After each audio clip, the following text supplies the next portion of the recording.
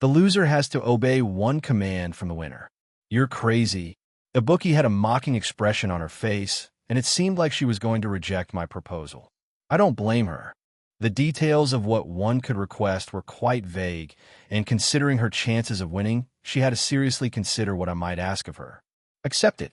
All of a sudden, Ryuin's voice echoed from behind me. Oh, wait. Just accept it, Ibuki. Ryuin smiled, but it was in no way kind. You'll definitely win. Ibuki clenched her teeth and seemed angry. It took her a few seconds to calm down. It was clear to see she wasn't moved by his encouraging words.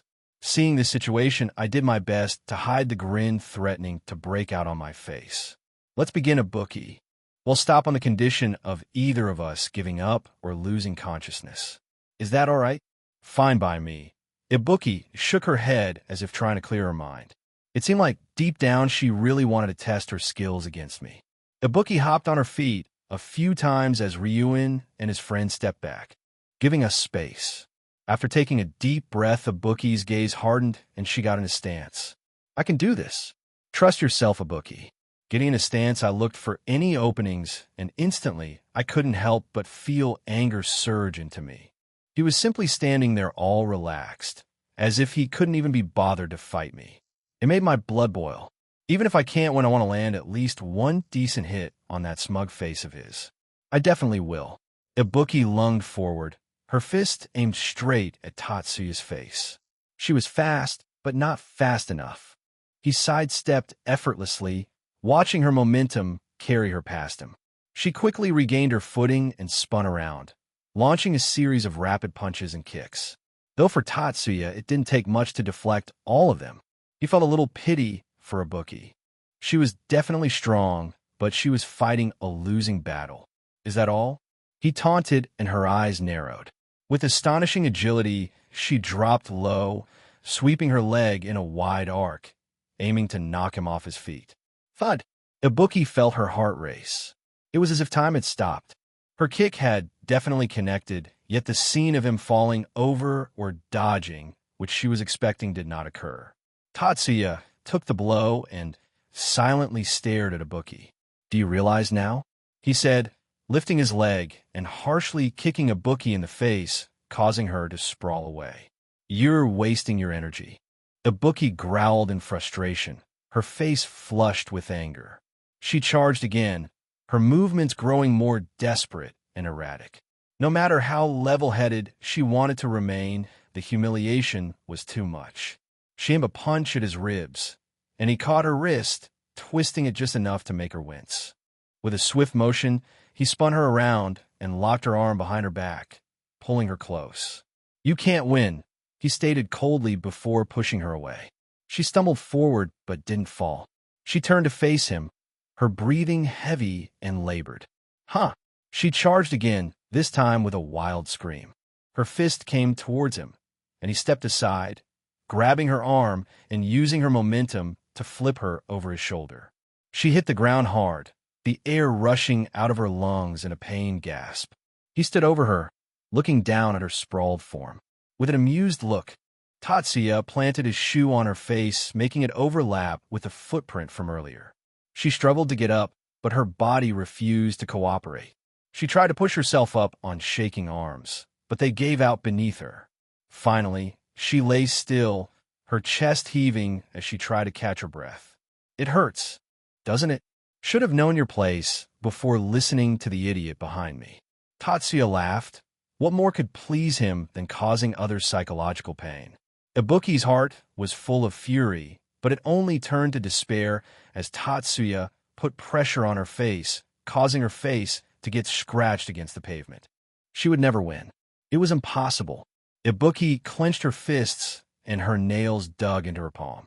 Just as she was about to close her eyes and defeat, the sounds of rushed footsteps echoed behind her and Tatsuya. Her eyes shot open in shock as Ryuin lunged behind Tatsuya with a metal pipe in his hand. Clang! Thud! How about we give a go as well? Kukuku! Ryuin took a step back with a metal pipe, but his laughter came to a halt as Tatsuya turned to him with a smile. You sure took your sweet time. Looks like you were expecting a huh? Ryuin's eyes were full of confusion. He had hit him with all his strength. The least that should have happened was Tatsuya getting knocked out. How was he still standing nonchalantly with a smile on his face? Ishizaki felt a chill go down his spine as Tatsuya let go of Ibuki and walked towards them while massaging his head. It does sting a bit. He spoke while eyeing Ryuen. You wouldn't have done this if you knew what fear was.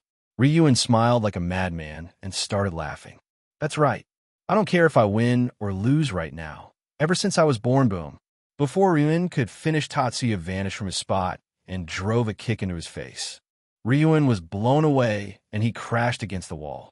Arg, you think I care about your sob story? Tatsuya scoffed. Boss. Ishizaki yelled in surprise while Albert, with his huge body, swung a fist at Tatsuya. Thud! Albert's expressionless face morphed into one of surprise as Tatsuya blocked his fist by grabbing it. Tatsuya had no intention of dragging this out. With the same intensity, he punched Albert in the face. His speed was so fast that before Albert realized what happened, he lost consciousness as he, similar to Ryuen, crashed against a wall. His sunglasses broke, and the shattered pieces littered the ground. Ishizaki, who witnessed this, felt his teeth clattering in fear. He stiffly turned to Tatsuya, who was looking at him. ISS surrender. He felt his knees and raised his hands. Tatsuya smiled and ignored him before walking up to Ryuen. 127. Chapter 122. Consequences. Ishizaki felt a chill go down his spine as he watched Tatsuya walk over to Ryuen with a devilish smile. But his blood boiled as he saw Tatsuya grab the unconscious Ryuen's collar. Isn't it enough? I mean, we've already lost. Did I ever say it would end with only your loss? You're crazy. Ibuki got up while struggling. She held her arm and looked at her classmates with hesitation. Right? I should have just done it this way. Tatsuya mumbled to himself as his figure vanished. Before Ibuki could realize why he had disappeared, she felt a sharp pain in her neck. Just as she was about to lose consciousness, she saw Ishizaki suffer the same fate. Now that all of them were out of business, Tatsuya slapped Ryuen awake. Ryuen felt a stinging pain on his cheek, and at the same time, his head was on the verge of busting from the pain. I see. As soon as Ryuen's vision cleared up, he was met with Tatsuya's nonchalant face. Cuckoo. Must be feeling good, Yamamoto. Enjoy it while it lasts. It'll make sure to turn your life into a living hell. Ryuen's eyes glinted dangerously, and Tatsuya could tell that he meant it. Tatsuya's lips twitched, and Ryuen was inwardly surprised. Did his threat work? Could it be that Yamamoto was more sheltered than he thought? So you'll attack me whenever you see me? The school won't allow such brazen behavior. I've done my research. I've thoroughly scoured the entire school, familiarized myself with all the rules. You think you could become the top dog with only strength? Wrong. Ryuen grinned before pointing his finger towards his head. It's all here. Is that so? So no matter how strong I am, it won't work out? Correct. I congratulate you on this victory, but you should have never stood out and stayed like the good boy you were for the first month. What Ryuen wanted wasn't to simply defeat Tatsuya. He wanted to torment him, break him to the point Class D was left in nothing but shambles. Once he exposes Ichino's affair with Yamamoto to Class B, ITLL leave some cracks in the class with the biggest weakness their stubbornness to let go of even a single student. All that's left was that crippled brat, but that wouldn't be too hard. As long as he could effectively control Katsuragi, kicking that run off her high horse wasn't too difficult. The path to success was so clear that Ryuen inwardly felt bored. His fight with Tatsuya had indeed given him some excitement, but the aftermath seemed a little dull. Yamamoto was silently standing and staring at him as if contemplating something. It's the lack of fear, huh? Ryuen couldn't hear his mumble, but he wasn't satisfied. He needed to rile him up, make him expose the ugly emotions he hid behind that pretty face. You're not the only one that'll suffer. It'll make sure everyone in your class regrets being in the same class as you, especially that cold one. Wouldn't it be fun to see that arrogant brat beg for you on her knees? I'm sure you flirted with her enough for her to consider you as someone special. Ryuen laughed. Dirty talk. It was something he had honed to perfection, no matter how vile the words he said, as long as it worked. I wonder to which extent shall go to save you. Everything turned silent. Ryuin gasped as he tried to lift his head. His head was pressed against the ground with some invisible force. He couldn't understand what was going on. The air around him continued to solidify from the pressure being released from Tatsuya. Tatsuya bent his knees and lifted Ryuin by hauling his hair into his fist. Ag? Ryuin groaned, but smiled as he met Tatsuya's eyes. Do you know, Ryuin, there's one philosophy that both of us have in common. Tatsuya smiled. The age-old answer to every question is violence. Thud! Tatsuya banged his head against the ground, and blood started seeping out of his forehead. Ryuin gritted his teeth, but showed no signs of fear. You see, Ryuin, I've been quite relaxed in this world. It's because I know that I'll probably be facing a lot of problems after leaving this world. That's why I've been merciful and not causing havoc everywhere. Ryuin showed a confused look as he heard Yamamoto's incomprehensible words. It's fine. I know you won't understand. It's not your fault. Tatsuya's smile turned soft. It was often the case whenever he felt pity for the person in front of him. Have you gone mad? Kakik, could it be the fear of harassment? Ryuin chuckled. I told you that I'd kill you if you touched her. Tatsuya pinched his chin. Though you haven't done so yet, the thought itself should warrant punishment. Ryuin felt his heart race. An unbelievable scene was happening in front of him. Tatsuya let go of him and snapped his finger. You! Ryuin gritted his teeth as he saw numerous balls of fire appear behind Tatsuya. It had to be a hallucination. Perhaps his head was injured more than he thought. Ryuin tried to convince himself as the balls of fire illuminated the light in his eyes. But then it came. Searing pain. How does it feel to experience your entire body melt away in wrathful flames? Ryuin clawed the ground and kept on howling while rolling on the ground. His fingernails were dented and blood seeped out of his hands. His luscious long hair started crumbling away as his skin started dripping like hot wax. The smell of plastic wafted in the air as his flesh sizzled away. Tatsuya watched him suffer in agony with a soft smile, ignoring Ryuin's animalistic shrieks, screams that shouldn't belong to a human. He couldn't help but smile when the feeling of mercy arose in his heart. But Tatsuya never did things that way. His hand shot through the flames, and he grabbed Ryuin by the chin. He extended his fingers, and the space between his index finger and thumb started churning, as if he was pinching something. In an instant, a brown-colored pill appeared. Tatsuya fed Ryuin the pill. Crack! Swish!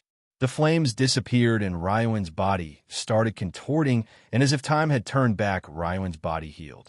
His hair was once again beautiful, and his fair skin was no longer melting. Ryuin trembled as he placed both his hands on the ground. His breath became erratic as his eyes shook in terror. His entire body felt numb, and he didn't dare raise his head. The blood on the ground made it clear that he wasn't dreaming. Sweat soaked his entire body as he shivered. But just then, snap! Ryuin flinched as he grasped his heart. Thump! Thump! Thump! His heart was threatening to tear apart his chest as he stiffly raised his head. Just as he did, his expression turned blank. Ryuin's eyes were illuminated by a familiar orange hue. 128, Chapter 123, God Will Never Intervene. I couldn't help it. It might have been reckless, but anyone could see the moves Yamamoto was making. His involvement with the student council was intense, and he was suspiciously in touch with the leaders of the other classes. He held too much power. Don't get me wrong, I have no intention of going against him. While I've never been particularly intimidated by class leaders like Horikita, Hirata, or Kushida, exceptional though their Yamamoto is different. He shouldn't be allowed to attend this school. I know it's an absurd thought, but it's not fair. You can't place a wolf among sheep without expecting chaos. That's why I need to ensure I'm not destroyed at his whim. Matsushita Chiaki, would never accept such an outcome. What does he want? Does Class D have a future in his hands? Will he keep expelling students he finds annoying? Too many questions and too little information about his true personality. His demeanor in the first few months was clearly a facade. Thoughts like these swirled as I discreetly followed him. My heart pounded as he led the Class C delinquents to the abandoned building. Maybe this is my chance. If they try something, I can help Yamamoto and gain his favor. Even if nothing happens, I can use the information later. But why the abandoned building? From the looks of it, a fight was inevitable. It was as if the school had this place specifically for resolving conflicts. An absurd thought, but not for a school where students can expel each other with private points. Letting out a sigh, I continued tailing them. Hiding behind a wall, I whipped out my phone and started recording. I couldn't hear the conversation clearly, but Ibuki's voice rose several times. Finally, hell, wait. Ibuki's voice echoed, and moments later, she charged at Yamamoto. Was this a duel between Ibuki and Yamamoto? It didn't seem like Ryuen and his underlings were going to join the fight. A pity, it could have been good blackmail material. We would have a trump card against Class C. Watching the fight, it was unsurprising that Yamamoto won, despite knowing nothing about martial arts. I was sure Ibuki stood no chance. His physique was too well-crafted, a pure athletic body. Perhaps the only one who could challenge him was the humongous guy from Ryuen's group. Why does he even follow Ryuen? Couldn't he beat him easily? Sometimes, I just can't understand these boys. But jokes aside, Ryuen must have some holdover in blackmail or something else. No one is content with being a servant. Then something surprising happened. Clang! Thud! Chills ran down my spine. Yamamoto slammed his foot onto Ibuki's face, an extremely humiliating move. But what shook me was Ryuen brutally smashing a metal pipe against Yamamoto's head. Blood dripped down his face. My hand trembled as I was about to rush in. No matter what, Yamamoto was the leader of Class D. Without him, our chances of reaching Class A were slim. But my body froze as Yamamoto turned around with a smile. He and Ryuen seemed to be talking, but Ryuen's unease was palpable. A blow like that should have knocked him out. Yet what happened next? He'll never forget. Yamamoto easily defeated Ryuen's gang. Surprising, but not completely unexpected. Fear gripped me as he knocked everyone out and woke the unconscious Ryuen. I couldn't hear their conversation, but it must have been unpleasant. Yamamoto slammed Ryuen's head against the ground repeatedly. Ryuen kept smiling, but then, snap! I couldn't believe my eyes. Flames erupted behind Yamamoto in the shape of spheres. Not just one, but several. For a second, I thought I was hallucinating. Or rather, I wanted to believe I was. But my hopes were shattered as I saw Ryuen being burned alive. The sounds of his skin sizzling and the smell of burnt flesh. It was real. I wanted to run away. I didn't want to hear Ryuen's anguished howling or see Yamamoto's devilish smile. I didn't want to smell the burnt flesh.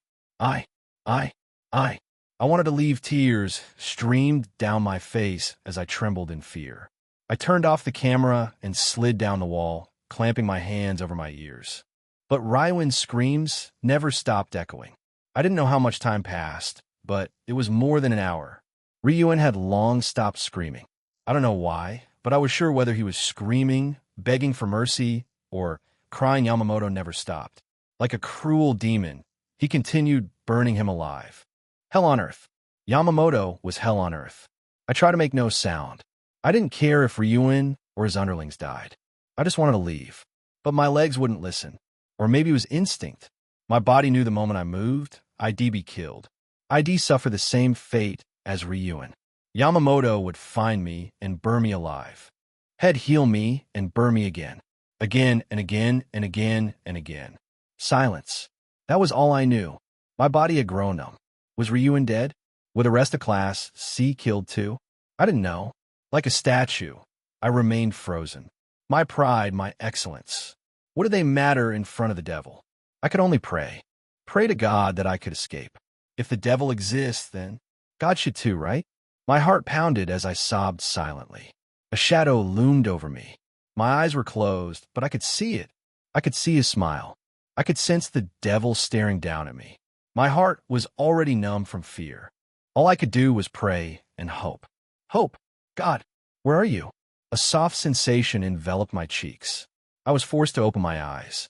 Yamamoto stared at me with a soft, gentle smile, befitting an angel while cupping my cheeks. No one will save you. His voice echoed in my ears. That day I lost all hope. 129, Chapter 124. Merciful Tatsuya? How much did you see? A mischievous smile formed on Tatsuya's face as he looked down at the feeble girl trembling before him. Matsushita Chiaki. She wasn't someone that interested him. That's why he never made a move on her despite her beauty. Sure, she couldn't compare much to Ichino's Kiryuin or Horikita, but she still had a charm of her own. Although, not enough for him to actively go after her. But why would the wolf refuse to eat the sheep that willingly walked in between its teeth? I didn't. Sorry. Matsushita clutched her head like a frightened child, refusing to raise her head. Oh, then what's this? Tatsuya hummed curiously before picking up the mobile phone on the ground between her legs. And no, Matsushita was startled and tried to raise her hand to snatch the phone, but coincidentally her eyes met his. Her hand remained frozen mid-air, similar to a beautiful sculpture. The tears that highlighted her face, the sweat that made her healthy, pale skin glisten, and the strands of hair that broke off from the rest dangled in front of her face. It was beautiful. Tatsuya raised her phone and grabbed her thumb before using it to unlock the biometric password on the lock screen. He instantly went to the gallery and couldn't help but chuckle as he clicked on the latest video. His eyes sparkled as he saw Ryuin being burned alive. Damn, don't I look so cool? Like a hero punishing the villain. Tatsuya's eyes sparkled as his bizarre words made Matsushita realize something. He's psychotic. Hey, I asked you something. Tatsuya's smile disappeared, and the temperature dropped as Matsushita shivered. Don't I look cool? What? Matsushita couldn't comprehend his words. Aren't you supposed to be the girl who appears average, but secretly hides her intelligence or something? Where's the intelligence at? Quickly bring it back and answer me. Tatsuya grinned. Don't I look cool? Matsushita was breathing heavily. Her mind was already in disarray. Never had she thought she would experience such fear. Why, you look really cool. Matsushita let out a hideous smile as tears streamed down her face. Like, hero, that makes me so happy. Tatsuya rubbed the back of his head, feeling a little shy while squinting his eyes in happiness. I'm sorry for recording you. He'll delete the video and tell no one. Please let me go. Matsushita stopped trembling, but her heart was still pounding loudly against her chest. Why, you're a hero. Aren't you? Wow, you're really smart. Feeling composed already? Tatsuya admired her ability to struggle. You're right. As a hero, I will let you leave if you delete the video and don't ever talk about what happened here. Matsushita flinched as she raised her head and looked at him with hope in her eyes. She scrambled to pick up the phone Tatsuya tossed and quickly deleted the video in a fluster. I did it. She presented him with the phone like a child waiting for a compliment, and Tatsuya nodded at her. Good. You can leave. I have some cleaning up to do. He scratched his chin while looking at the unconscious student from Class C. Matsushita bowed several times with tears in her eyes. Tatsuya's eyes trailed her back as she left the abandoned building. Don't do anything that will make me mad. Behave normally. Matsushita flinched, but continued to leave. As soon as she was out of sight, Tatsuya's smile dropped, and a curious look took over his eyes. He wondered if she would catch his hint despite how blatantly he had thrown it out. Well, not that it mattered anyway. She had bad days coming for her. He sighed before walking up to the unconscious Ibuki. A devilish smile formed on his face as he picked her up and dragged her to a corner of a wall. Ishizaki, Albert, and Ryuin should take about an hour to wake up on their own, especially Ryuin. That meant Tatsuya had some time to enjoy himself. Well, considering he had won the fight, it was time for her to uphold the conditions of the bet, right? After dragging her to the wall, I tossed her aside and sat down. As soon as I sat down, I dragged her into my lap. She was dead asleep. It didn't seem like she was going to wake up anytime soon. I think I knocked her a bit too hard. Sometimes it's hard to control my strength. I gently positioned her in between my lap with her head resting on my chest.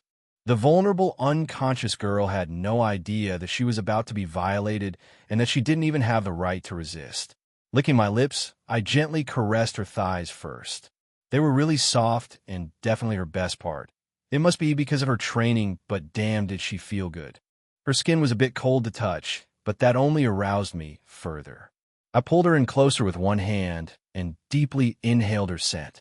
There's a bit of sweat mixed in with it considering the fight we had, but somehow it wasn't too much and enhanced the smell. Weird. Well, whatever, I'll just enjoy myself. I twisted her face and grabbed her jaw before kissing her. I could do whatever I wanted, and this made the moment feel intense. I pulled her close as our breath mingled together. The soft feeling made my heart race with pleasure. Ibuki's body wriggled under my hold subconsciously. Plop! I separated from her and licked my lips with a contented smile. Immediately, I started unbuttoning her and let her top fall. What's this? Bahaha. I couldn't help but laugh at the cute sight of her green bra. She had a very small chest, perhaps an A cup, but certainly not a B. Considering how sexualized Classroom of the Elite was made to be, I'm surprised there's a character with such a flat chest besides Saki Energy. I reached out and held her close to me. The cute little pink toys continued to harden under my touch. I should help her. A ridiculous idea emerged in my head. System. Yes, master. I don't know when it started doing that, but I ignored the way it addressed me. I need to make a spell. 130. Chapter 125. I can do whatever I want. Cuckoo. I can see why Ryuen likes laughing like this. It's pretty malicious and fun. I could just imagine how Ibuki would feel after I'm done with her. My eyes involuntarily found its way to the hovering system screen. Ruler of boobs. You can freely manipulate the size of a female's breasts by 3 sizes. Whether it be increasing or decreasing, all boobs shall hail your wishes. Note physical contact required for spell to work. Let's get started, shall we? I grabbed both of her breasts and started kneading them. What? What the hell? A confused voice whispered, and I stopped in surprise. You're awake already? Ibuki blinked her eyes in confusion as she saw the large pair of hands playing with her bare chest. She blinked once again before tilting her head.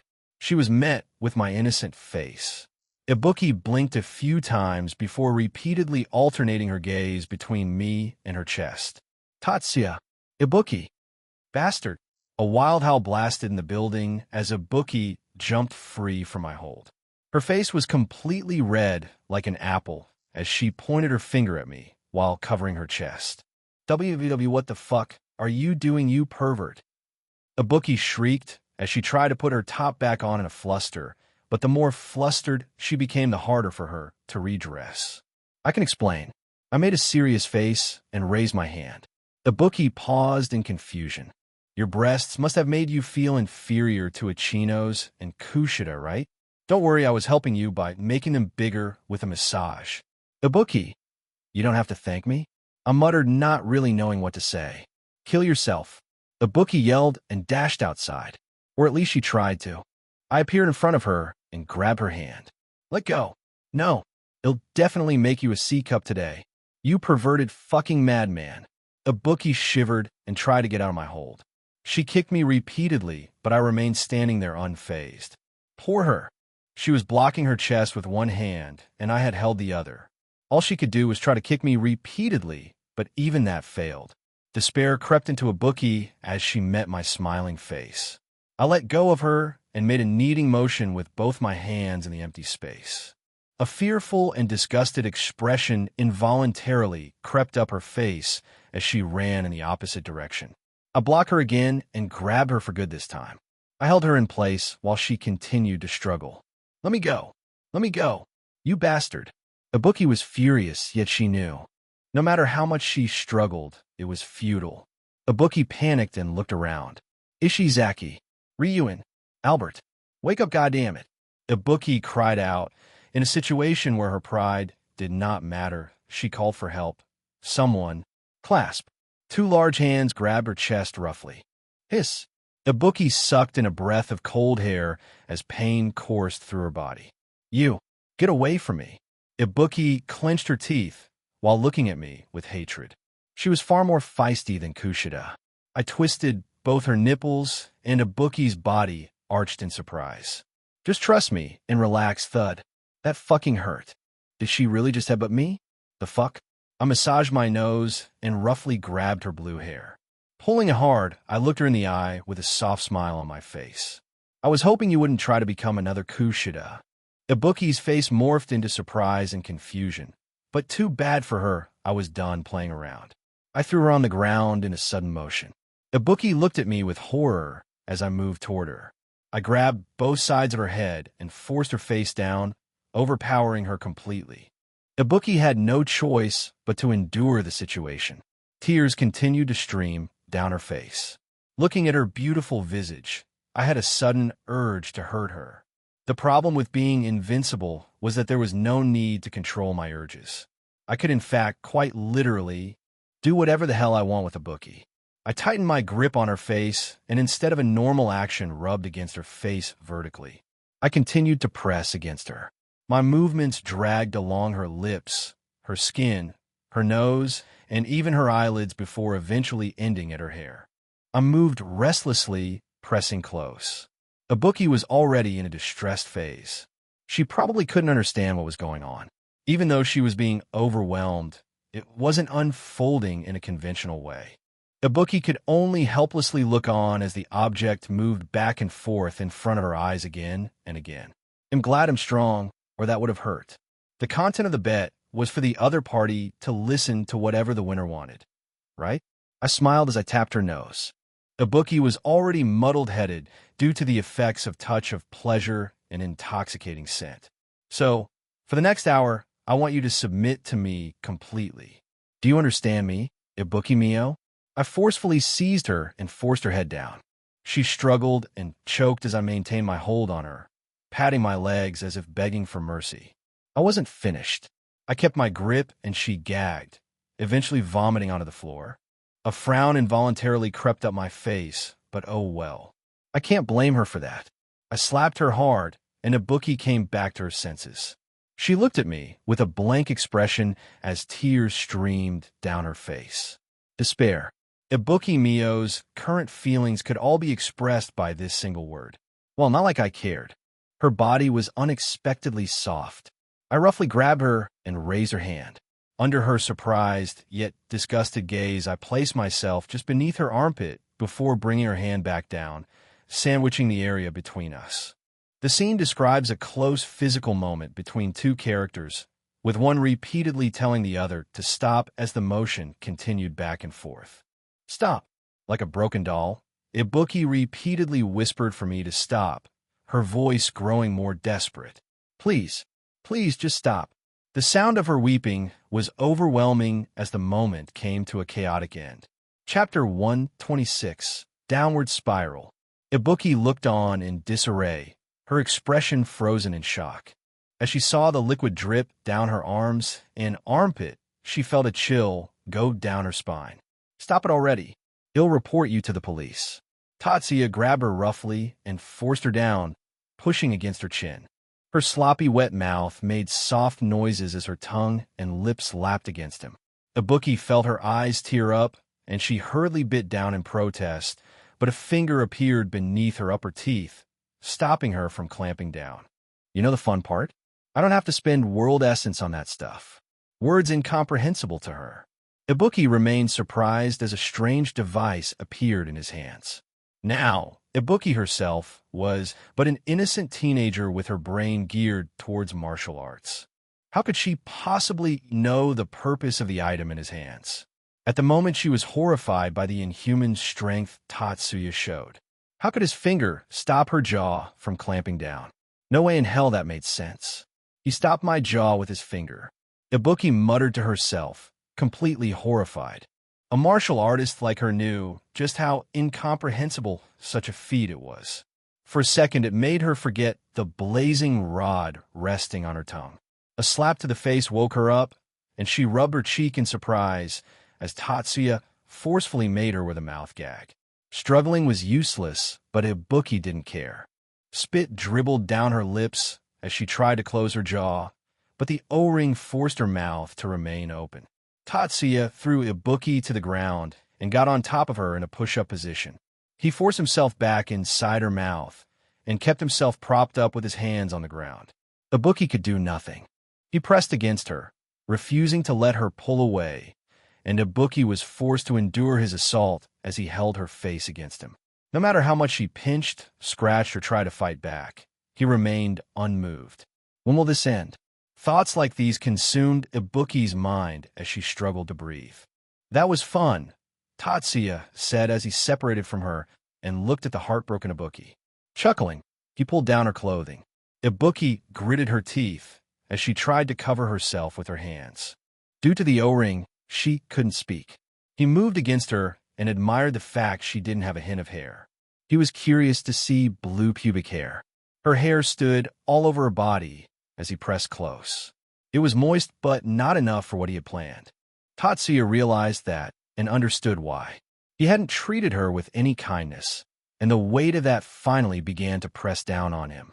Whatever happened next, he knew, would have to be faced. What the heck?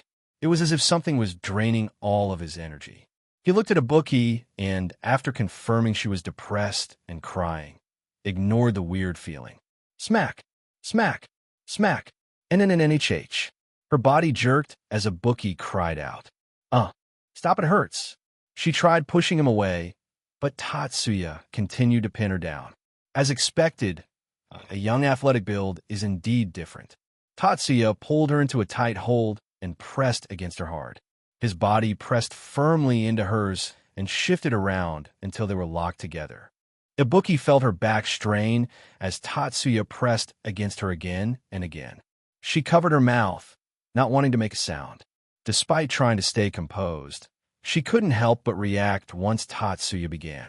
Tatsuya quietly cast clean on her while continuing roughly. After that, he intertwined his hands with hers and pulled her close for a deep kiss. They held each other tightly as the moment grew more intense. Ibuki's eyes were already on the verge of losing focus as Tatsuya held her close. I didn't expect you to enjoy this. The hell? I'm not. Fucking madman. They'll toss you into prison eek. Tatsuya grabbed her roughly, this time causing Ibuki to jerk. He deliberately pressed against her sensitive spot. Let's see if you can send me to prison first, or a devilish smirk found its way to his face as a funny idea emerged in his head. He pushed in deeply and tensed. Ibuki was overcome with horror as she sensed what was about to happen. Not Inasai splut. No. Ibuki hurriedly crawled back while trying to clean herself. Kikik. Tatsuya laughed before picking her up. This wasn't his funny idea. The funny idea had just begun. Ishizaki rubbed his head with an annoyed expression. After waking up, he found himself lying on the ground with a very bad headache. Did Yamamoto hit him? From the pain he was feeling, Ishizaki felt his suspicions were valid. But where's Boss and Ibuki? He found Albert still unconscious, but the other two were nowhere to be seen. Ishizaki couldn't understand what happened. All he knew was that Yamamoto was a fucking beast, and that head never messed with him again. How the fuck did he knock out Albert like this? Is he an alien or something? Ishizaki shivered in fright as he propped Albert up. Oh, wake up, let's go. He patted his cheek, and Albert's eyebrows moved slowly. His expression showed confusion, and Ishizaki started explaining what happened as they went back to the dorms. Next morning, hey, did you see Boss at all? Ishizaki asked Albert as they walked to class together. Albert shook his head. Usually Ryuin. Ishizaki and Albert walked to class together, but Ryuin was nowhere to be seen. Weird. I wonder what Yamamoto made Ibuki do. Wasn't the bet about listening to the other's order or something? Albert nodded silently. Are you upset you lost or something? You seem down. Albert paused for a brief moment before nodding again. Don't blame yourself. Yamamoto's an exception. There's probably no other freak strong enough to beat you in this school. I'm gonna stay away from him as much as possible. Ishizaki hugged himself with a fearful expression as he entered the class. But what surprised him was the tense expression of his homeroom teacher. He usually had a sly smile or a strict expression. Quickly sit down. I have something important to announce. Okay. Feeling a bit overwhelmed, Ishizaki wondered if their little stunt from yesterday was exposed. After Ishizaki and Albert sat down, the homeroom teacher of class hardened his expression while gritting his teeth. Ryuin, Kakeru, and Ibuki Mio have voluntarily dropped out. From now on, there will only be 38 students in Class C. What? 132. Chapter 127. Her fate. What? Ishizaki muttered out loud, subconsciously. Is there a problem? Why would they suddenly drop out? That makes no sense, Ishizaki yelled while slamming his hand down on his desk, but all of a sudden his expression froze. The homeroom teacher glared at him and sighed. You should know more than me. Ishizaki gritted his teeth as he sat down, but immediately after he rushed up from his seat and ran out. Albert followed him while clenching his fists. Why would Boss suddenly drop out? An absurd situation, but there could only be one explanation, and that was Yamamoto Tatsuya. Ishizaki felt his blood boil as he rushed towards Class D. He slammed the door open, surprising all the students inside. Chabashira-sensei was stunned, and she immediately spoke in a terse tone. What are you doing, student? Do you want to get suspended? But Ishizaki, as if on drugs, rushed towards Yamamoto and grabbed his collar. Class C was nothing without Ryuen. That realization made Ishizaki forget all his fears as he growled towards the monster he wanted to avoid till now. What did you do? Ishizaki spoke through clenched teeth. Why did Boss and Ibuki drop out? Yamamoto had an innocent expression as he smiled with confusion. How would I know that? Didn't your homeroom teacher tell you? They dropped out. Voluntarily, Ishizaki froze as stared at the extremely evil and sinister smile Yamamoto was displaying. Everyone in the class felt a chill go down their spine as they saw his maniacal expression. But as if it were an illusion, his face morphed back into one of confusion. I'd appreciate it if you let go of me now. I'm a bit weak to violence. He scratched his face with an embarrassed expression. Class D. Weak to violence? You? Staring into his eyes, Ishizaki felt his heart beat wildly. It was not due to anger, nor was it excitement, but instead simple fear. He slowly let go of Yamamoto and lowered his head before begrudgingly leaving the class. You can continue the class, say sensei. Fixing his collar, Yamamoto sat back down like a model student. Okay, lunch break started and students started leaving. You know what, I'm not going to even ask this time. Horikita's mellow voice reached my ears and I chuckled. Why? If it's you who's asking, I'd be eager to tell. What? Ugh, stop being cheesy. Horikita frowned before bringing her lunch out. Your loss. I shrugged. Did you make that yourself? Do I have to spell out the obvious for you now? Horikita rolled her eyes. It's a bit weird to say, but her actions towards me are no longer hostile, and even if she's acting annoying, it's not actually annoying. It's like banter between close friends, if I were to say, I knew I was an expert at maintaining relationships. An absurd thought. Definitely not true considering the blonde rape, accuser glaring at me discreetly. She was probably worried I was falling for Horikita and not keeping my end of the deal. Can I have some? I asked. Horikita raised a brow but didn't say anything. She silently scooped out a spoon of the deliciously cooked omu rice and ate it elegantly. What are you looking at? She narrowed her eyes at me with annoyance. I'm not supposed to eat with my hands, am I? Horikita scooped up another spoon and ate it with a content expression as if showing off. My lips twitched. She suddenly stopped and dug into her bag before pulling out another spoon. She handed it to me before going back to her food. What the hell? I was about to snatch her spoon, but why was she being so considerate? Did something I'm unaware of happen? An reference to Horikita's conversation with her brother. Well, not like I was complaining. I noticed her cheeks redden a bit as we ate together, but I decided to not tease her and quickly return to my room. I had a new toy to play with after all.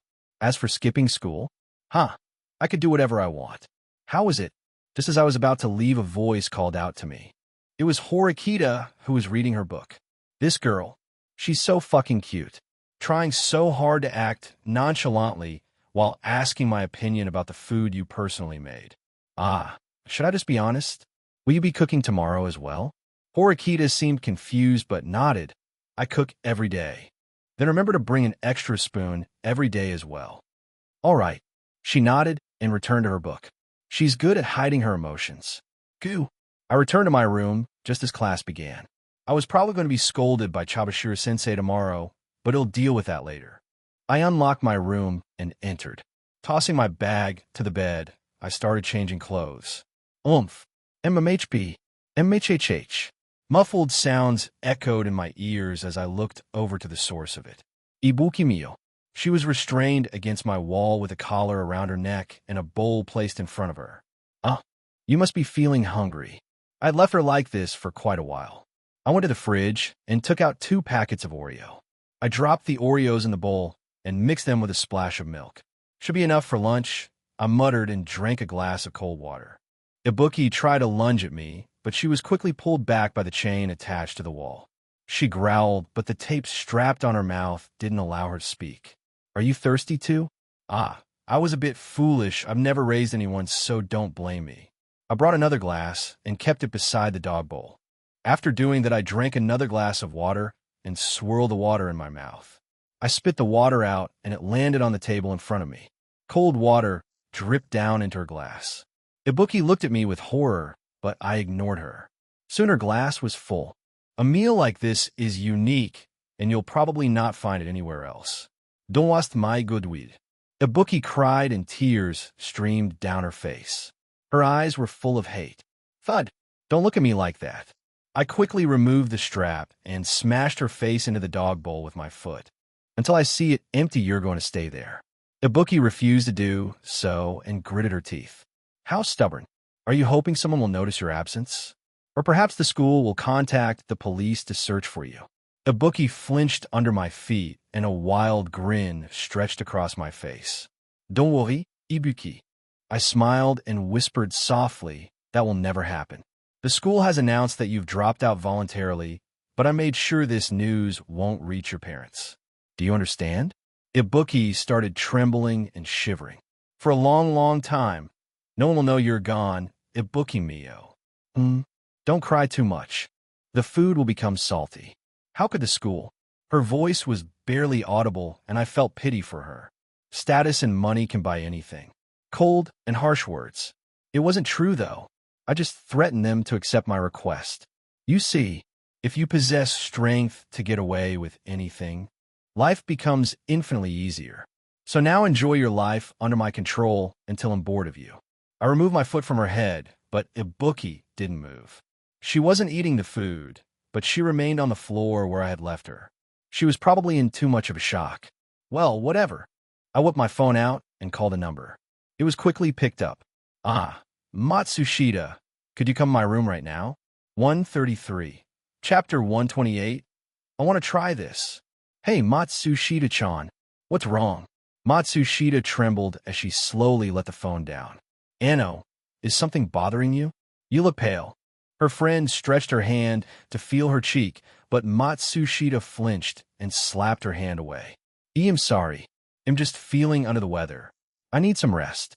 Matsushita lowered her head before walking away.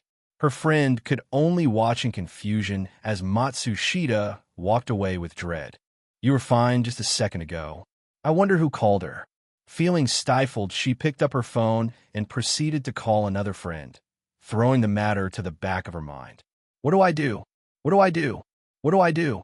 Matsushita bit her fingernails as she walked towards the dorms. In all honesty, the moment she escaped from the abandoned building yesterday, she wanted to drop out. This school didn't matter much to her. She was wealthy enough to not care about the consequences. But just as she was about to run to the school office, Tatsuya's words echoed in her mind. "Don't do anything that will make me mad. Behave normally." She cursed herself. She hated being smart. She loathed the fact that perhaps dropping out might cause Tatsuya to come after her. And if it did, a chill went down her spine. Thoughts like these raced through her mind as she silently stood in front of his door. She had been standing like that for a few minutes already. No matter what she tried to do, the fear coursing through her blood made her unmoving like a statue. "You're taking your sweet time." Matsushita felt her heart race. How'd he know I was standing outside? Matsushita clutched her clothes tightly and bit her lip. Thinking about it, for someone with the ability to summon flames, having something like an X-ray wouldn't be surprising. Matsushita did her best to calm herself as she twisted the doorknob and adopted a jovial expression. "Sorry for calling you on such short notice." Tatsuya smiled apologetically while rubbing the back of his head. His demeanor was polite and considerate. Such a greeting should have made Matsushita feel comfortable, right? Matsushita felt her heart stop. It was as if all sound had disappeared and only her panted breaths could be heard. Her eyes were fixed on the bruised Ibuki, who was restrained against the wall by a collar and chain. Her cheeks were red, as if she had been struck, and in front of her sat an empty metal bowl on the floor. Even from the door, Matsushita could hear the sounds of her whimpering and slurping. Matsushita took a step back with horror. Goosebumps appeared all over her body as she slowly looked into Tatsuya's eyes. "Did I startle you? My bad. You see, after defeating the Demon King Ryuin, I took one of his evil subordinates as a slave to see if there's a way for a demon to become a human again." Tatsuya smiled proudly. After all, that's what a hero should do, right? Matsushita covered her mouth in horror as her pupils dilated. She ran away. Despite knowing the dreadful outcome, she couldn't stop herself from sprinting away. Swish! Before Matsushita could take a step out of the door, she was caught. For long, bloody tentacles stretched out from Tatsuya's back, restraining all her limbs. AAA. AAAA. Oomph. Another tentacle shot towards her and wrapped itself around her mouth, silencing her. Ibuki, who was silently observing the horrific scene, could only look on in a daze as Matsushita was dragged inside the bathroom by the tentacles without resistance. Ibuki stiffly noticed the tear stains where Matsushita was originally standing. She smiled weakly as a dark liquid dripped down from the corner of her lips onto her chest. Ah. Ah. A broken laugh filled with despair echoed inside the dorm room. "Why would you run away?" Tatsuya brought his face infinitely close to Matsushita's. Their eyelashes were practically touching each other. Matsushita cried. That was all she could do. Her mind was unable to comprehend her current situation. All she knew was that she should have just left the school instead of being oversmart. Perhaps. Then she could have been safe. I'm surprised you didn't leave the school after witnessing that. Tatsuya tilted his head in amusement. Matsushita looked up in surprise as her heart thumped wildly. But I guess you're a smart one. Had you really left the school, I would have killed you and your family. Matsushita's face turned blank as she heard Tatsuya say those horrifying words with a straight face. Tatsuya pulled one of the tentacles back, and Matsushita's mouth was freed. Her lips quivered as she smiled softly. I'm sorry, I didn't mean to run away. I was just scared by the sight of her obviously meant Ibuki. I see. Tatsuya pinched his chin in thought before shaking his head. He called all the tentacles back, and Matsushita dropped to the ground with a plop. I thought you were feeling bad for the demons. I'm glad that's not the case. Thank you. Matsushita smiled, but whether she knew it or not, the trembling of her body gave away her true feelings. Demons, Hero, and the Demon King. Matsushita could only curse God for giving such a lunatic strength and abilities beyond imaginable. Did you need my help for something? Matsushita braved it out and asked. The state Ibuki was in was a clear reminder of what his request may be, but she could only hope that was not the case. Oh yeah, I needed your help right now. Tatsuya looked excited as he started taking his clothes off. Matsushita shuddered and lowered her head. Time seemed to have slowed down for her as tears started streaming down her face once again. She was just an innocent 16-year-old. Why did she have to go through with something like this? Why was this guy able to do whatever he wanted? Why could he so nonchalantly chain and enslave another fellow student? Why could he torture another student repeatedly without consequences? Why? Because I can.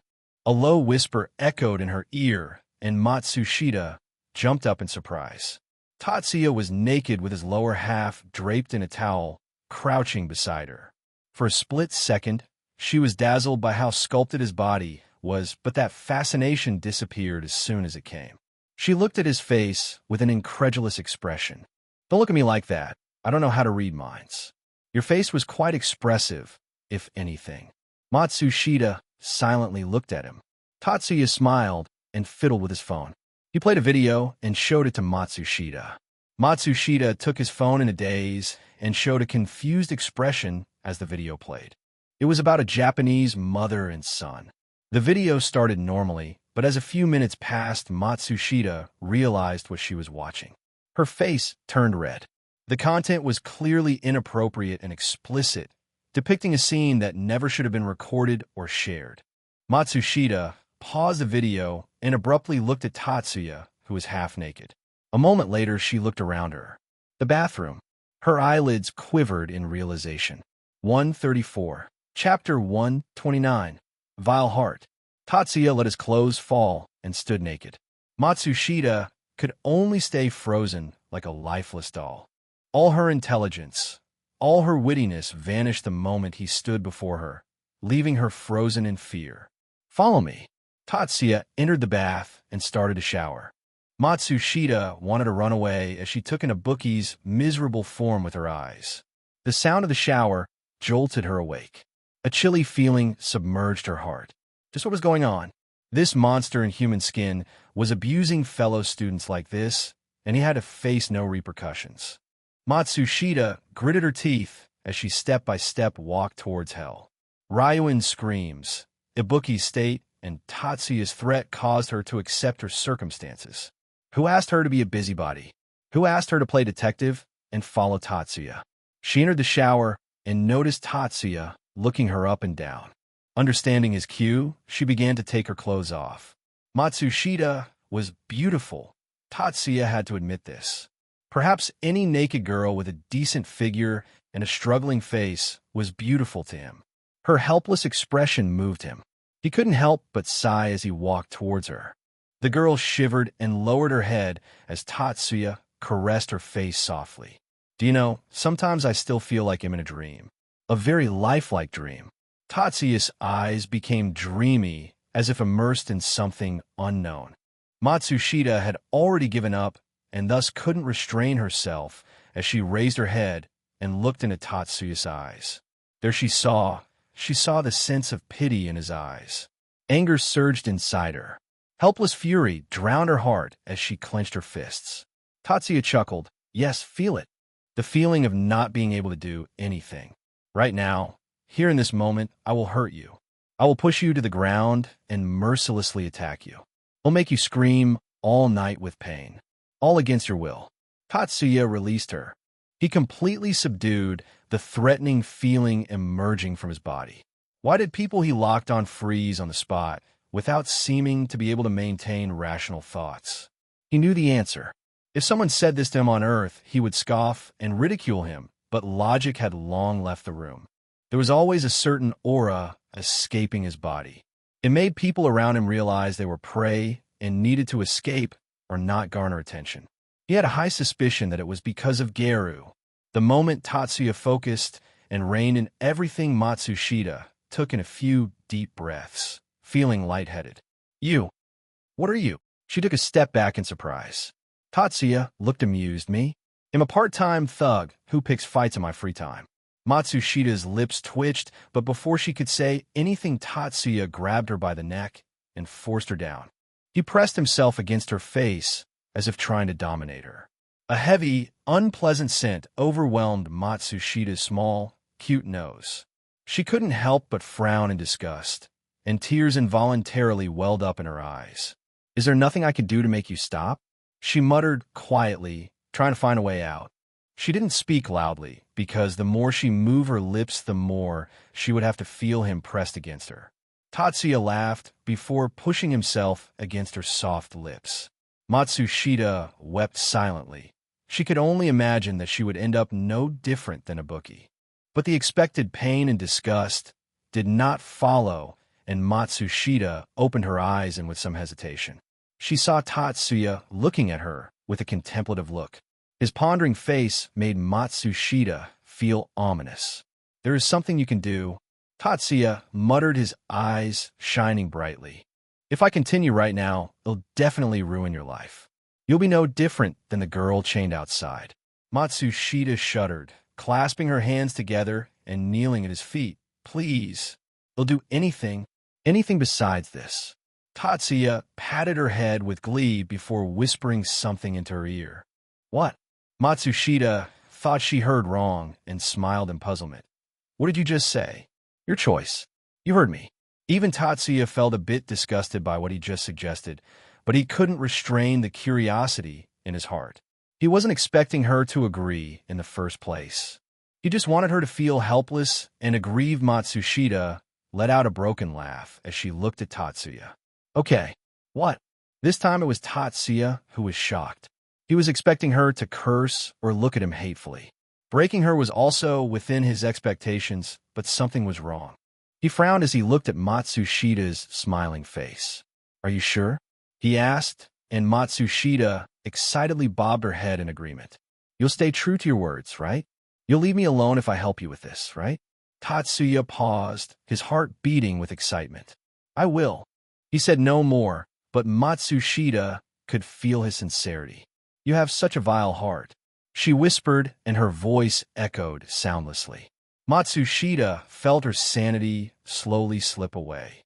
She couldn't believe what she agreed to.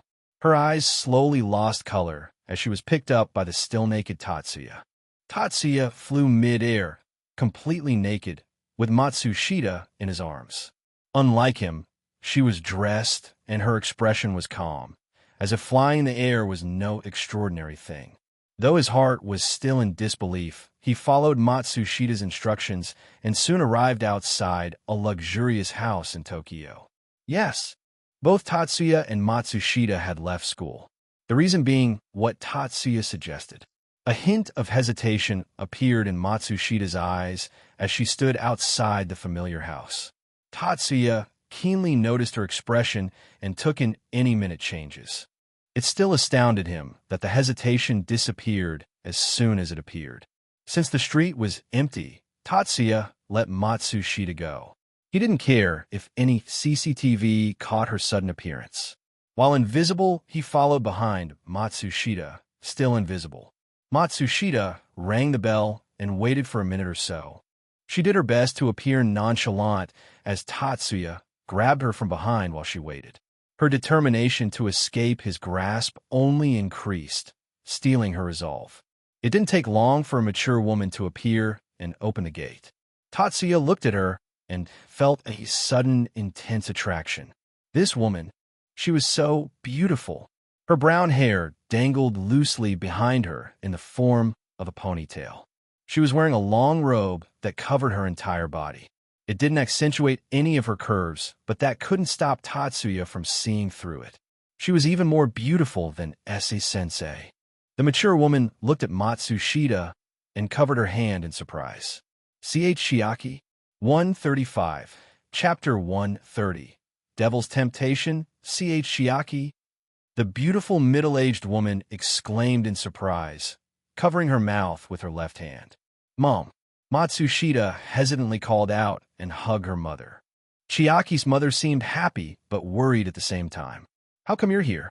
Didn't the school say that unless there's an emergency meeting, people outside the school weren't allowed?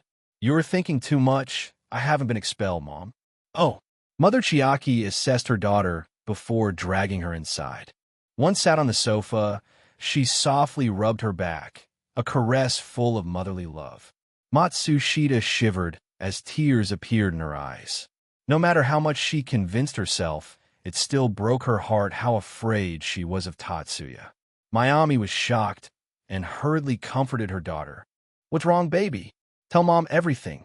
What can I solve for you? Matsushita laughed and shook her head. I just miss you so much, Mom. She hugged her mother back, and they embraced each other for a few lovely seconds. Tatsuya coldly watched the mother and daughter. He still couldn't believe Matsushita agreed, just like that. Was he overestimating her just because she was a character from an anime? In the end, she was just a 16-year-old without much life experience. I want to make some coffee for you, Mom. Matsushita grabbed her mother's hand and blurted out. Mayami looked at her weirdly before squeezing her daughter's hand affectionately. Matsushita squeezed back, enjoying the tender look her mother gave her. If that's what you want, tell me what you want for lunch. They'll call your father back. I'll be so excited to hear you're back. You don't know how much he pestered me about you for the past few months. The more she spoke, the greater Matsushita's guilt, but a look of determination filled her eyes as she made the coffee. She nodded happily before going to the kitchen. Tatsuya didn't say a word and silently stood in the living room looking at the busty women. A silent sigh escaped his lips, causing the woman to shiver before looking around. She seemed apprehensive, but relaxed immediately after. Matsushita also returned at the same time, bringing 2 cups of coffee. Both mother and daughter began to chat with each other as they drank coffee. It was such a lovely scene. Unfortunately, it didn't take long for Mayami to lose consciousness and fall down. Matsushita hurriedly grabbed her mother before she hit the table. What potent medicine! The sleeping pill was given to her by Tatsuya. She was surprised by how immediately it worked. Tears began streaming down her cheeks as she held her mother close to her bosom. At the same time, Tatsuya flickered into existence, and Matsushita shivered before positioning her mother back onto the sofa. She rushed to Tatsuya and kneeled in front of him. Please don't hurt her. You promise me." Tatsuya nodded before picking up Mayumi and walking toward her bedroom. He beckoned Matsushita to follow him, and she was stunned. "You want me to see?" She gritted her teeth before following him in. He ordered, and Matsushita clenched her fists before taking a deep breath. Her mother was wearing an oversized shirt and loose jeans. She first pulled the shirt off, exposing her mother's naked skin to the air. Immediately, her boobs bounced with splendor, and Tatsuya licked his lips. It wasn't uncommon for women to not wear bras in their own houses. There was no reason to unless you had guests coming. Perhaps the reason for the oversized shirt is in case someone visited unannounced. Her breasts were perky. They weren't exactly large, but perhaps that was Tatsuya's bias considering he had been with Kushida and Ichinos of all people. He stripped himself and sat down on the edge of the bed. Matsushita noticed and flinched. Matsushita, at the same time, pulled her mother's jeans off and left her in her underwear. It was a cute pink one that didn't give a mature vibe. Tatsuya chuckled seeing that. "Come here, Matsushita." Matsushita walked over to him, and Tatsuya grinned, inviting her closer. "Me?" She was stunned, but her words hitched as she noticed the growing coldness in his eyes. She hurriedly placed her hand on him and winced. "Why is it so hot?" Matsushita awkwardly kept her hand there. "You should lower your stance for a better grip." Matsushita listened and was soon seated in front of Tatsuya with her naked mother at the side. Her eyes flickered as she reached for him again.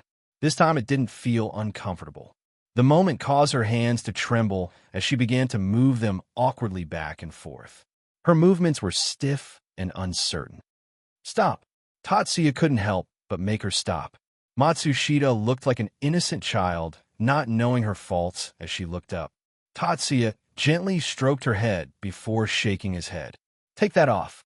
He gestured to her mother, and Matsushita's lips twitched. A weird sense of nervousness filled her mind as she hesitantly pulled her mother's undergarment off. Tatsuya and Chiaki looked away in discomfort. Tatsuya felt an uneasy tension building inside him. It was strange. The moment was awkward and uncomfortable for everyone present. Looks like Matsushita's father was a cultured man. Yet Tatsuya felt listless. This woman was nothing like her. He wanted her back. His eyes regained color, and he returned to how he usually was. Make her his.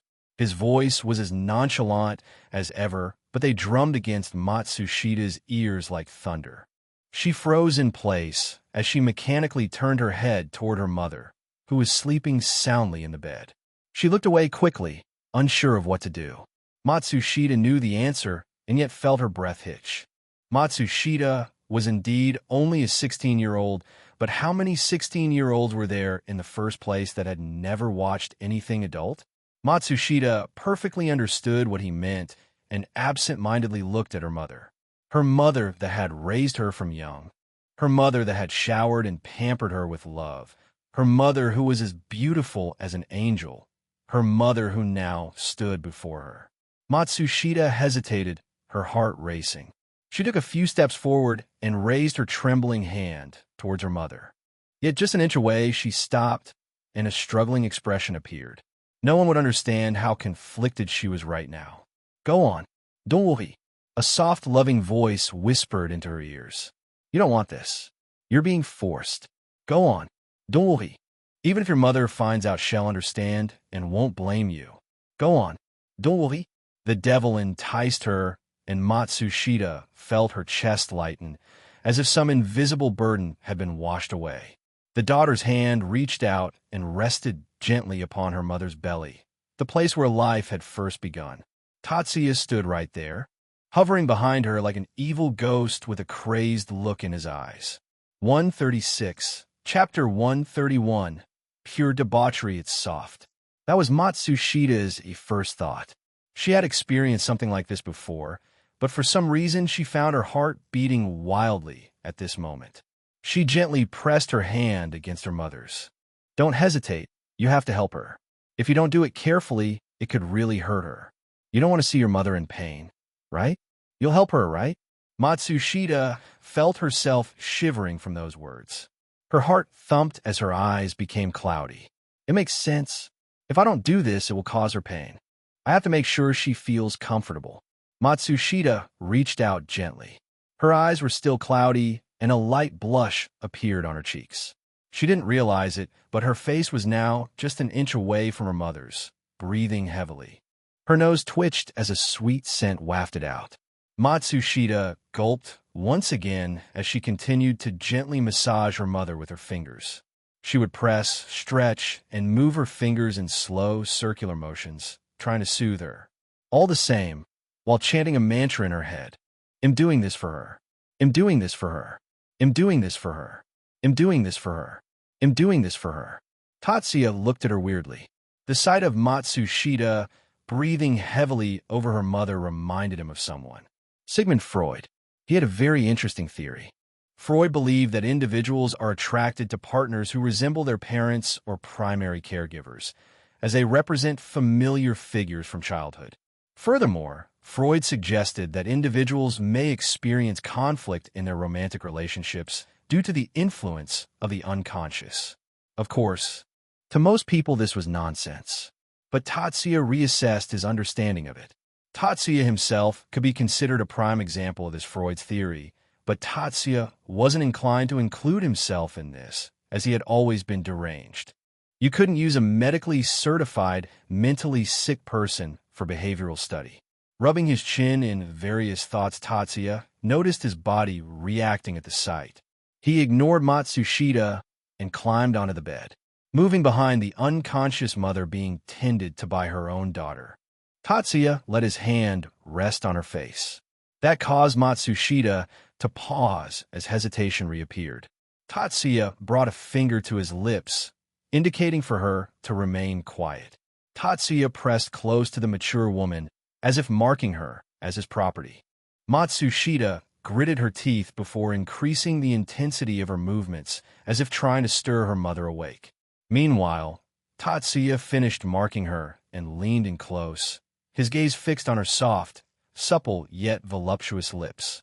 His mind reeled with anticipation as he couldn't wait any longer. He forced himself roughly against her, causing even the unconscious woman to twitch. To intimidate Matsushita, he had used an exaggerated, unnatural alteration to himself. Even by exaggerated standards, he seemed monstrous. Mayami's mouth was strained to its limits. Tatsuya wasn't being too harsh. He had adjusted things carefully to make sure she wasn't pushed beyond what she could handle, though it was still a lot. Treatment like that was reserved for very few, especially a specific green-haired Lolita. His eyes shone with a cold gleam briefly, but he put the matter to the back of his mind as he assaulted the unconscious woman. Matsushita looked on in a daze as she saw her mother's body jerk repeatedly. A very troubled thought occurred to her at that moment. I'm glad that's not me. Her heart thumped with guilt, but she focused back on her mother's mature garden. Her eyes turned cloudy once again as she gulped. She let her finger out and inches forward. Her nose brushed against her mother, and she subconsciously took a deep breath, as if inhaling some kind of drug. Matsushita leaned close to her mother, overwhelmed by the intimacy of the moment. A rush of emotion coursed through her body. What Matsushita did not notice was a pair of eyes looking through the door crack in astonishment and disbelief. The pair of eyes behind the door trembled, yet didn't dare to take another step forward, as if frozen in place by a formless power. Bloodshot eyes looked on hopelessly as Tatsuya tightened his grip and moved with sudden, brutal force against the stunned woman. Tatsuya grinned with mischief as he watched the daughter working hard alongside her mother. He took a slow, deep breath. The moment stirred a complicated feeling in him, reminding him of the complicated family dynamics he had known back on Earth. Sister, mother and son, a house full of depravity. Unfortunately, his mother died in an accident soon after, and his sister got cancer. Fate was fickle. Sometimes Tatsuya wondered if there was a higher force at play, and if there was, why only them and not him? One day, if I'm strong enough, they'll drag them from heaven or hell, wherever they are, and relive those moments. One day, shaking his head from unnecessary thoughts, he gazed hungrily at Matsushita and flicked his finger. To Matsushita's astonishment, her clothes were ripped off and faded away. She looked up in surprise as the moment passed. Tatsuya grabbed her by her hair and pulled her away. To Matsushita's astonishment, Tatsuya didn't do anything further and just lay down on the floor near where Matsushita was sitting. To give a more accurate description, Mayami was lying unconscious near the edge of the bed on her back with her legs and feet slightly dangling out. Matsushita was originally kneeling on the floor beside her, and now, in that exact position, was Tatsuya lying on the floor on his back. He looked at her with a deranged look and smiled lightly. Come, sit, and continue what you were doing. 137. Chapter 132. Unexpected. Come, sit, and continue what you were doing. Matsushita stood still like an unintelligible fool. It took a few seconds for her to register his words. She looked at the naked Tatsuya, whose beast-like arousal was twitching every now and then. Matsushita felt her throat parch as she took a few steps forward. Her feet led her just beside Tatsuya's face, and she hesitated once again.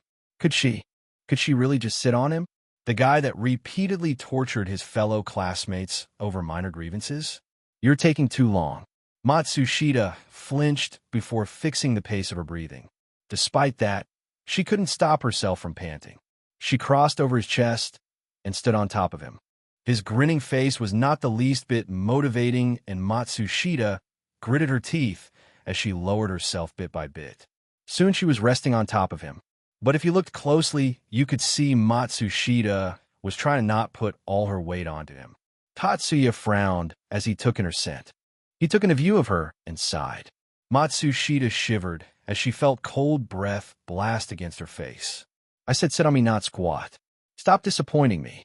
Matsushita nodded with a forced smile and decided to just not think about it. She would just do whatever he said. It's not like she had a choice. With that, Matsushita let go of her body and placed her down firmly onto Tatsuya's face. Her weight pressed against him, and though it seemed like he was saying something, all Matsushita heard was a muffled voice. She could feel his nose nudge against her and felt something wet moving near her. She realized what it was quite quickly. She had been doing the same until before. Her breath became labored as she arched her back. Tatsuya's lips reached places she never imagined were possible. She quickly covered her mouth with one hand while placing the other on her mother's leg for support. Her face reddened as she tried to stay quiet. A weird sense of excitement was filling her, seeing the devil-like person servicing her like a slave. Of course, she didn't dare say something like this out loud. That trail of thought reminded her of something. She lowered her eyes to her mother's glistening skin. It seemed to be shining in her eyes, and Matsushita shivered before leaning in. Her thoughts were filled with nothing but him doing this for her.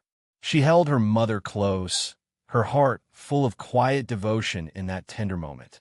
What Matsushita didn't notice was the expectation in Tatsuya's eyes. He happily drank the liquid coming from her and grabbed her hips.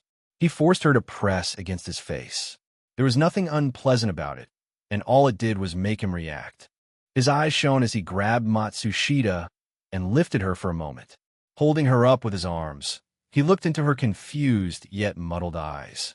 He adjusted her legs and repositioned her, this time with her knees resting on his shoulders instead of the ground. His chest was pressured by her weight, but he felt no pain at all.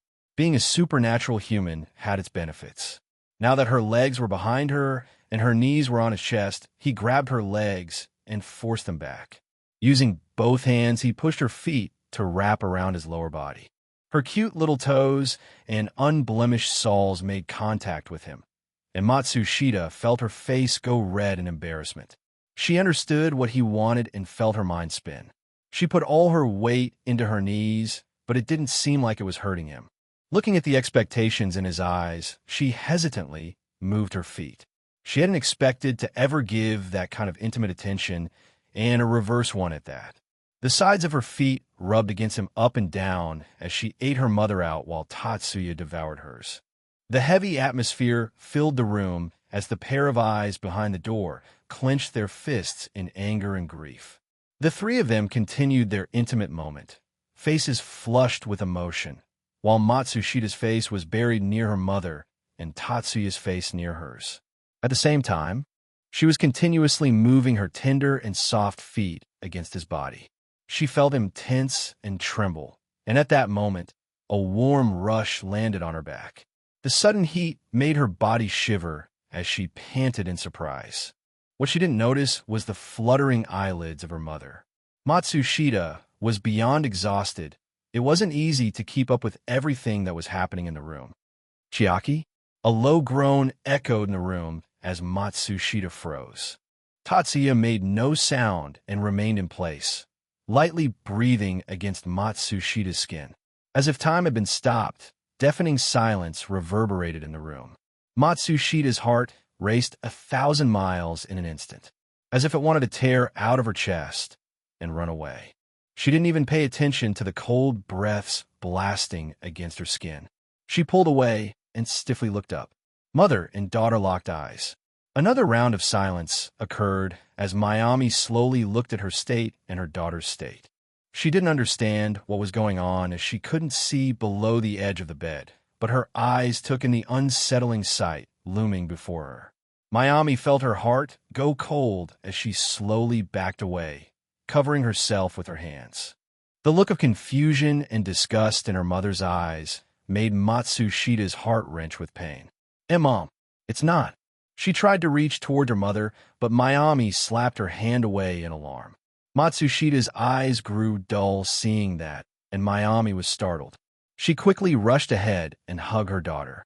Shoo, SHHH, it's fine. Tell me what's going on, dear. She consoled her daughter. She understood that her daughter was frightened, disoriented, and upset from whatever had happened to her. She could bear that, but the state of her daughter made her eyes filled with anger. Despite the anger and fury in her eyes, there were hints of calmness unnoticeable. Tatsuya stood up, and his crotch brushed against Matsushita's head. Mayami pulled her daughter behind her in apprehension and gave Tatsuya a rigid look. Do you realize what you've done? You'll be rotting in jail for the rest of your life now. She growled in anger, covering herself and her daughter with a blanket. Glancing at Matsushita's frightened expression, she felt her heart go cold. Is she being blackmailed by him? Her mind raced as she tried her best to look threatening. She had already secretly called her husband earlier due to the signal Matsushita had given her before. She had to buy time and keep her daughter safe no matter what. All she had to do was buy time. 138, Chapter 133. Helplessness, a stalemate was in queue. Matsushita trembled behind her mother as Mayumi looked at Tatsuya coldly.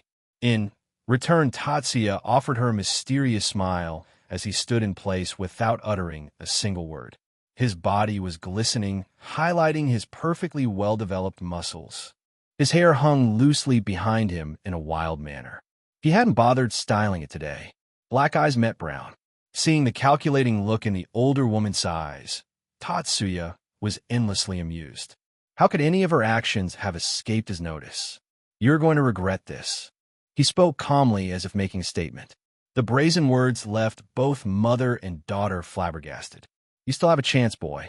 You're probably the same age as my daughter, and I don't want to ruin your life.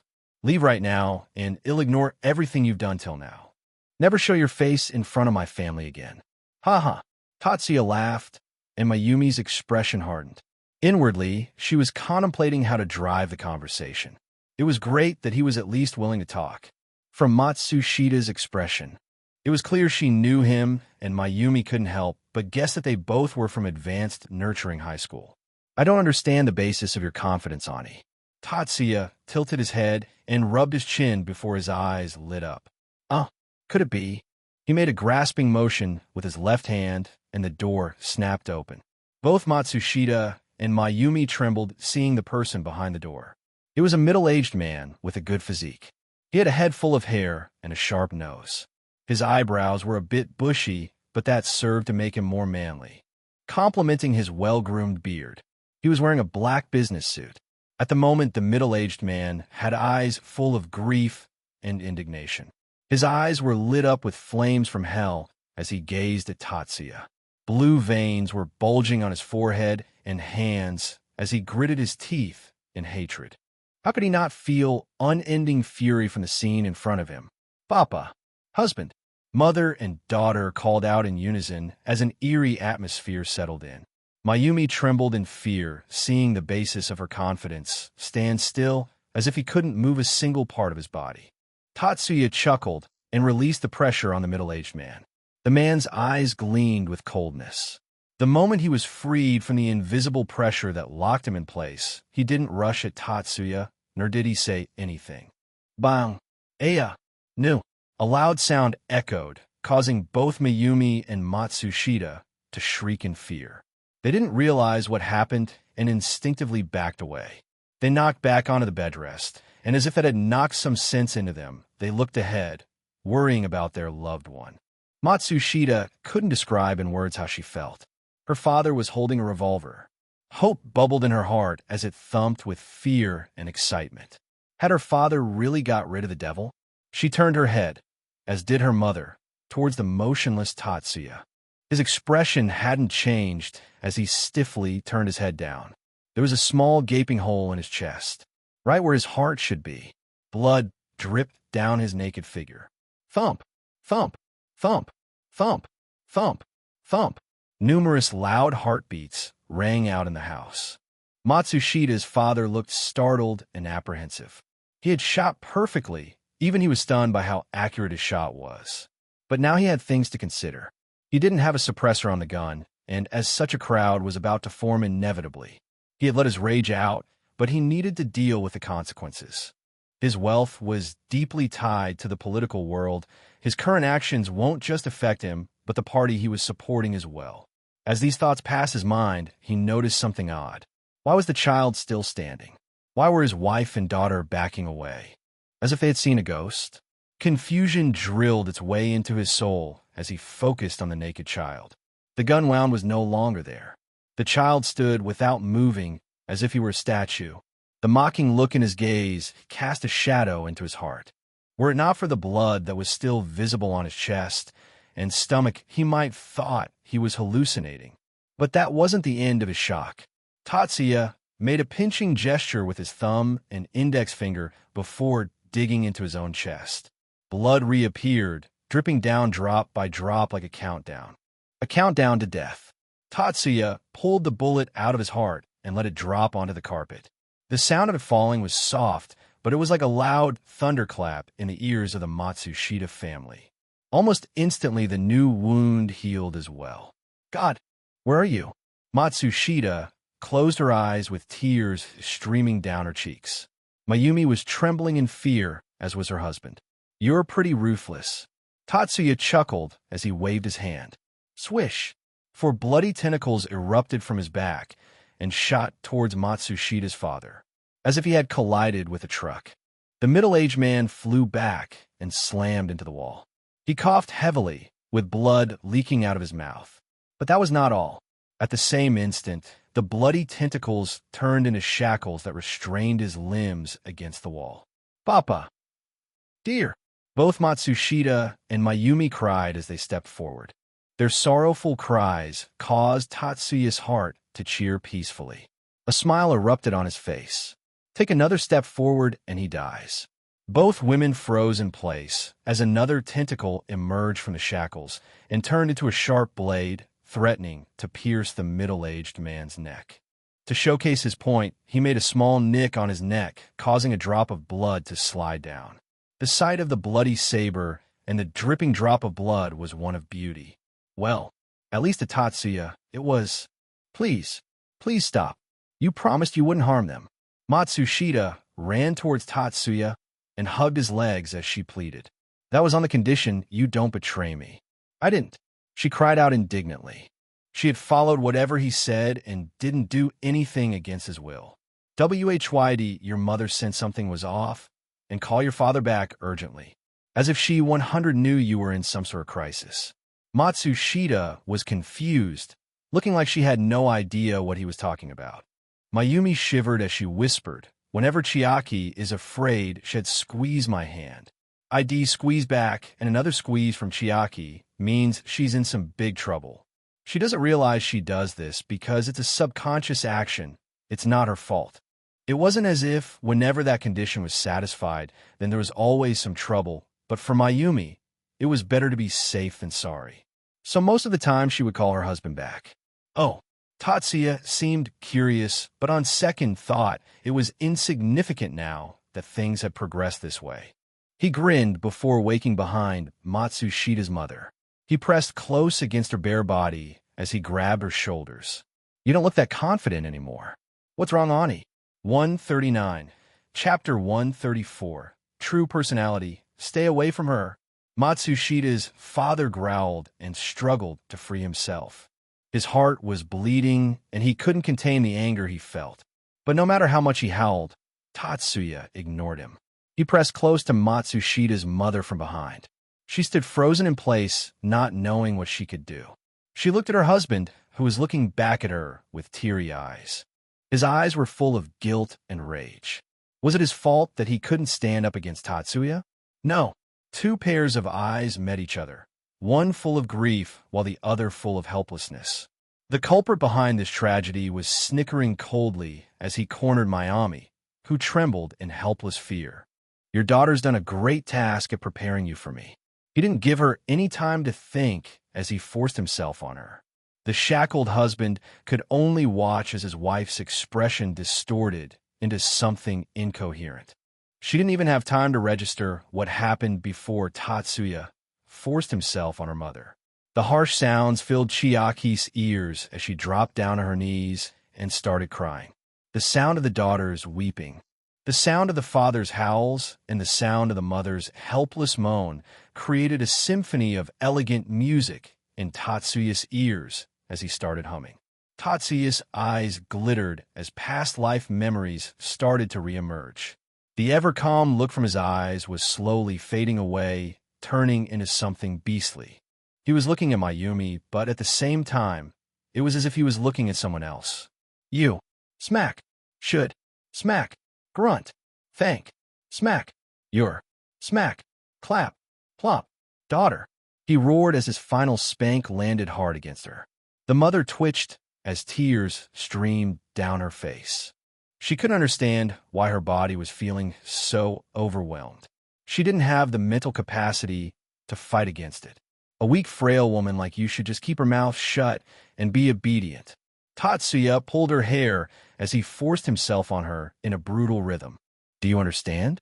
He asked, and Mayumi shivered, keeping her mouth shut, doing her best to fight against the pain overwhelming her. I said, do you understand? Tatsuya pulled her hair brutally backwards and clamped his other hand over her jaw, forcing her lips apart. He pulled it till it hurt, and Mayumi cried. Igriegagis, understand.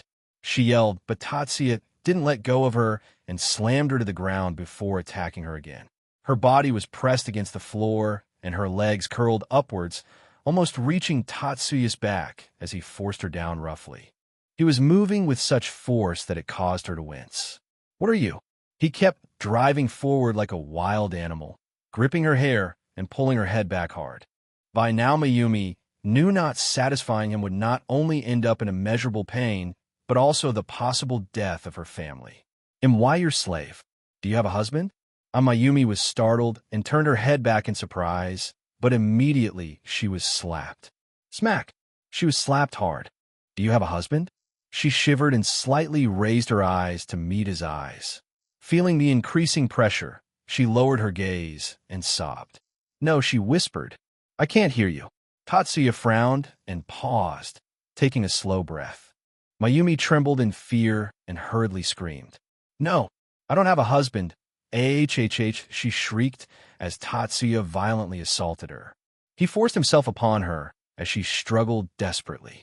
So what if she didn't want him? If she resisted, Tatsuya would overpower her anyway. He swung his hips with force, and each shove caused Mayumi to claw at the ground in distress. Her toes curled and her back arched, but Tatsuya's weight kept her pinned in place. Her face was full of tears, and her eyes were red from crying. Do you have a husband? No, I don't. Do you have a husband? I don't. Tatsuya grinned and released her before pulling her head back using her hair. He continued roughly as he brought his face next to hers and nibbled on her ear. Then who is he? He pointed at her husband. No. The man shackled on the wall and asked. Mayumi shivered as a distorted smile spread across her face. I don't know. She gasped, her body trembling under the strain as a cold dread washed over her. Who is he? Tatsuya asked again. I don't know. She screamed in agony as Tatsuya intensified his assault. The words that left her mouth caused the shackled man on the wall to lose all the light in his eyes.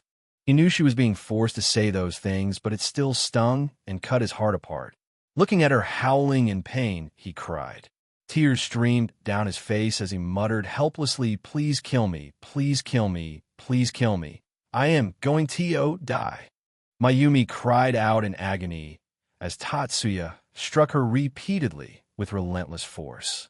Her body ached and her legs buckled beneath her. I'm dying. Please help me. Someone help me. I'm dying. Matsushita trembled in a corner, unable to even move a single inch. Her eyes had already lost color, and she was no different than a broken doll. She had done this. This was her fault. She was the culprit of her family's current tragedy. Tatsuya cared none about her mental anguish. At the moment, he was focused on the woman screaming beneath him. Who am I? He whispered into her ear, and Mayumi took a few seconds to respond. Her tongue hung loosely outside her mouth as drool dribbled down her chin. Why you? Mayumi paused before letting out a painful smile. You're my husband, smack. She was slapped again. Know your place. Tatsuya wrapped his hand around her neck and squeezed, causing her veins to bulge. Who am I? Master. You're my master. Imuus. She cried in fear like a little girl, and Tatsuya loosened his grip for a brief moment. He looked at her with a gentle smile. Good girl. Chapter 135, Saitama City. The origin. Tatsuya stared at Matsushita's mother. The pity in his eyes was undeniable, but it was layered with something colder. He wasn't moved by her brokenness or the pain shed endured. No, that wasn't what softened his gaze. It was something deeper, something darker. When she whimpered an apology, calling herself something so crude and degrading, the words hit him like cold water, snapping him out of the trance he had been in. The surreal, almost mechanical sense of control he had over her began to fade. Slowly, he came back to himself. His mind cleared, and with it came clarity. She's not her. She never would be. He hadn't just been using Matsushita and her mother.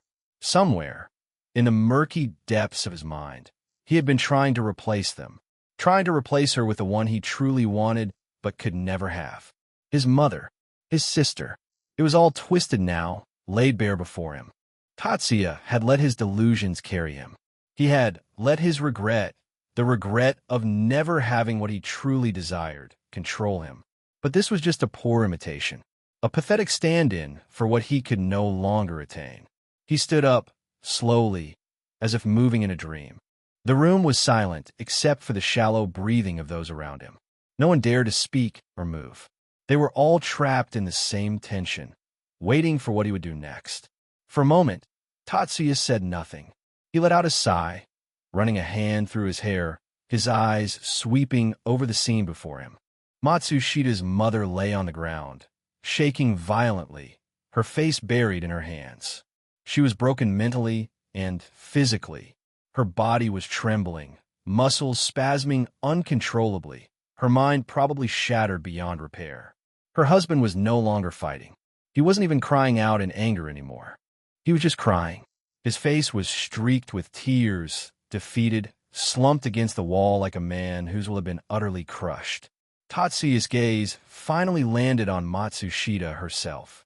She sat in the corner, knees pulled to her chest, rocking back and forth. Her sobs came in waves, choked, barely audible, but her voice kept repeating the same words in a tortured whisper. "It's my fault, it's my fault, it's my fault." He walked over to her slowly, kneeling in front of her. His touch was strangely gentle as he pulled her to her feet. She flinched at his touch, but didn't resist. Her eyes were downcast, her body trembling. She couldn't bring herself to meet his gaze, the fear in her posture making her look even smaller, even more fragile. Tatsuya tilted her chin up, his hand lingering on her face as if savoring the moment. There was something almost affectionate in his expression, but it was hollow, empty of real emotion. "I had a good time," he said softly, his voice calm. He studied her face for a moment longer before his lips twisted into a cold smile. "You're free now. Do whatever you want. Run. Leave the country. But if you stay here, if you stay where I can find you, I'll make sure to come back. And when I do, it won't just be your mother." Her sobbing grew louder, her body shaking, but he had already turned away. He left them behind without a second thought, stepping out into the cool evening air. The sky was clear with faint clouds lazily drifting about.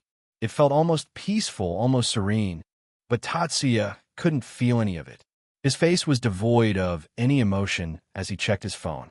Matsushita's family was already out of his mind. He had no qualms about what he did.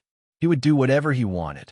He launched himself into the air, his blood-stained wings spreading wide as he shot into the sky.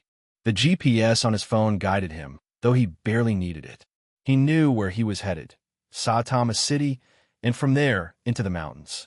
Saitama City was just above Tokyo, where Matsushita's family lived.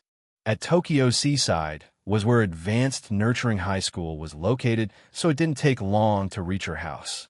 But towards another city, it would take some time unless the wind screamed in his ears as he flew, but he felt nothing. His mind was already elsewhere. The next thrill. Feeling somewhat excited, he smiled.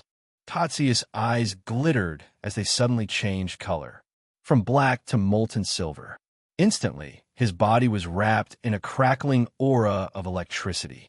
White-hot arcs of lightning danced across his skin, lighting up the sky around him in flashes of electric blue.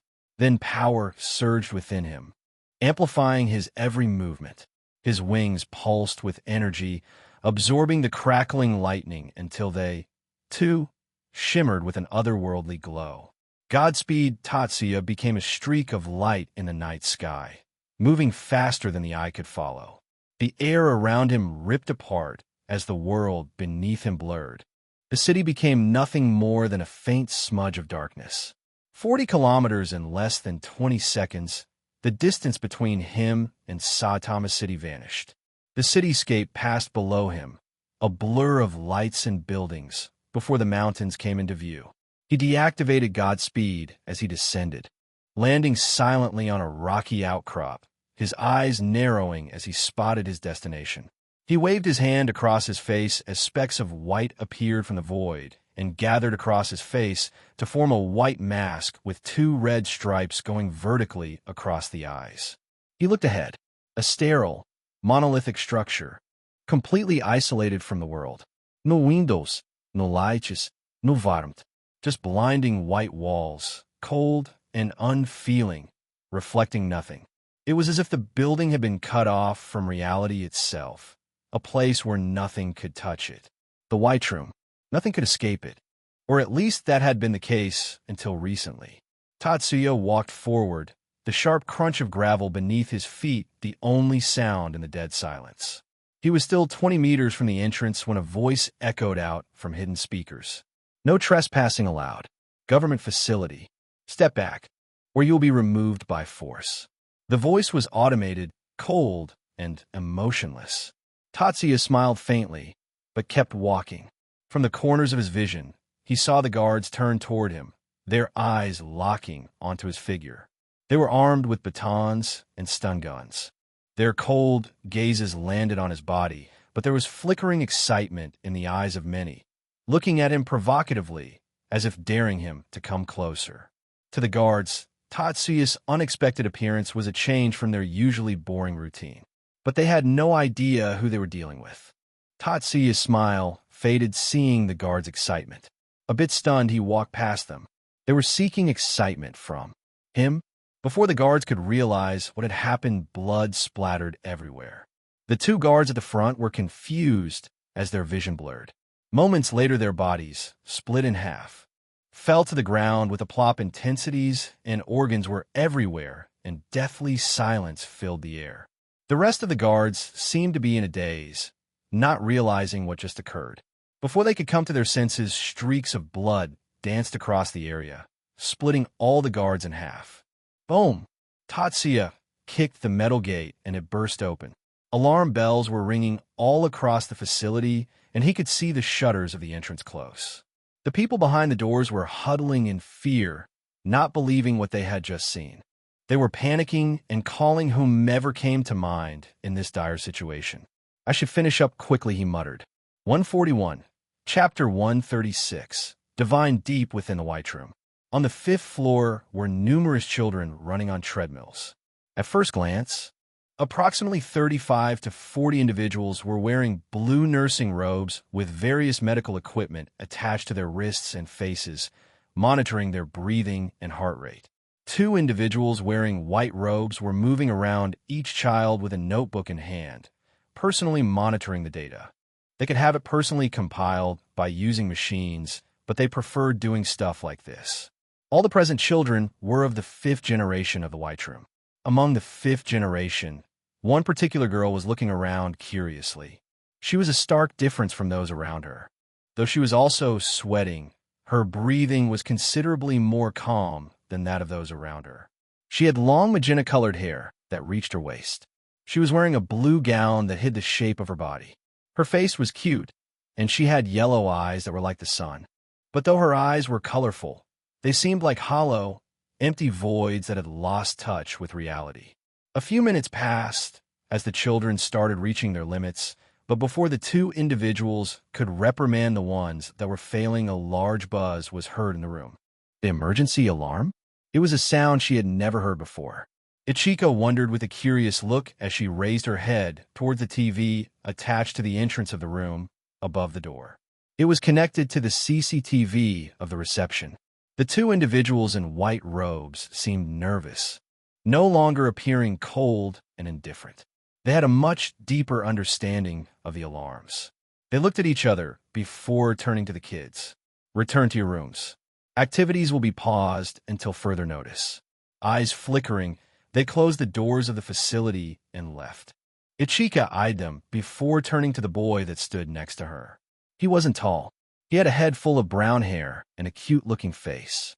Ichika wasn't deceived by the gentle smile on his face. What do you think happened? He asked curiously, turning towards the TV, waiting for the situation to display. Who knows? Ichika answered dismissively. They were both unaware of anything occurring outside of this facility, and whatever guesses she could conjure up weren't going to surprise the number 1 student of the 5th generation. Yagami Takuya. How cold Yagami seemed hurt as he chuckled, but just then the screen of the TV flickered and all 40 students of the White Room held their breaths in astonishment, including Ichika and Yagami. Blood and gore. Mutilated bodies were sprawled against the reception room, and a trail of blood was where the camera's view ended. Some weak-willed students had their stomachs churning in disgust. Yagami trembled as he looked at the screen. What the hell? I don't think the professors would have left if they saw this, Ichika muttered in a daze. Panic spread throughout the students, but what could they do? The doors were locked. Ichika, we have to leave, Yagami yelled anxiously, but before he could say more, loud sounds erupted from behind the door. It's too late, Ichika muttered, and her heart thumped. Not just her, each and every one of the students had their breaths held, stepping back inch by inch. Boom! The door burst open, and what the students saw left them shivering in fear. A tall man soaked in blood and wearing a devilish white mask walked past the broken door while clutching onto one of their professor's head. But that wasn't what caused them fear. It was how the man was clutching the head. His fingers had dug into the skull and from the outside. Only about 10 to 20% of his fingers were visible, as if he had held a bowling ball. The man dropped the dead professor to the ground and looked around as if he was searching for something or someone. Yagami frowned, but the terror in his eyes was undeniable. The baleful, murderous aura erupting from the man in front of them wasn't visible, but it could be felt. He was at the mercy of this guy. If he wanted him to live, he would, and if not, but I haven't even proved myself against Ayanokoji-senpai, yet bitter feelings spread into his mind, and Ichika was no different. Her thoughts were similar to Yagami's. I didn't get to meet him, she smiled, and looked at the bloody man with hints of fascination in her eyes. She was a genius. But despite being a genius among these normal individuals, she could never surpass one person. To Ichika, Ayanokoji was a figure of worship. How outstanding does one need to be to cause such a difference between them? That's why Ichika couldn't help but always think about him. But no matter how amazing Ayanokoji was, he couldn't compare to the bloody figure in front of her. She was sure of it. As the bloody figure stepped forward, she couldn't help but replace Ayanokoji with him. In hindsight, she, Yagami, and Ayanokoji were at least human. But the creature in front of her was anything but human. If anything, the smell of blood wafting off of him caused her nose to twitch. The figure in front of her was something divine, someone she shouldn't dare to look at. Ichika hadn't lost her mind, though it might seem like it. She was more calm than ever as she slightly glanced at the TV. Mutilated bodies and clean cuts, yet she couldn't see a hint of any weapon on him. He was wearing a gym compression sweatshirt that hugged his muscular body and baggy white pants, leaving no room for any hidden weapon. It couldn't be anything small like a dagger considering the state of the corpses. Fissures and dents in the metal walls also indicated superhuman strength. As the bloody figure stood just an inch away from her, she raised her head and looked into his emotionless eyes. Her worship for Ayanokoji dropped to admiration, and she trembled seeing it staring at her. He was worth worship. Found you, Tatsuya muttered, and Ichika's heart thumped. He extended his arm and held his hand out to her. Blood continued to drip down from his palm, his arm, and his entire body. It wasn't the first time he was bathed in blood anyway. Ichika looked at the outstretched arm in confusion. Me? It was as if she understood what would happen should she take H's hand. Tatsuya said nothing. Ichika alternated her gaze between his dreadful mask and bloody palm. Yet she knew she wasn't being given a choice, but an order. She wondered, what if she refused? What would he do then? Would he kill her? Or would he slaughter all her batchmates? For a brief second, her eyes landed on Yagami, gritting her teeth. She took his hand, and Tatsuya smiled behind the mask, not that she knew, leaving behind the rest of the astonished White-Trimmers. Tatsuya led her through the hall littered with numerous corpses. Ichika felt nauseous, but she did her best to hold it in. This didn't escape Tatsuya's notice. Snap! A flash of white erupted, and Ichika covered her eyes in surprise. The moment she reopened her eyes, to her shock, all the corpses and blood had disappeared. It was as if it had all been an illusion. He, who was leading her, was also now spotless, without a speck of dust staining HM. She also noticed the mask fading away from HS' face. Looking at his face, Ichika's heart thumped. It was otherworldly. Tatsuya looked at her gently while he led her outside the facility. A quick clean fixed the place up once again. Yamamoto Tatsuya, he said as Ichika followed him in silence. That's my name. Bloody wings erupted from his back, causing Ichika to be surprised once again. She wanted to say something, but held herself back. Usually, she was mischievous and boisterous, but in front of this creature, she found herself unable to speak freely. With a flap of his wings, he was lifted off the ground. He pulled Ichika into a princess carry before flying off. From now on, you belong to me. His voice echoed as they blurred away, disappearing into the serene sky. 142, Chapter 137, Toilet. Ichika shivered. Cold wind blasted against her body as Tatsuya held her in his arms while flying about. She wasn't scared. Heights were the last thing that could scare her after what she just witnessed. She raised her eyes and looked at his chiseled jaw and perfect face, feeling curious. "What are you?" she asked, her voice getting drowned out by the speedy winds. By now, she had already simmered down, and her fear had lowered drastically. Realistically, if he wanted to kill her, he would have done so already. Tatsuya slowed down slightly before looking at her with a smile. "I'm human." Ichika was dumbfounded. She hesitated a bit before rewording her question. "What kind of human are you?" "A special one." "How special?" "Very special." "Why?"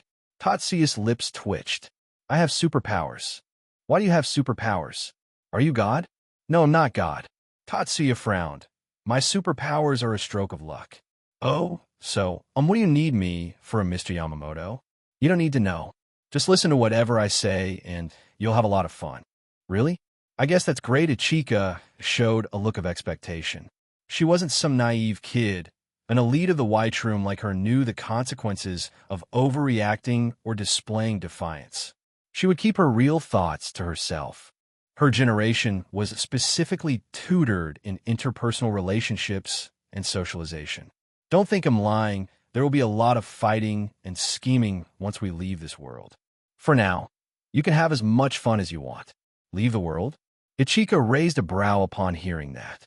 "The reason I'm special is because I can jump through different dimensions. I'll be leaving this dimension soon, and I'm taking you along with me." Ichika took in the information without much problem, but it still left her baffled.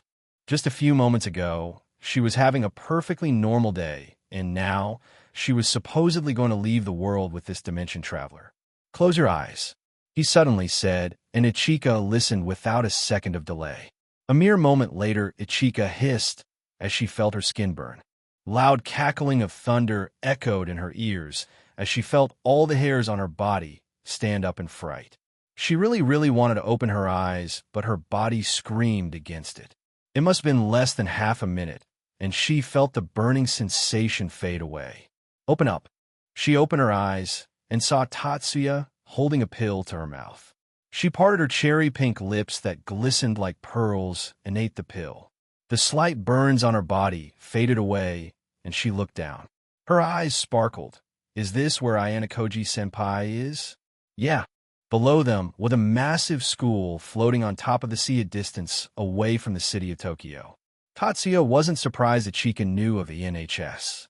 Since she and Yagami were supposed to enter the school next year to hunt Ayanokoji, he presumed they were specially trained. "Do you think you could take him on?" "I wonder." Ichika seemed amused, but behind the amusement, Tatsuya could see a flicker of nervousness. He was called the greatest masterpiece of the White Room, the Demon of the Fourth.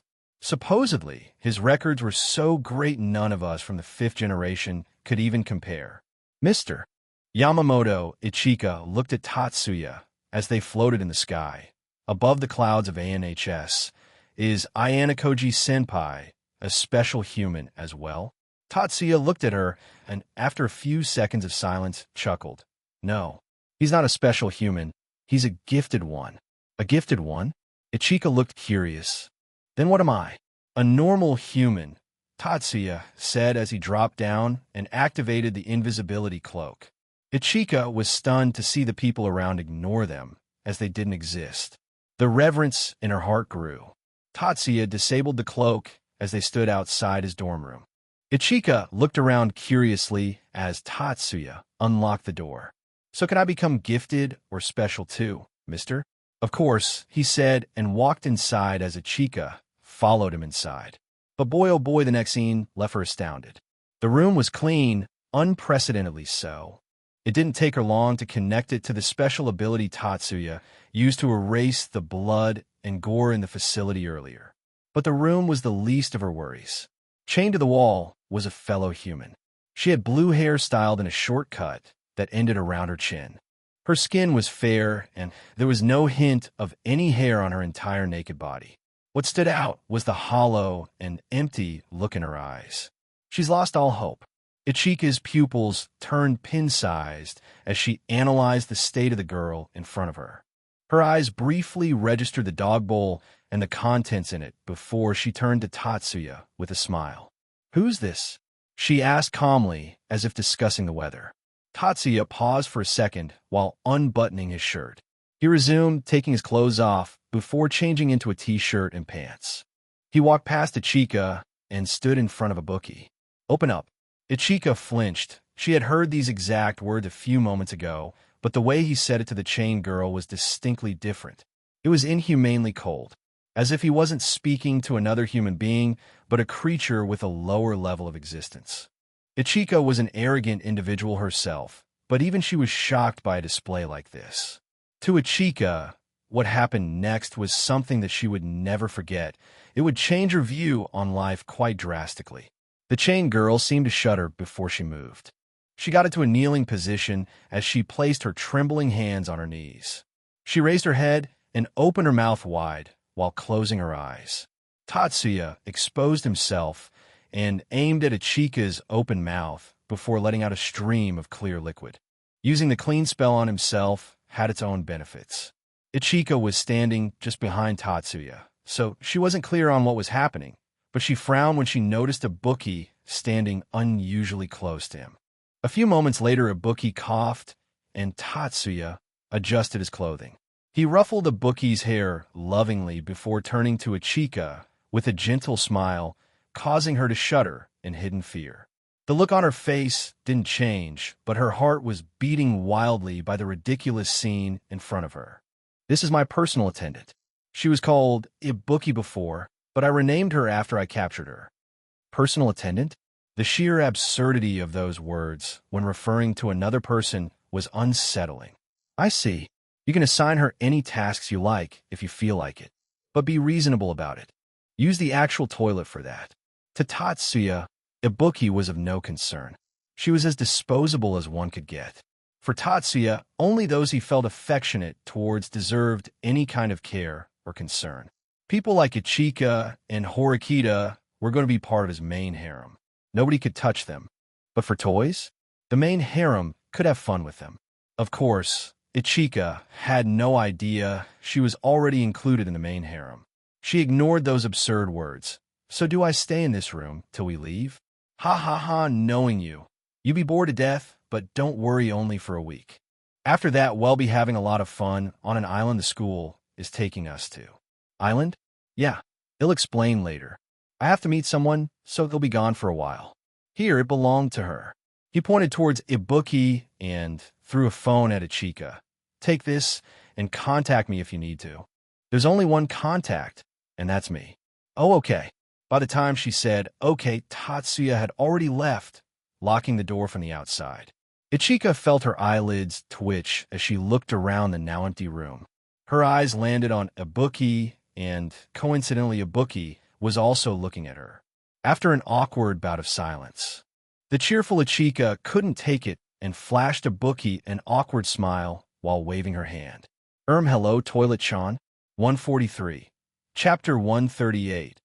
Amasawa, Ichika's suspicion of Ibuki, said nothing and stared at Ichika with a hollow look. Ichika seemed surprised by the lack of response and contemplated the situation. Going by how tyrannical Tatsuya was and how nonchalantly he had slaughtered the entire facility, she was sure there was nothing that could threaten him. If she were to go by his words, then at least in this world there was no threat. "I wonder what I've gotten myself into." Ichika smiled and walked towards Ibuki. She examined her closely. She grabbed her by the chin, and her grin widened. "You're pretty cute." Ichika rubbed her finger over her lips. "Not as cute as me, of course. Are you really going to stay quiet?" Ichika looked exasperated and sat down cross-legged in front of her. "Say something, come on. I've been kidnapped like you as well. That mister came and killed all the guards of our facility and flew me here from Saitama. You should have seen the sight of so many bodies and intestines." There was a hint of reverence in her gaze that Ibuki saw. Anger seethed inside her. "Who are you?" she asked, and Ichika turned her head in excitement. "Ishikade." In the cute and sexy Amasawa, Ichika, the second best student of the 5th generation of the White Room. She stood up and twirled around before flashing a victory sign at Ibuki. Ibuki was speechless. Perhaps it was Ichika's vibe or her cheerfulness that rubbed off on Ibuki. She felt her eyes tear up. She started crying, startling Ichika. "PL, please help me, Hick, please." Tears streamed down her face as she broke down, the chain cackling with her sudden burst of movement. Ichika came forward and hugged the crying girl. Ibuki, as if she had found a shoulder, sobbed in her embrace. Ichika gently patted her back and let her vent. A while later, with a slightly red nose, Ibuki separated from Ichika, feeling ashamed but also hopeful. "How'd you end up like this? Tell me everything about it. Also tell me everything you know about Mister. That way I can maybe free you." Ichika smiled benevolently, as if she were an angel descended to earth. Ibuki gulped before gritting her teeth. "All I asked for was a simple martial arts spar. Perhaps because my friends decided to meddle in the fight, he became mad and did this to me." Ibuki hesitated before dropping her head, or maybe regardless of whether Ryuen attacked him or not, he was going to come after me. Ichika hummed and said nothing. Ibuki knew this was her only chance. Amasawa Ichika was her only chance for freedom. She went into detail about Tatsuya, from the first day of school to everything she knew he did till now. She didn't even hide the fact she caught him being intimate with the leader of Class B.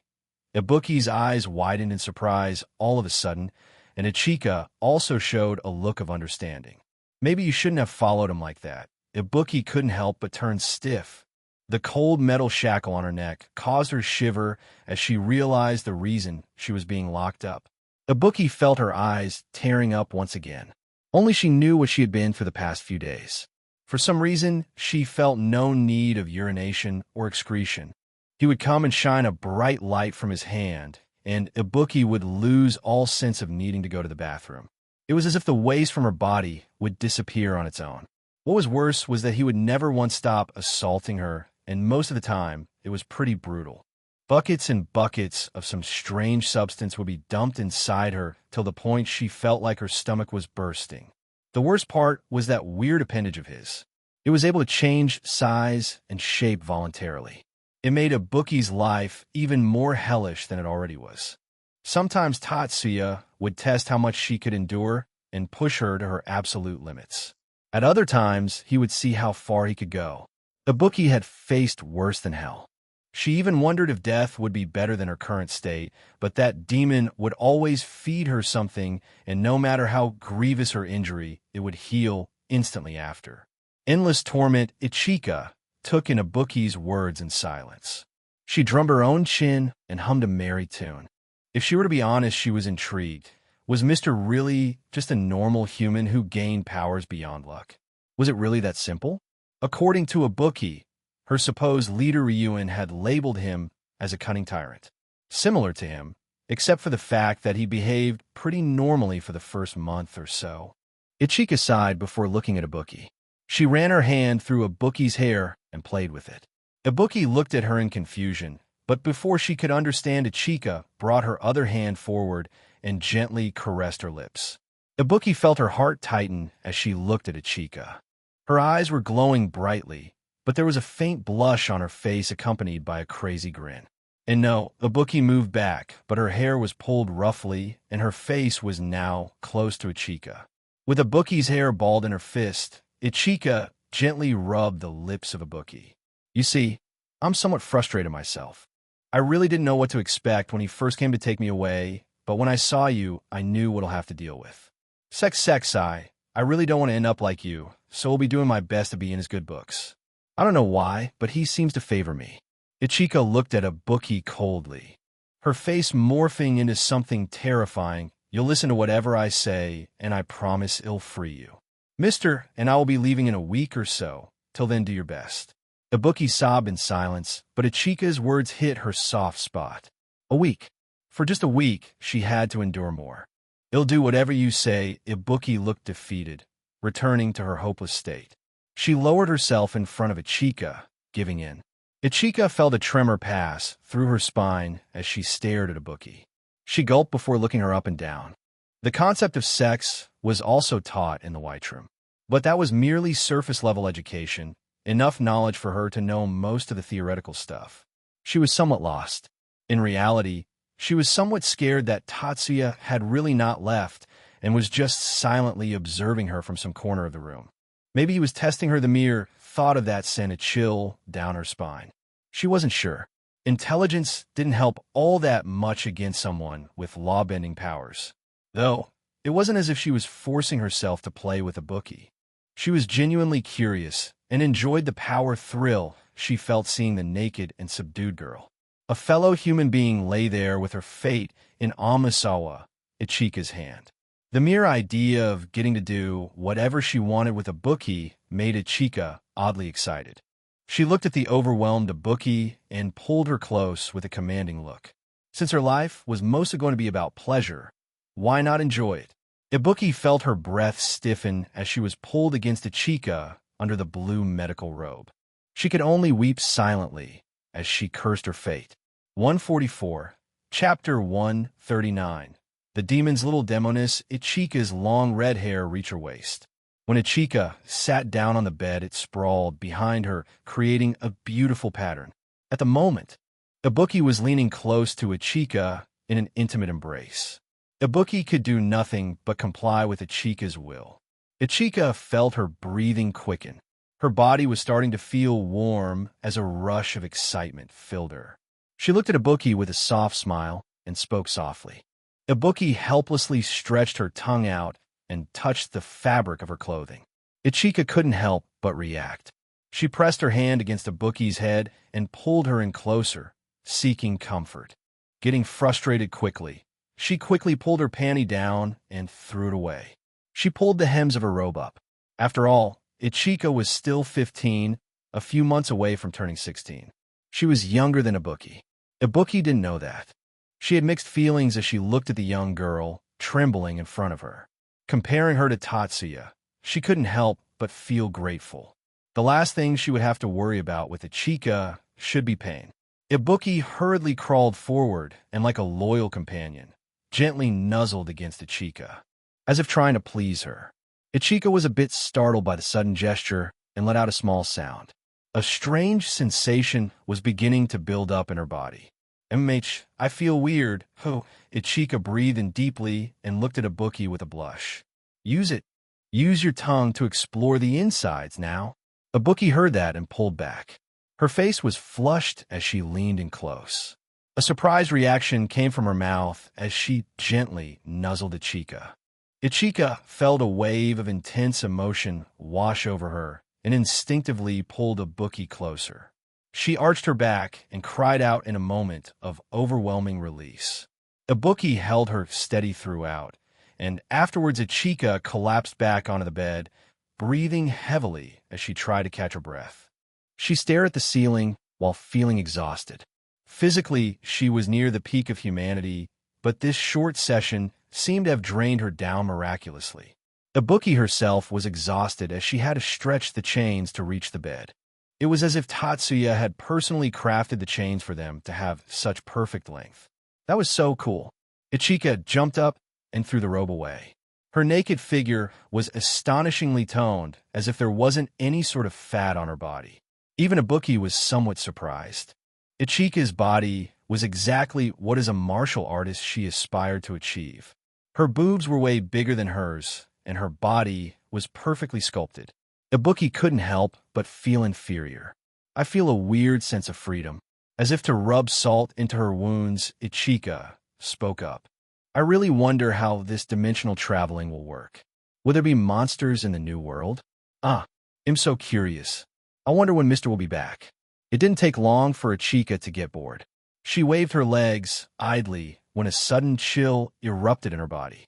Perhaps the sticky mess on her and her being undressed were the cause, but Ichika felt like she needed to use the bathroom. She got up and headed toward the bathroom. Ibuki watched her go expressionlessly. Yet her emotionless face broke when she saw Ichika jump out of the bathroom with a look of realization on her face. You Mr. said I could do whatever I wanted with you barring one thing. Ichika had a crazy grin on her face as she walked towards Ibuki. They were both undressed, and Ichika's body was still marked from what had just happened. Ibuki couldn't help but start crying. She looked at Ichika pleadingly. Please, please don't, please, it's disgusting. Please, I'm still human. Slap. Boy, shut up. Didn't you say you'll listen to whatever I say? Now open your mouth. Ibuki refused to comply. While she was completely afraid of Tatsuya, the girl in front of her was just a normal girl. Bam! Ichika kicked Ibuki in the stomach, causing her to reel over and vomit. Perhaps because she hadn't been eating anything the past few days, nothing came out. But before she could register anything else, Ichika kicked her again. Thud! Thud! Thud! Thud! Thud! Ibuki rolled on the floor in pain. She couldn't believe the amount of force behind those kicks. She moaned in pain on the floor and covered her head as Ichika continued to stomp on her. Ibuki's entire body was full of pain, but if she were to be honest, Tatsuya was 1,000 times worse, and if she could endure that, this was nothing. Perhaps Ichika realized this and stopped stomping on her. I thought we could be friends, but you just had to go and do this. Ichika sighed and looked around curiously. Then she saw something interesting. Her eyes shined, and she picked it up. She hopped her way back to Ibuki. Surprise! Ibuki looked at the object in her hand with surprise and horror. Hatred surged in her eyes as Ichika punched her face. She punched again, and Ibuki felt her jaw loosen. Her vision started blurring. Before she could gather herself, the O-ring was attached to her lips, and the familiar feeling of the loss of control enveloped her. Ichika jumped and landed on Ibuki's face. She sat on her and pressed herself against the O-ring. A stream of steady liquid poured down into Ibuki's mouth, and all she could do was thrash around as some of it spilt on her face. Gurgle Gurgle Ichika had a crazy grin along with a beautiful blush on her face as she let out a contented sigh. Once she was done, she pulled the O-ring out, and Ibuki started coughing. She grabbed her own neck and coughed hard. Some liquid escaped her mouth and nose, but most of it had already been ingested by her. Ha ha ha ha! Ichika couldn't help but laugh at the sight of the bewildered and abused Ibuki. She could somewhat understand why Tatsuya liked doing this. Feeling aroused again, she pushed Ibuki down, venting her frustration as Ibuki struggled beneath her. Whether Ibuki could breathe or not was the least of her concerns as she let out a frustrated cry. Tatsuya, who was still inside the room, looked at Ichika weirdly. Of course, the scene in front of him had him visibly aroused. He watched intently at the sight of Ichika forcefully rubbing against Ibuki's face. She's crazy, but Tatsuya liked that. He needed someone who wouldn't cry over morality or be a burden. None of the girls of ANHS could compare to Ichika in usefulness. Once he was done training her, she would be a great asset. Feeling restless, he wondered, should he join in on the fun? 145. Chapter 140. Tatsuya's boredom. I walked up to Ibuki and stood in front of her. Ichika was holding Ibuki close, and I watched from nearby. Ichika leaned against Ibuki softly. I knelt in front of Ibuki and adjusted the invisibility cloak before turning it off. Ibuki couldn't see anything because of Ichika's ass on her face, but Ichika's eyes widened seeing me. However, there wasn't much surprise present. That was a given. Did you know I was still here? My voice caused Ibuki to shiver in fright. She started sobbing and crying. Her reaction seemed to have a greater effect on Ichika as she moaned. She blushed and grinned. I didn't know you were a peeping Tom, mister, she said while eyeing me playfully, though I could see she was trying to sense my reaction to her behavior. I chuckled, and taking that as a positive sign, she continued, I made a lucky guess. HEMMH. Her moans were strangely arousing. I wouldn't be surprised if there was vocal training in their course. The 5th generation was geared towards communication and socialization, if I remember correctly. I surged forward and pulled Ibuki close, the moment between us charged with raw intensity. Her body trembled as her legs jerked up in the air. I grabbed her legs and held them close to my chest and held my ground. Her athletic build was really impressive, and the fact I could manipulate things however I wished was a really overpowered gift. No matter the kind of challenge I faced, I could handle it with ease, like a key to a key lock. In this case, my key was a master key that could unlock any kind of lock, no matter the shape or size. With determination, I completed the task and let out a relieved sigh. Ibuki's legs dropped down from my chest onto the floor with a thud. I didn't take my time, but going by how her legs were twitching, she was wrecked regardless. Ichika didn't say a word as she eyed my actions curiously. The White Room students were indeed isolated, and being in such a competitive environment, it was bound they were unable to behave like normal people. After Ayanokoji's splendid display of laziness, the White Room understood that the children being trained needed to have a drive. They couldn't be emotionless husks. They always knew this. The fourth generation that was taught the beta course wasn't meant for the children to actually survive. That's how resolute Ayanokoji's father was. He wanted to sacrifice his child. But Ayanokoji turned out to be a whole different can of worms. The rest of the students after the fourth generation of the White Room were trained at a lower level but with more communication. That's why Ichika had developed a mischievous personality and an inferior complex that not only she but anyone from the White Room would have regarding Ayanokoji. For the students of White Room, it was deeply instilled that winning was everything. It wasn't an ideology unique to Ayanokoji. Her lack of morality was something I could mold however I wanted. Casting clean on myself, I got up. "Are you leaving already?" Ichika seemed a bit miffed. "I told you I had stuff to do. Were it not for the amusing gift you showed me, I would have been gone earlier." Putting on my uniform, I sent a message to one of my friends. Ichika pouted and I chuckled. Walking up to her, I gave her a gentle kiss, surprising her. "I'll play with you later." Smiling at her, I briefly glanced at Toilet-chan, whose face was being squashed under Ichika's ass. Clicking my tongue in pity, I left. Tatsuya hummed a merry tune as he walked along the path to school. He had long stopped attending classes. There was nothing of interest left. The only reason he even attended a few lessons was to have Horikita's handmade lunch and tease her. He had also been giving Chabashira-sensei dirty glances. She didn't even bother taking roll calls for him when he was absent, nor did she try to explain to the class the demerits of tardiness. Thinking of the busted teacher, Tatsuya chuckled. Shaking his head, he looked at the time. It was 5:30 p.m. Aren't I a generous friend? Since the meeting was at 6 p.m., he decided to stroll the grocery store along the path ahead. Was it because he needed to buy something? No, it was an entirely different reason. Inside the shop was a group of students he was familiar with. Involuntarily, a smile crept up his face as he stood in front of them. The group of students also noticed him and froze in their tracks. Two members of the group, a boy and a girl, were particularly shaken. The boy looked at him coldly, while the girl looked at him with fear. "It's been a while, eh?" Hirata. He didn't bother greeting Kuroizawa, Shinohara, and her group of girls. Till now, Tatsuya hadn't made any public contact with Kuroizawa. Both of them remained silent. Shinohara and the girls understood Hirata's behavior, but what struck them odd was Kuroizawa. She was shaking, and anyone could tell it was out of sheer fear. Was Yamamoto, Tatsuya, worth fearing? For Class D, that was absolutely the case. But seeing the queen bee of the girls behave like this was a bit exaggerated. "So you refused to talk with me? I considered you a friend." Hirata deeply glanced at Tatsuya and shook his head. He turned to Kuroizawa and the girls before smiling weakly. "Let's leave." He didn't even bother replying to Tatsuya.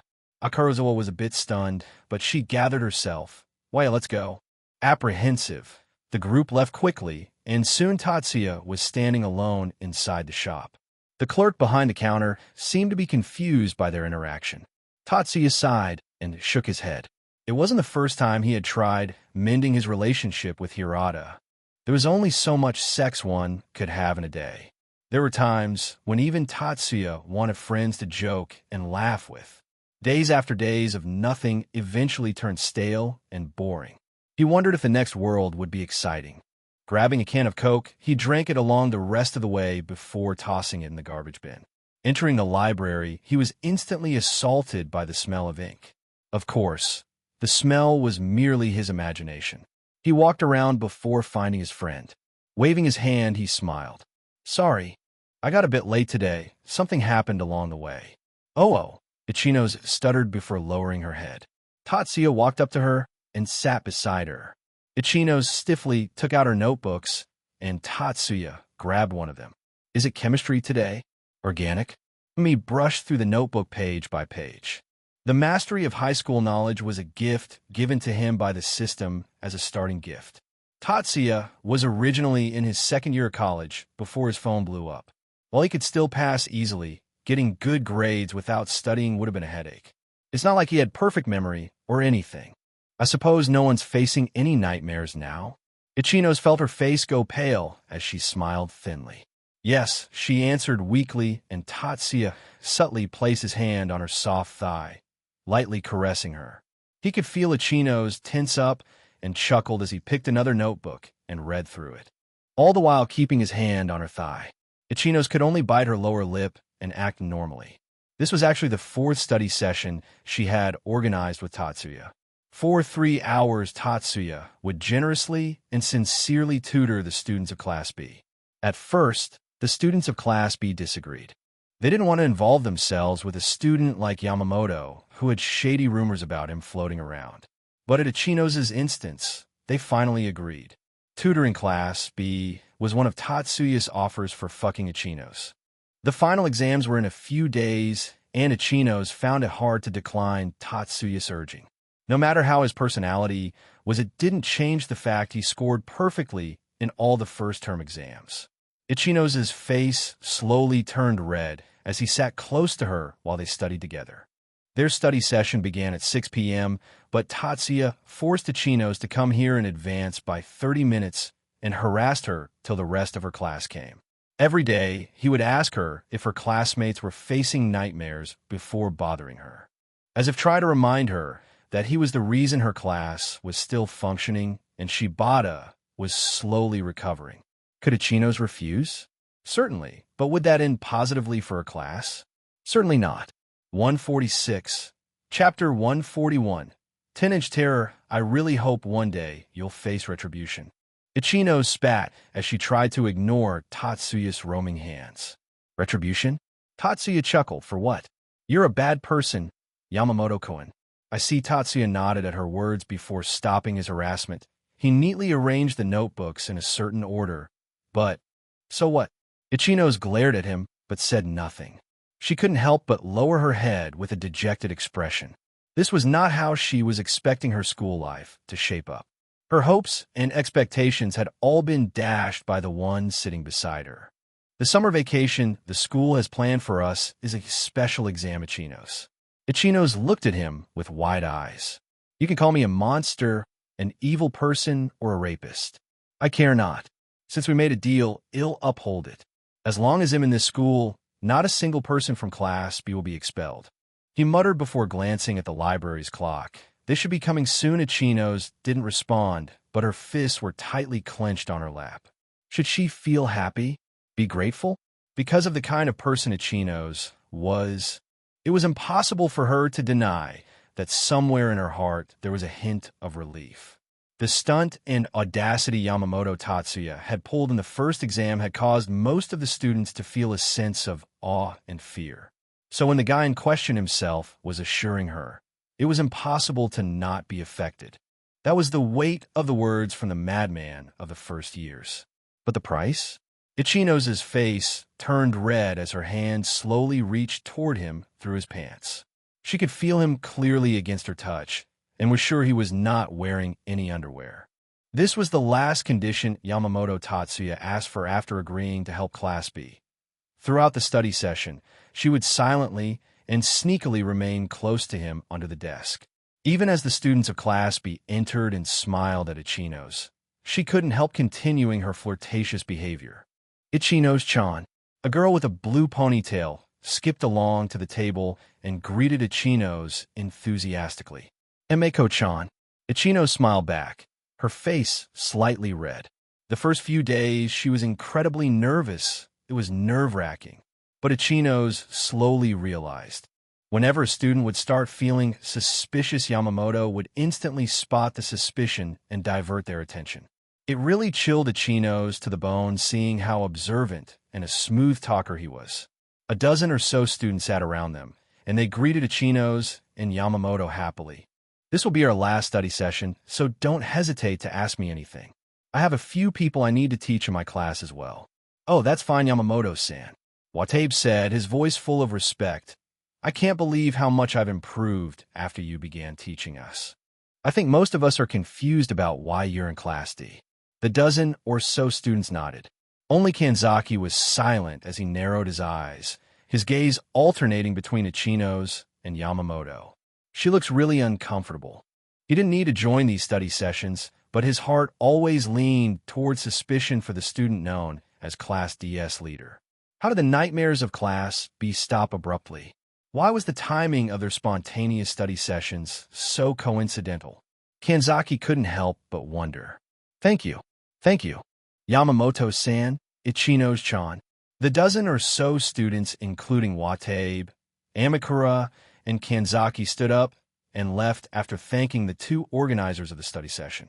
Ichino's and Tatsuya also packed their stuff. The group left happily with Ichino's and Yamamoto trailing slightly behind. Seeing the laughter and cheerfulness from them, she subconsciously smiled. Maybe it was worth it. How cute. Tatsuya's words snapped her back to reality, and the smile from her face disappeared. What? Am I not a good candidate for romance? You don't have to make such an expression. I'd rather not date you, Yamamoto-kun. Ichino smiled thinly. You don't plan to date anyone? I do, but you think you deserve a normal happy romance? Don't forget the fact you're a criminal, Ichino's Hanami. Tatsuya's cold words caused Ichino's face to pale as she clenched her fists. She took a deep breath and her expression returned to normal. She didn't respond to Tatsuya and continued to walk behind her friends. Ignore me all you want, but it won't change the fact that in this world for you, there is no one but me. Ichino's paused briefly, but continued to move ahead. Tatsuya stopped walking and didn't follow behind her like usual. He glanced at the tree behind him. Come out. Was I caught? A thin figure wearing casual clothes stepped out from behind the tree and walked lightly towards Tatsuya with her hands behind her neck. Does Mr. Dreamweaver not like me eavesdropping on him? Tatsuya didn't say anything and looked at her silently. Kiryuin's sharp eyes trailed on the back of the desolate Ichino's, and she smirked. Another person you need to take down to rescue? She joked. Tatsuya rolled his eyes and resumed his steps. This time, instead of Ichino's, it was Kiryuin walking beside him. Her class was infected by the dream realm. In the process, I found out that this supposed leader of the class is a criminal. He didn't mention what Ichino's crime was and let Kiryuin speculate. Oh, Kiryuin was intrigued, but didn't pay any further attention to her. She jumped in front of Tatsuya and closed in on him. With one hand on him, the other traced his muscular chest. I suppose you wouldn't mind some outdoor action. Her sultry gaze caused Tatsuya to grin. He seized her and shoved her behind the bushes. As far as he could tell, there was no one in the vicinity, and their study group was the last visitor of the library. So unless someone specifically came to the library at 9 p.m., it would be hard for them to get caught. Kiryuin fell with a thud, and she couldn't help but laugh as Tatsuya's ominous shadow covered her. Their chances of being interrupted were low, but not none. Fortunately, caught up in a moment, neither Tatsuya nor Kiryuin paid it any mind. Ever since Tatsuya had given her the excuse that they needed to be together every day for her to gain powers, Kiryuin had grown deeply attached to him. The connection they shared was unlike anything she had experienced with anyone else. To Kiryuin, Tatsuya was the only one who could ever truly fulfill her in this life. His body tensed menacingly, and with a snap of his fingers, her clothes were ripped apart. Kiryuin's grin widened as Tatsuya looked at her with a stern gaze. I don't really like people interrupting my plans. Oh my, is Mr. Dreamweaver mad? Ha ha, what are you going to do? Hurt me? Kiryuin's audacious voice trickled into his ears, and Tatsuya couldn't help but laugh. It's best to not provoke a man's ego. A slight smile appeared on his face as he stretched his hand towards the naked Kiryuin sprawled on the grass. For golden chains brimming with divine energy shot out of his palm and wrapped around her limbs. She was chained to the ground and couldn't move a single muscle. Kiryuin's lips twitched as she eyed the naked Tatsuya with a hint of nervousness. A bit heavy-handed, don't you think? Not yet. He lowered his gaze, and Kiryuin followed. Both of them were looking down, and under Kiryuin's astonished gaze, something began to change. She looked at Tatsuya and smiled apologetically. Her face clouded with distress. I was just messing with you, Kiryuin said, a drop of cold sweat rolling down her face. Yuan really with that she looked at the blade with terror. Tatsuya didn't say a word and smiled back at Kiryuin. 147. Chapter 142. Exams approaching her in a threatening manner, Tatsuya kneeled down. He closed the distance between them with brutal intent, pressing forward without any care. Kiryuin's expression distorted into something hideous as Tatsuya, inch by inch, forced his way deeper. But unfortunately, humans have limits. Kiryuin couldn't handle much more than that. Tatsuya scoffed as Kiryuin looked at him pleadingly. He didn't buy her act. The excitement hidden in her eyes was clear to see. With a grunt, he pushed forward forcefully. Wait. Stop. Don't. By now, Kiryuin had realized that if he continued, nothing good would come out of it. But would Tatsuya stop? He pressed forward, and a bulge became visible through her flat stomach. He pushed deeper until he hit resistance. Like a wild beast, he attacked Kiryuin, driving forward with relentless force as Kiryuin felt her mind go blank from the sheer pain. But what kept her sane was the equal amount of intense sensation. He pressed against her roughly, as if trying to test the limits of endurance. Her limbs were bound by the chains, leaving her unable to fight back. Tatsuya loomed over her, gripping Kiryuin by the head with both hands and pressing her face down against his chest. Pinning her beneath him, he drove his weight forward again and again as Kiryuin's stifled cries of pain faded into silence. Kiryuin felt small. Her body was held by Tatsuya in a manner one would hold a child. A few minutes later, Tatsuya stopped and remained close to her, finishing the intimate moment together. The absurd amount of force caused Kiryuin to be overwhelmed, and the moment he released her, the aftermath dripped down in waves on the grass. The chains disappeared, but Kiryuin was in no state to move. Her body was in tatters, and her condition was dire. The surroundings were silent, dominated by the heavy breathing of Kiryuin. She had a hard time calming down, and it took her a few minutes before she could sit up. I'll have to reassess my judgment about you. You're not kind at all. She looked down at herself, and her lips twitched. She was sore and flushed, a testament to the abuse it had just gone through. Never claimed to be. Tatsuya shrugged while dressing himself. Suddenly, his expression shifted to one of curiosity as he gazed at the exposed abdomen of the abused Kiryuin. Did you take it? Kiryuin acted as if she hadn't heard him, slightly patting her belly while gazing at the stars. Clean me up, would you? Tatsuya clicked his fingers, and Kiryuin was back to new, though she was still sore. Is that your answer? Tatsuya sighed, and Kiryuin chuckled. You're not the only one that can mess with people, Mr. Dreamweaver. Her soft, melodious chuckle drifted into his ears, and Tatsuya took another glance at Kiryuin. You know, I can easily check whether you've had the pills or not, right? And how will you do that? Conception will take time, and it's virtually impossible for you to know whether I've thrown the pill away or consumed it. You're underestimating me. Tatsuya frowned. Kiryuin was right. It was indeed virtually impossible for him to tell whether she would get pregnant or not. He had no idea of her period cycles and had no skills related to it. But there was one thing that Tatsuya was confident in. It was a guess from his side, but the remote abortion and remote pregnancy skills that he had conjured up as a joke would likely prove useful here. Kiryuin seemed to understand Tatsuya's meaning and looked exasperated. How does pregnancy have anything to do with dream realms? Your powers seem bullshit, if anything. She rolled her eyes before throwing a provocative look towards Tatsuya. Even if you can, the question is, will you? Tatsuya smiled and threw her a pair of new clothes. For reasons not to be said, he carried a lot of female uniforms with him. The system in particular seemed to be somewhat dissatisfied with his way of using the storage space. Without answering her, he left, leaving her all alone under the night sky. Kiryuin stared at his back with a wistful look and sighed. What a heartless man, not romantic at all. She picked the clothes up. It was a new day, but everyone in Class D was on the edge. Today was the day of the major exams. Everyone had prepared thoroughly, but none more than the students of Class D. Haruka looked around the class and bit her lower lip in frustration. The atmosphere in the class was ridiculously low. She could tell students like Koenji, Yukimura and Horikita had no worries at all. The ones really worried were the students at the bottom barrel of the class. One mistake could end up with them having to leave the school.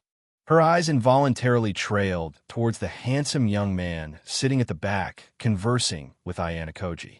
Ayano Koji did not seem too interested in the conversation, but Tatsuya continued to move his lips as if he didn't care whether Ayano Koji would respond or not. She took a deep breath and focused on mentally preparing herself. She had decided she would officially propose to Tatsuya on the island vacation after the exams. She clenched her fists with determination. She longed to make a real connection. Swish, swish, like that head after head fell a no. You should have seen the looks on their faces as I strolled through the place.